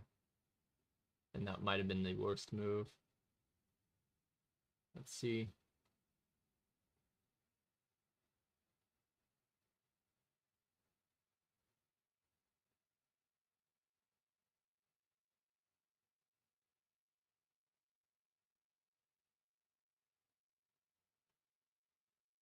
Italy would be the perfect place. Uh-oh, I might need to close out of this long.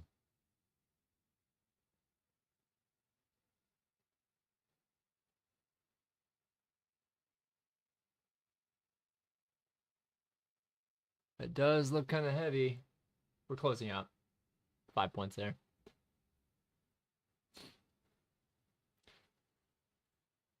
Yes, that is gamble. That was a gamble trade, but I do think that we are, I mean, I do see that we took out some sell side liquidity there.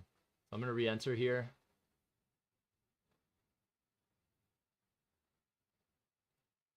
Put one more buy limit right there. Pick up some more. And retain our potential price targets up here with a sell side one there.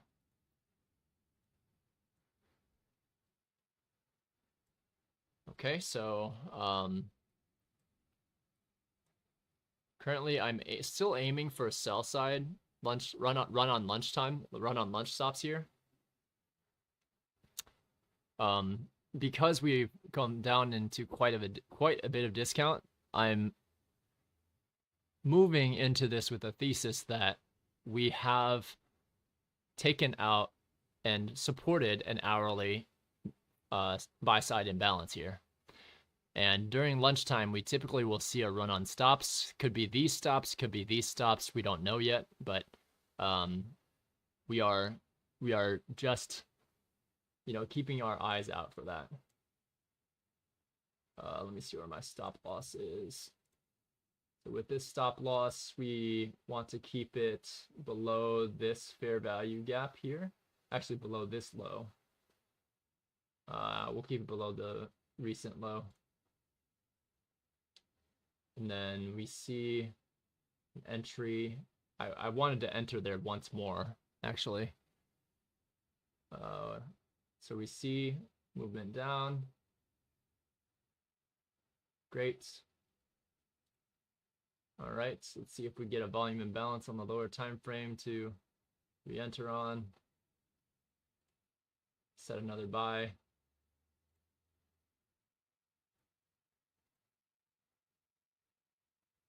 At the low of this, at the high of this volume imbalance, if I can get there. I don't think we're going to get it, but let's see.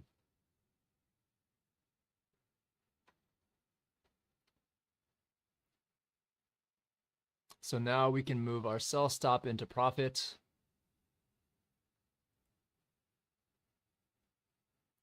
Doesn't look like we're going to get this buy.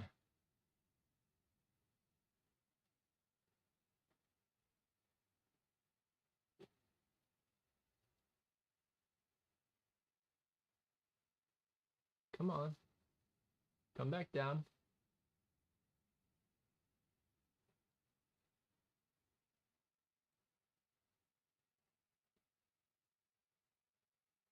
We're not going to get it, are we?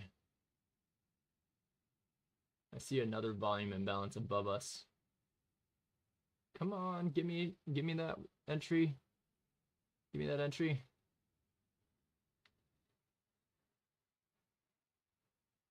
I think trading during lunch hour is one of the most difficult ones. But if you can also change your mindset to the thinking that, hey, like, let me see how lunchtime trading might benefit, I think that's also worthwhile to explore. Um, because we can see that we have a lunchtime run on stops here, right? I did mention that. We can move our stops up to here. And we have this short-term high that we're looking for. A run on stops. Go back and watch some of the material though. I implore you, because there's a lunchtime run on stops here that is the model that I'm using in this case. So we should see a run above here, and I should be able to take one. There's one, and now I can move my stop up to here. And now we are free from price. We got the lunchtime run on stops. We moved our stop below a fair value gap on there. So if we get taken out, so be it. And there you go. So that's the lunchtime run on stops model that it is a valid model. I mean, if you go back and back test it, if you can see what stops happened in the morning, then generally lunchtime is when they'll run on them. And the 1150 to 1210 macro is what I used to consider that here. Typically, price will let you know what direction it's running. Muhammad, you shouldn't trade during lunch. Yep. We all did that. True. Kevin will lose his mind today. Kevin. It's just the West Coast Asians, you know, they're not willing to take as much. No, I'm just kidding. Kevin's actually really, really good. I mean, I've seen him take certain trades, very disciplined. So really good person to follow there. Rejecting 72 along the bottom of the two open low and middle of the open, lots of traffic. Okay, cool. Gambling is today. Going to Italy. Yep. All right. Saw all those comments. ICT would be shaking his head in approval, is what you're saying there, Kevin, right? Because I did take profit there on those lunchtime stops, right? I called that out ahead of time. Would you agree?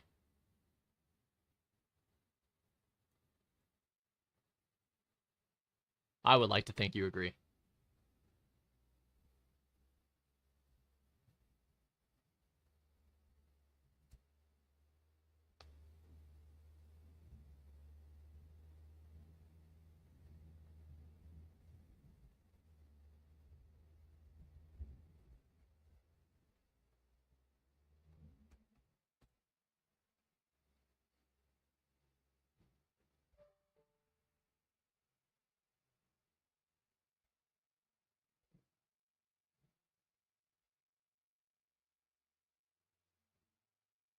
Okay, sorry, I had to take care of something here.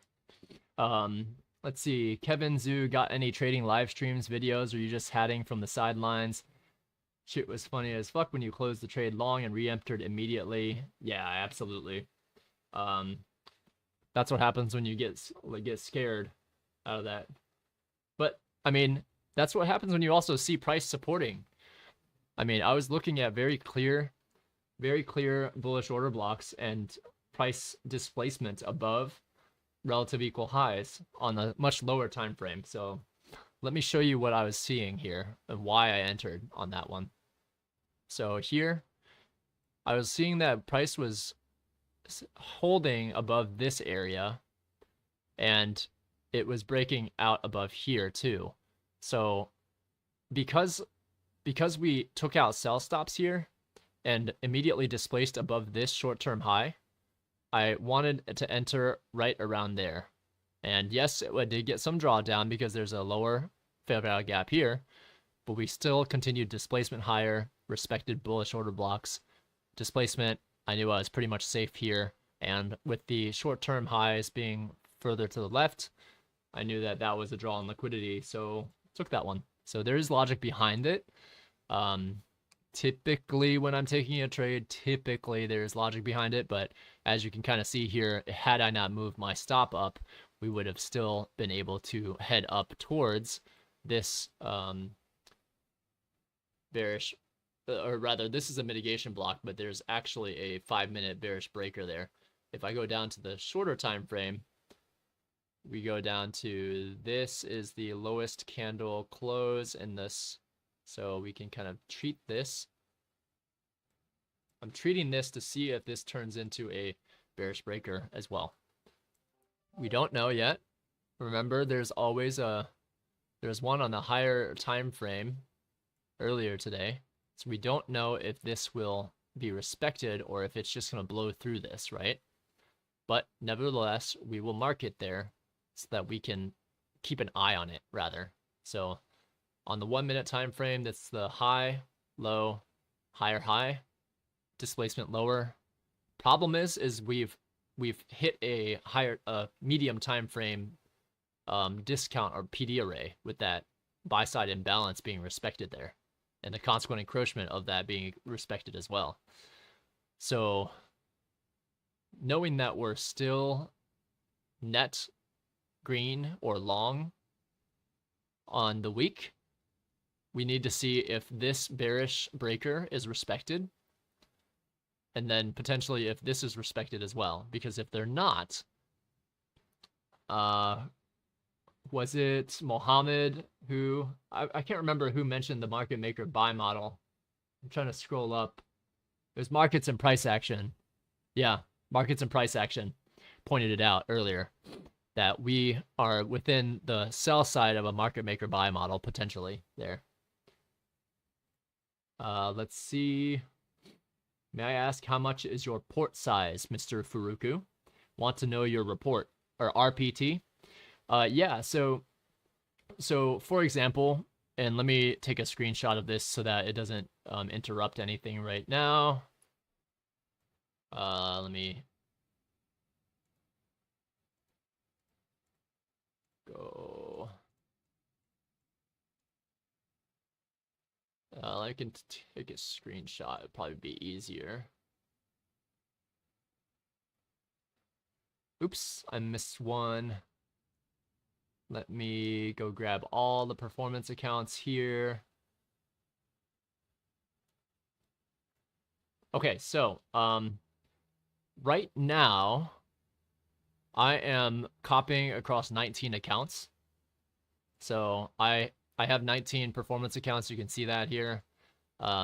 This is the maximum that you're allowed to have. I actually have more Apex funded accounts that are at 50K accounts that are at 53,300, which I'm not allowed to turn those into performance accounts because you're not allowed to have more than 20.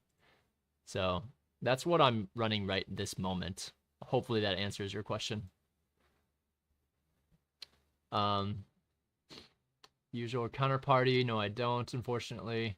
Yeah, Kevin can create one when he's ready, you know? I mean, I wasn't ready. I started trading, learning ICT in October of 2022. And then I wasn't comfortable with even opening a YouTube until end of August, early September of 2023. And that's a fast timeline as well. Very fast timeline. Let's see. Cut my short at intraday high and bought the top in the mornings. Good game. Sorry, Josh. Sometimes that happens. You kind of have to, and that's the emotions like playing. You can see the huge green candle and you're thinking, oh man, this could keep going. But looking for higher time frame draws on liquidity, that can kind of help you. And when you're close to them, if you start seeing consolidation, that's generally telling that, hey, especially if you've had other forms of consolidation on the way up, if you have 1 or 2 consolidations already on the way up, generally that's going to tell you, hey, it's maybe time for me to fall a little bit. So, unusual counterparty, what did you highlight as a bearish breaker on the 15-minute? So this is on the 1 minute here. I have this high. So here's a high, low, higher high, displacement lower. And this is a mitigation block here, but this is the bearish breaker that I'm looking for I have a feeling it will break through this mitigation block and tag the breaker because it's so close by. But that's where I'm going to look for shorts. If it gives us shorts, I would like to see it immediately rebalance on the bottom of this breaker. Let's see. Back in 3 contracts, 73. Okay. Yeah, I mean, there's still a tiny bit of room to run Phoenix, but be careful with going long here because price can either reject at this mitigation block, or I think it's going to reject closer to this breaker here. You know what? I don't know if it's going to reject because we just hit a hourly time frame buy side imbalance and we have traded up from there. So I don't know if we're going to reject here. I would like to think that potentially there's a market maker buy model that takes us up. I would like to think that, especially since we haven't created a lower low.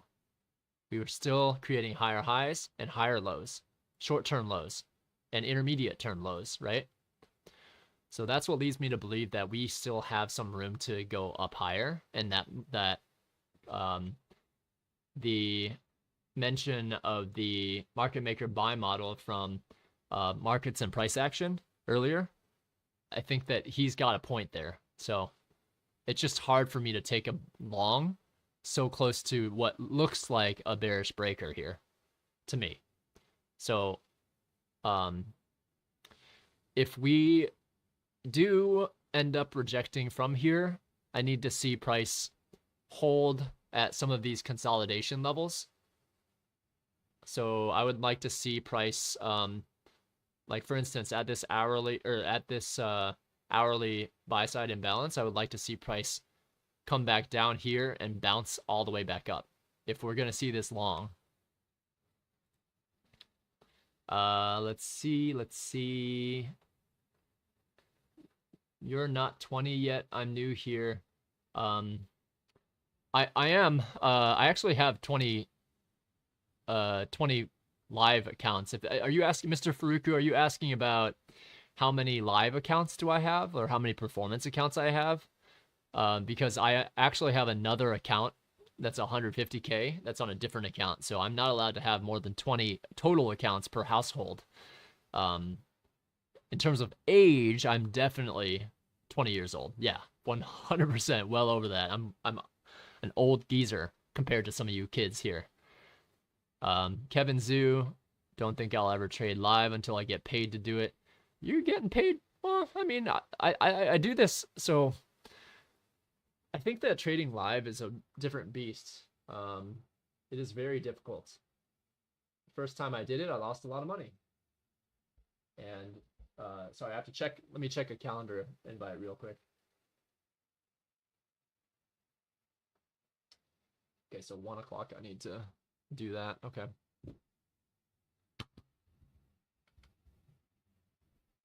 Let me check one thing here. Okay, cool. Yeah. I'm not going to say my age on screen because it's going to date me, but I was born I'm at least in my 30s, so there's a hint there. It's a lot of pressure. Usual counterparty, thumbs up. Josh, did you have the SIBI high marked before market open? If so, how did you get that? Yeah, this one here, the monthly SIBI. Josh, every single Sunday, I go through higher time frame analysis, and if you want to join that happens at 9:30 p.m. every Sunday before the market opens, and that's where I go through higher time frame analysis. What that does is it allows me to formulate my bias for the week. Now, granted, this week I thought my bias was down towards the weekly open, that the weekly fair value gap which formed, but I had listed that with the caveat of we have not created a true market structure shift on the daily time frame lower. So there's no need for us to go lower until the market says, hey, it's time, let's go lower, right? So Definitely try and join those sessions on Sunday, Josh. That can help you. I had this marked out well before market open. Yeah. So, um, usual counterparty expecting lower prices, short targeting 16046.5. Cool. Yeah. Um, uh, I can see us heading lower for sure because there's a unfinished market maker sell model here. The question, like we could come all the way down to, oh gosh, let me take a look at the daily chart. So we can go all the way down to 16 or 15,938. So I think it's this one here. 973. What's this one here? 970. So it's this 15,938 one here, I think. Yeah. So we can go down to just above this short-term low and still not have made a lower low on the daily time frame. That's the most recent in short-term low on the daily time frame. We've actually created a higher high today on the daily time frame. So I'm hesitant that we will go lower. We definitely see bearish breakers, but those can easily and quickly get invalidated.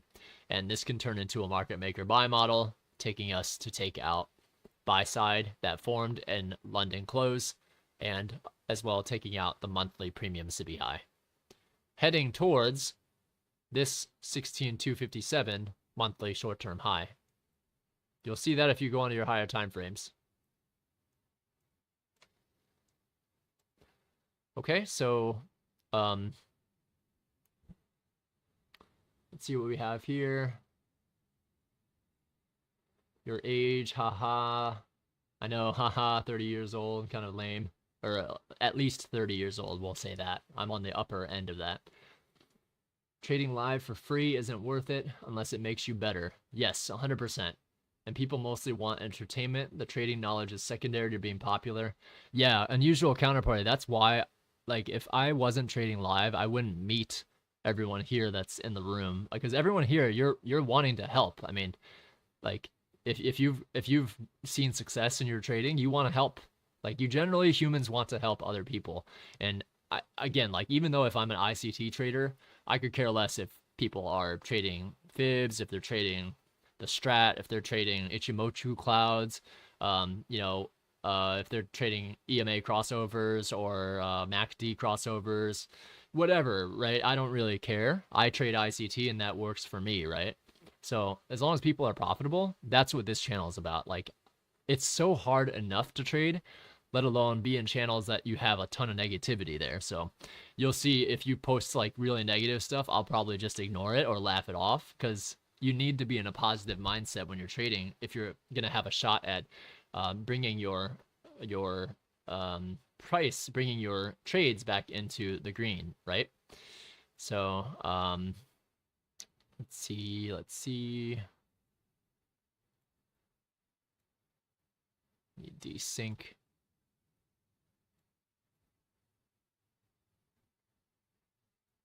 Okay, but yeah, really good point. Love that comment, usual counterparty.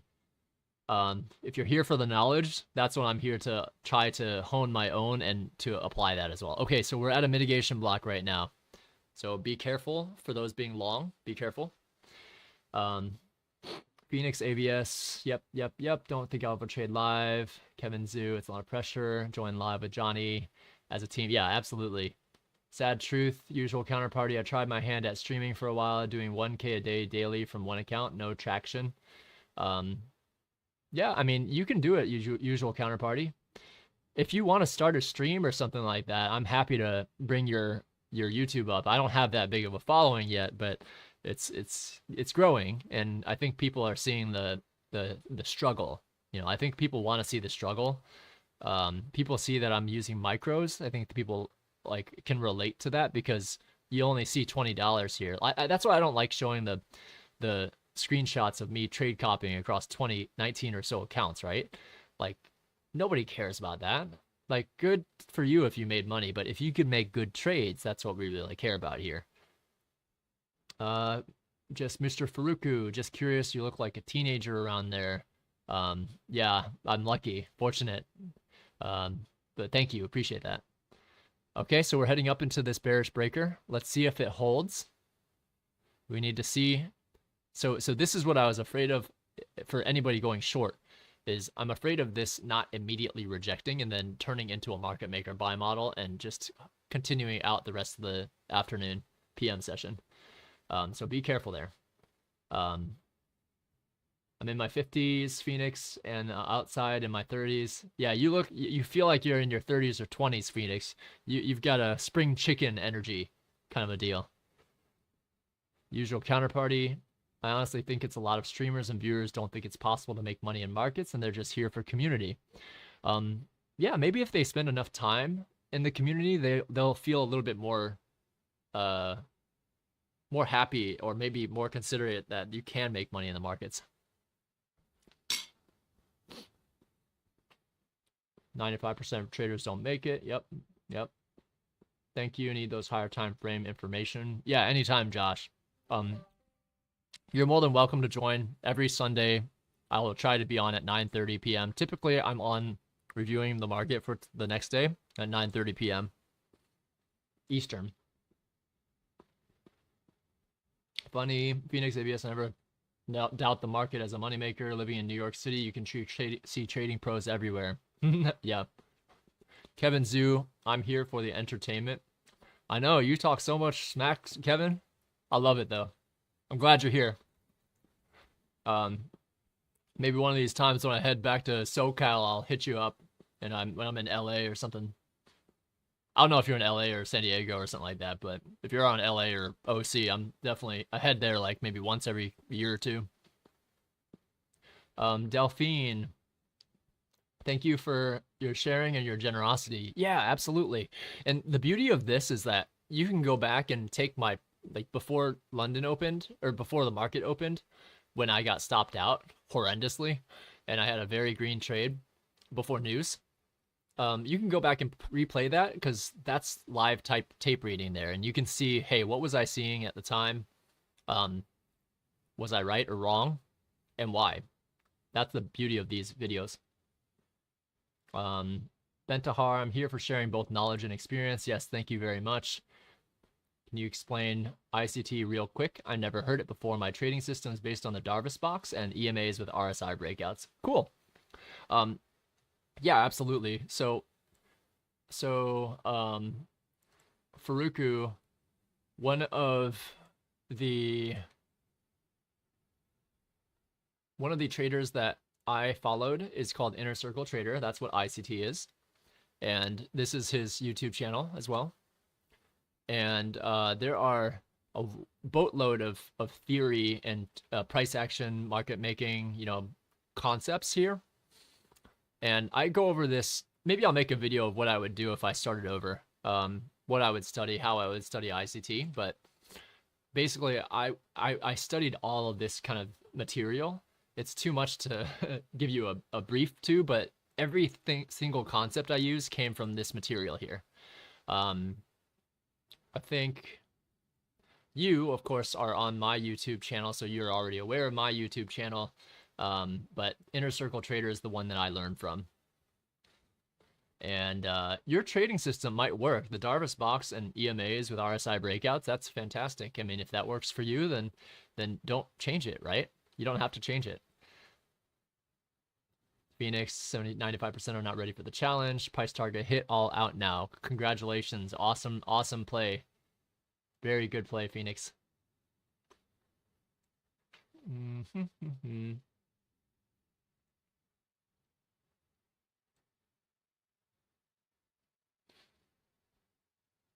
Okay, so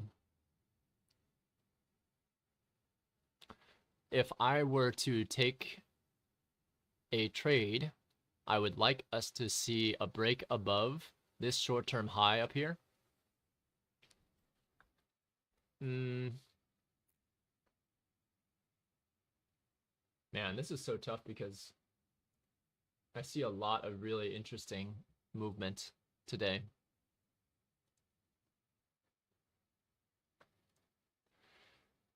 Uh,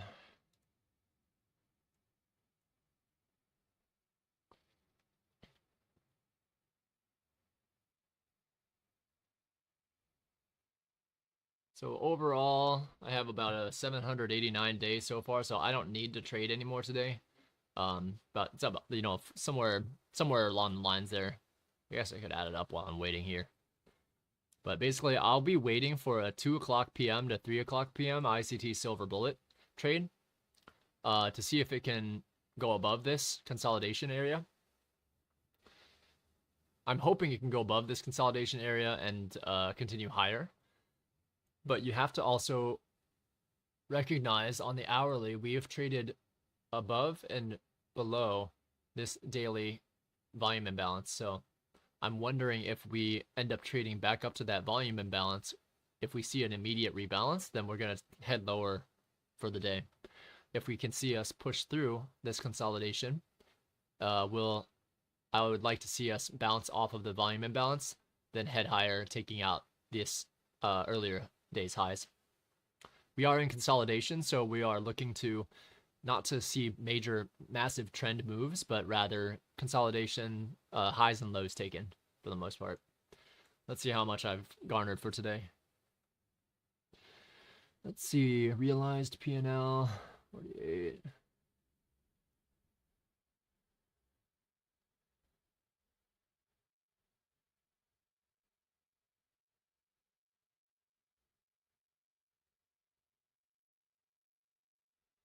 So yeah, actually, looks like I underestimated. So total profits above $800 for today. So even though you see on the screen minus $21, I think those of you who were here earlier saw I was maybe down 120, perhaps. I think it's about 120. So I'll take that as a win. There's no need for me to trade anymore. But if there is I'll be looking at from 1 o'clock to 2 o'clock, 2 o'clock to 3 o'clock. I'll be looking for evidence of us heading back higher, or if we are truly treating this as a bearish breaker, evidence that we'll head lower, make lower lows, and aim for the new week opening gap. Again, until we get down to this 15,938, we will not have created a lower low on the daily chart. That is important because that means we are still creating higher highs, still creating lower lows, right?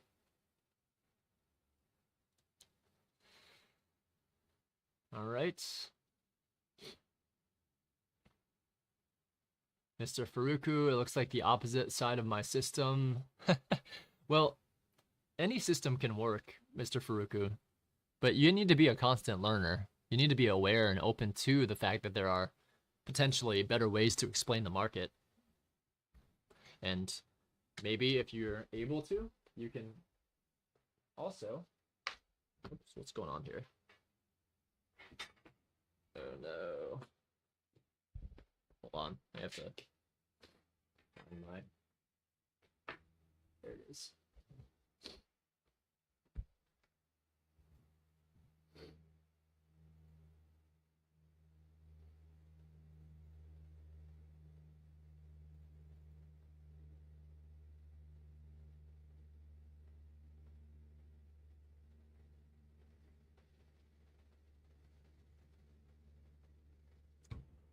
Looks like I will have to take some afternoon calls soon. Dollar. So it's been a little minute since I looked at dollar here. But dollar has been ugly today. Up, down, up, down, up, down. On the 15-minute at least. So it has been consolidating. I with dollar, I mean, that's been consolidating for quite some time. I would be interested to see when it hits its low. Let me look at a higher time frame here. 4 hour. It's recently hit a weekly buy side imbalance, sell side inefficiency, and an area of consolidation as well. But it's not terminus, so it can still go lower, which would mean all indices end up going higher, technically. But yeah, it does look like the hourly has hit a weekly buy side imbalance. So there's a chance that we'll continue higher and of course take out some of our expected highs on the Dow, on S&P 500. Wow, look at Dow. Dow has just been ripping today. S&P, not so much. E-minis S&Ps is just dicking around. Mohammed, that's actually what I'm thinking, Johnny. That high should be taken and get to that breaker we've been waiting for. Yeah, yeah, exactly. I got you. Mohammed Outsider, honestly, it worked. I consistently make 10% per month for like 6 months now. Say it works out for me. Hell yeah. That's awesome, Mr. Faruku. I'm glad to have you here. I love seeing different people, different types of study, and I love hearing new ideas as well. Mr. Faruku, yeah, works with good risk management. It fits with certain personalities. I really need to know what the market is really doing. That is ICT. Yep. Is it the same as SMC, Smart Money Concepts? So ICT created Smart Money Concepts. You might have seen other people, maybe early charter members who failed trying to trade it. And there's a lot of people who are selling mentorships, but honestly, in my opinion, like I would try to learn how to learn first, try to learn how to learn first, because if you can do that, then you have a shot at being more successful in your studies. Let me see something here. 914 liquidated for 513 56789. Okay. 890 4890 45 90 600 78 900. Okay.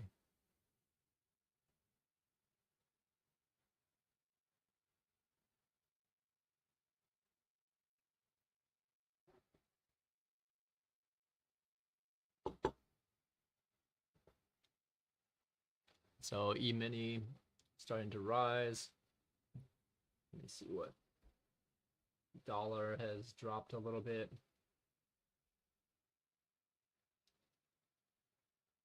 So again, dollar's still in a consolidation zone.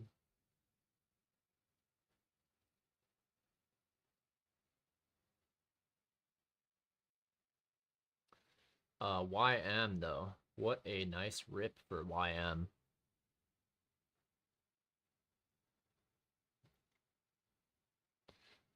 So we're trading up into this lower end here, this consolidation here. If we see that we consolidate a little bit in this area, then it's possible we head up into this previous zone. We do have a fair value gap here. Let's see if this serves as an inversion fair value gap.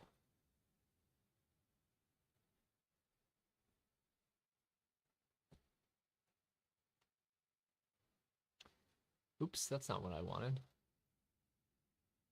What is this? Oh, oops. I wanted this one here to be at 5 p.m.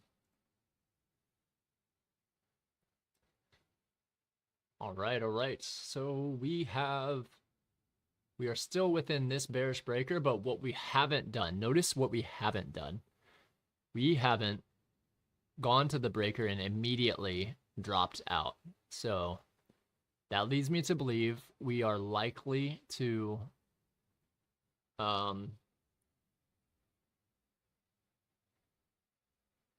oops. Let's go back here. So that leads me to believe we are likely to enter this consolidation region and then see if at maybe 1:30 or 2 o'clock we start to see a macro to take us back down. See if we can look at any, let me see if there's any areas of liquidity here. So a bullish order block here, we want to mark that out.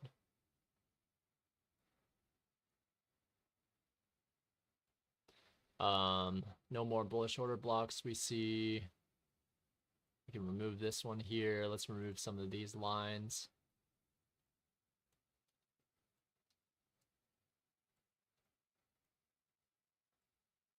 Okay, so on the 5-minute, we see we're heading down into this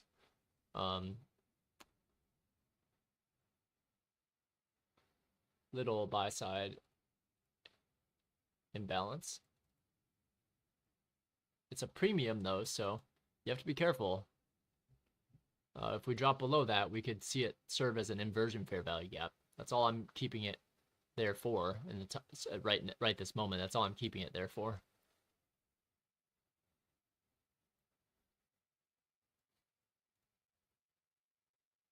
Okay. Bring this out over time and bring this one out over time as well. Oops. Cool. So we're keeping an eye on those there. Probably will be easier to see if we're a little bit more zoomed in.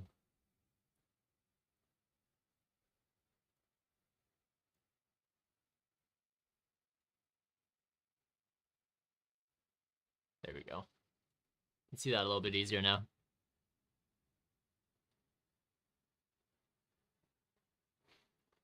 Let's see. Started in 08 with Vanguard Mutual Funds, intro to the markets. Great quote, learn how to learn first. Yeah, thank you. SMC is a byproduct of misunderstanding ICT. That's interesting, Mohammed. Never tried SMC before, lucky me. First was Jason Bonds, no good. Second one hit was Ross Warrior Trader. Third hit was Mark Melanik. Oh yeah, I remember. I've seen those people before. Found AJT, Edward Martin, Average Joe Trader. That changed your trading. Now I'm here with Johnny Lee and Michael Huddleston's ICT. Gentleman's Market, futures. Yeah, absolutely. Futures is very difficult if you don't know what you're doing, of course, but if you have an idea and a leader like Michael Huddleston. Oh, dollar is dropping a bit now. So let's see, what time is it? 12:40. Okay, so here's what we do around noontime, right? We find this consolidation. We see that we have these kind of areas marked out, and this area marked out. This is our consolidation, right? So what happens when we see price move outside of that consolidation? Well, that gives us an idea of where price is going to go next. Price can still break above this breaker here. It can still break above here, head to the top, and then reject if it's truly a bearish breaker. Otherwise, it can head up and reject somewhere closer into this area here. This is an inversion fair value gap.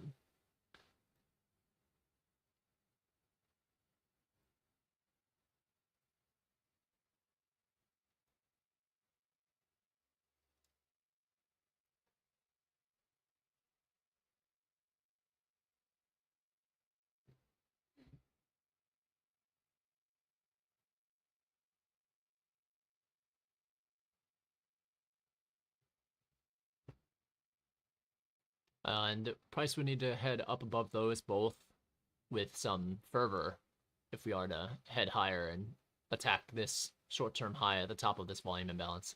So I'm looking to see if we see evidence of displacement above there, because so far we have relative equal lows here.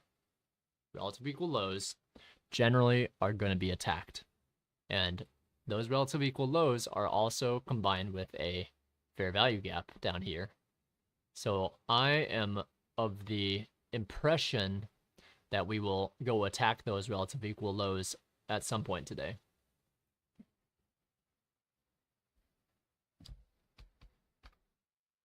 Unfortunately, I have a call from 1 to 1:30 that I will be away from the charts for just a half an hour. And then I think I have to go to a call at 2 o'clock as well. Let's see. I'll see. I'll see. See if my team can cover.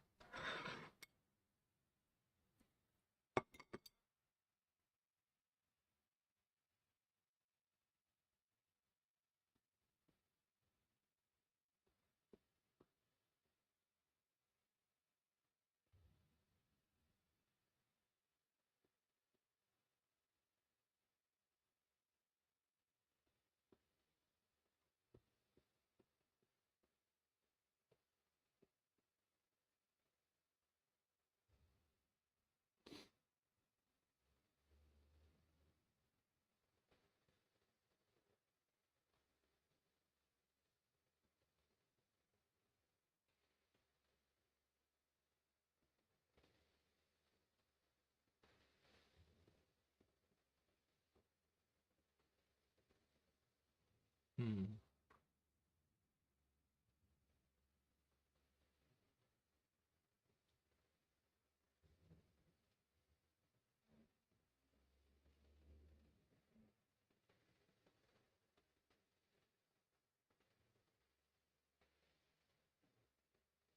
Okay, cool.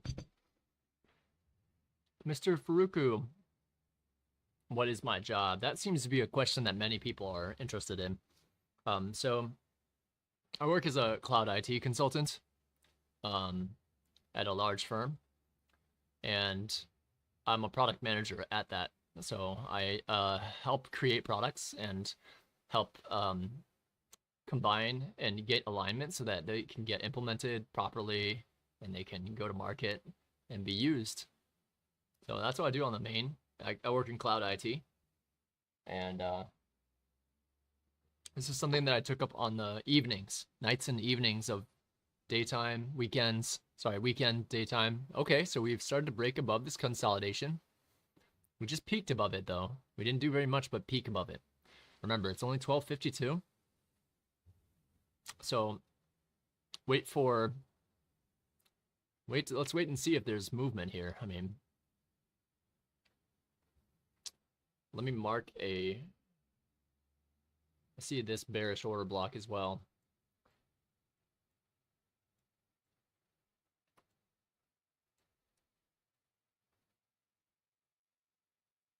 $15-minute bellwether. If I could get this stupid thing to line up. Good enough. So I see that as a minus bearish order block here that we're in. Bearish order block, bearish breaker, mitigation block that got disrespected.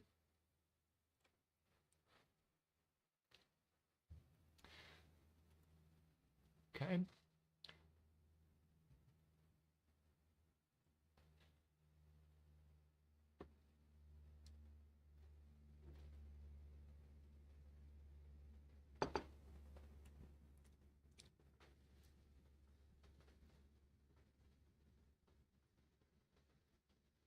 Let's see what we got.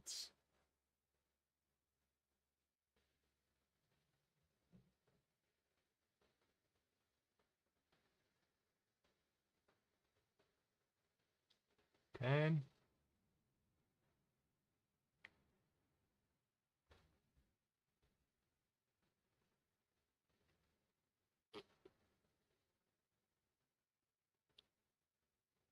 All right, let's see.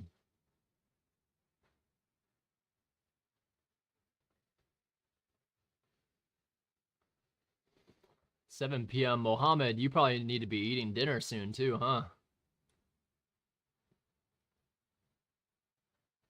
And I don't know if Delphine's still on, but I feel like Delphine's probably Headed towards bedtime over in France.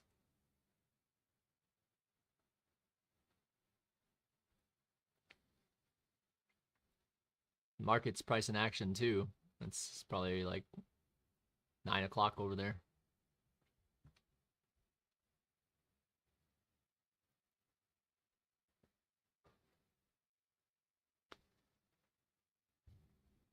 Okay.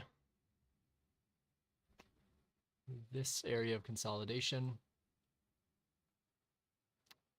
This all still counts as consolidation. Don't get me wrong. Delphine. Oh, wow. Delphine, you are still here listening. It's going to be so late for you. I'm glad to have you here. And I hope that if you have any questions, hopefully I can answer them. I've actually been to Annecy, France. Beautiful place. I love Annecy. One of the most beautiful places I've ever visited. I was traveling through the Switzerland. Stopped down to Annecy.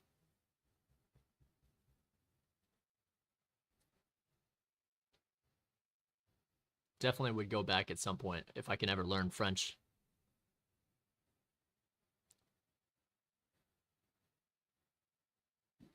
Oh, you eat 4 times.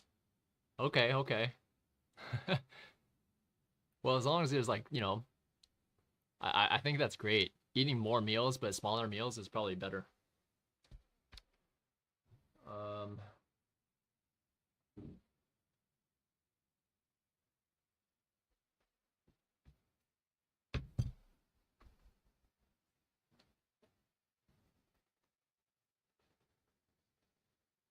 can you share how you do your trading journal?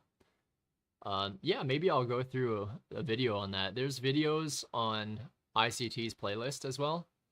In 2023 mentorship, he has how to journal. Actually, in the 2016 mentorship, he has how to journal as well.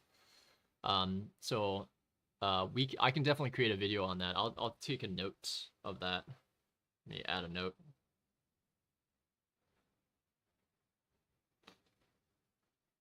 How to journal.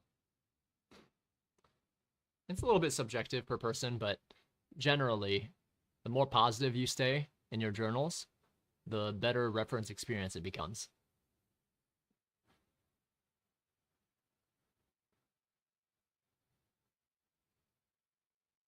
Yeah, it depends on what data you want to journal, I don't necessarily journal exact exits and entries to the numeric amount. But I keep the charts. So if you use the charts, you can get a sense of where you entered, where you exited. Was it a good trade? When I review my trades today, I will see that they are not great trades. But I was fortunate enough and keen enough to be able to make it out with a green day.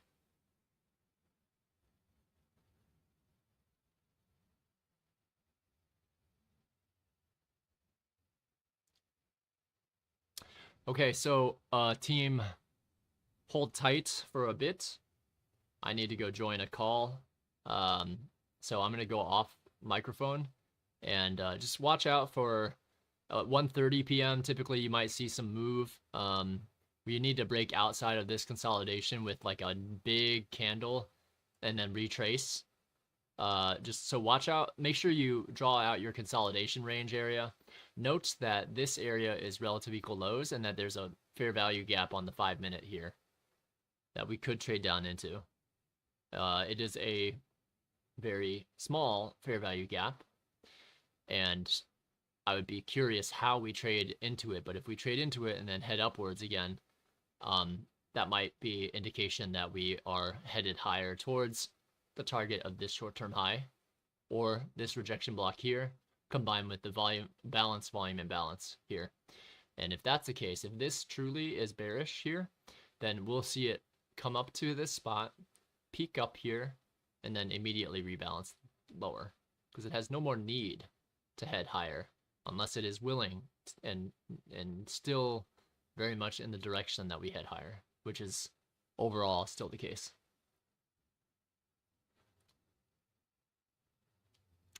Okay, I'll be back in a little bit. I'll be back around like it's 1 o'clock now, so I'll be back in about half an hour when this call's over. So good luck, stay safe, don't trade if you don't see a good setup, okay?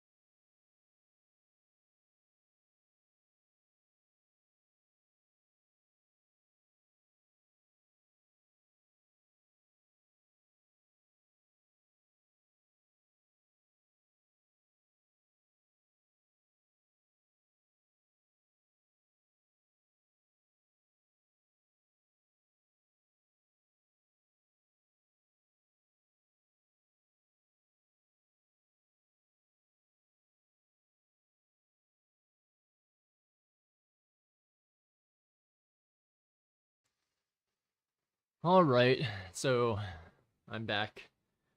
Sorry about the meetings today, and you can kind of see how it impacted trading days too. All right, so as you all saw, I failed a performance account 18. Nothing more to say about that. I was poor trading. I got out of initial drawdown just to get a little bit tilted during the middle of the day when I had to go join meetings on my day off, getting pulled into meetings, so it wasn't very fun, and you can kind of see how that impacted my psyche. So um broke a rule and got spanked for it today. My rule is to not trade when I'm during when I have days that are packed with meetings. So I do think that we're gonna make it down to that new week opening gap still. Um, Maybe it's in after hours that we make it down there, but I do think that we're gonna make it down there.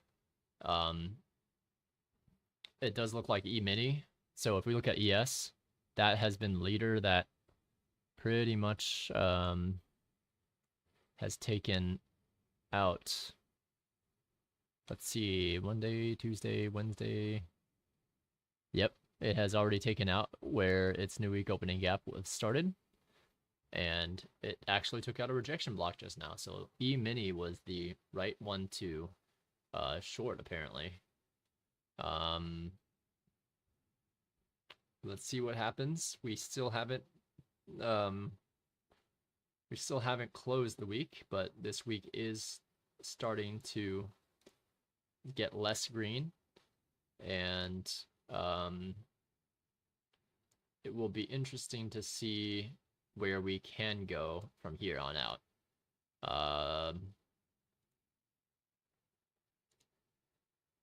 Let's see, Phoenix AVS out red on this one lower bar, 25, entry at 28, bad apples here. Can, but much better than low 18. Yeah, I mean, it might not get down to new week opening gap. It looks like it's struggling to get down there. So overall today, even though the afternoon was majority short, there were still definitely longs. In the greater scheme of things, the longs are still holding up quite well. Let's see what happens throughout the evening and throughout tomorrow's price action. I am we're at the close of the day, so I'm gonna go off to knock out a couple of bits of work before I close. Let me know if there's any questions on today. Looking at ES, same deal, hit the LRC and bounce. Phoenix, what is LRC again? I might not use that that acronym.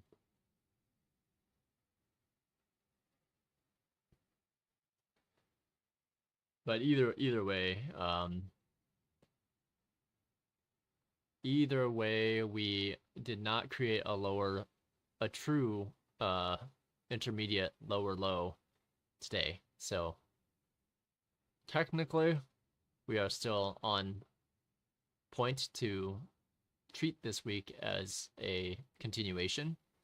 It is not until we break down below in 15,938.75 that we end up taking out a higher time frame short-term low. So the rest of the accounts that I traded today were green. Just that one that I was trying to hero and get out of super big drawdown, and that one didn't quite make it. So all the other accounts had around 45, 46, 47, 48, 49, 50 dollars in profit today. So we'll continue on and go from there.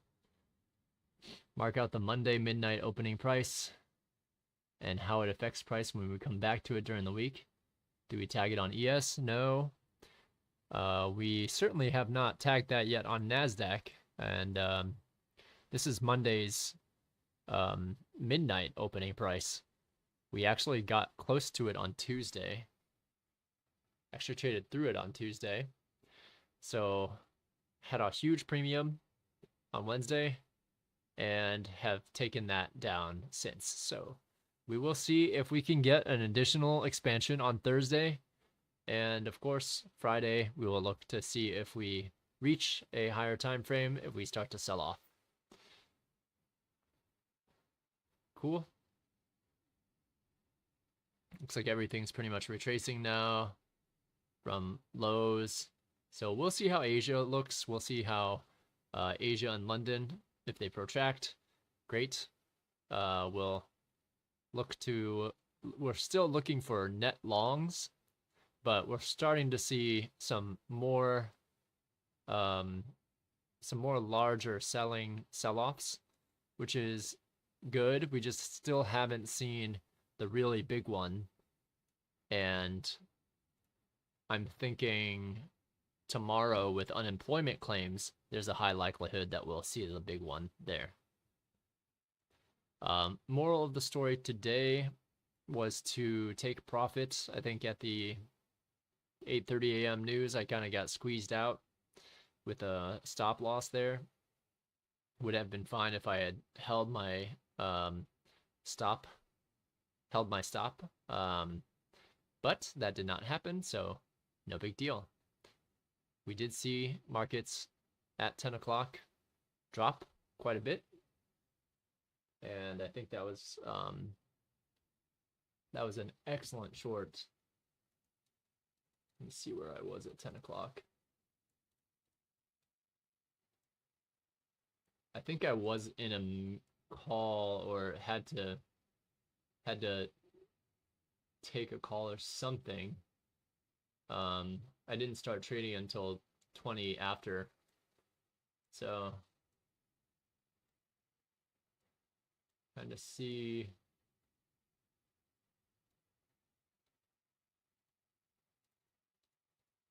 I need to disconnect real quick.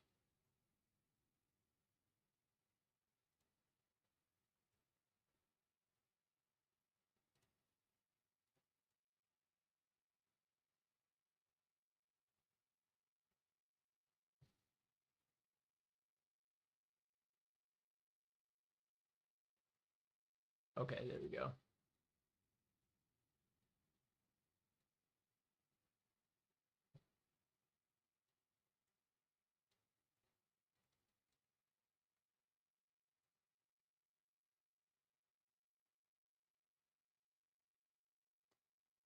So yeah, the opening range was kind of goofy, and then we did see as it had displaced lower, there wasn't a lot of room for price to move today. We saw movement lower. We saw a brief return to fair value gap on the 5-second chart, but it would have been a really difficult one to take, honestly.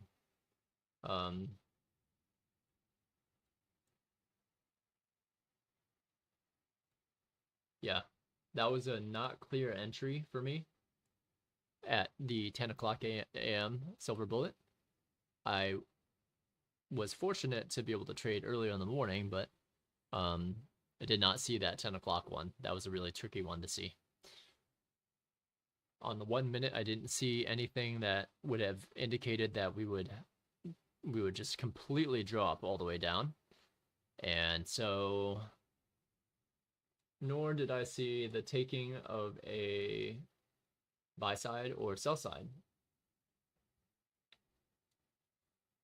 So maybe we could see it on a different time frame, but I didn't see it on my charts, so I missed it. That was the big trade of the day. Phoenix, a lot of trading on this day through markets, at markets and price action, 15,947. Yeah, too much trading today. Let's be honest. On that one account for sure. Opening price, mark out the opening price. Oh yeah, we saw that comment. Yeah, it will be interesting to see what forms in what ends up forming in the next 2 days. Do we see the week close down? That would be interesting. Do we see us take out a short-term low? That would also be interesting. Kirktown, appreciate you. Love you too, man.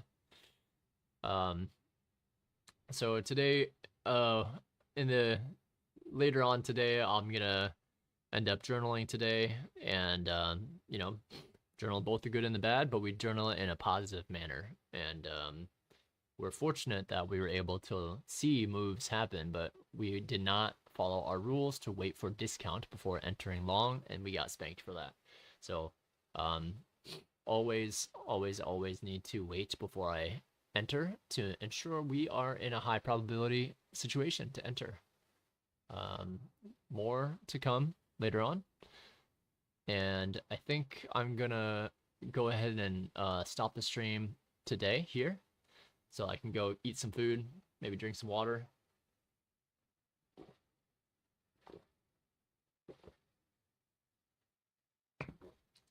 And yeah, we'll be back later on tonight to do market prep for Thursday. And I'm hoping that I will have less meetings so I can actually trade throughout the day. So with that, take care, everybody. Have a good evening.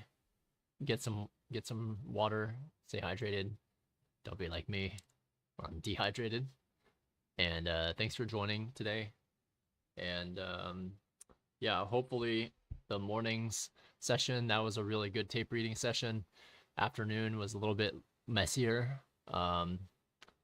And yeah, if anything does come up, we will catch back up at 9:30 p.m. tonight, and we will talk through the markets, what we see. We'll review some of the day's price action, see where we might have been able to spot a little bit more higher time frame, higher probability plays.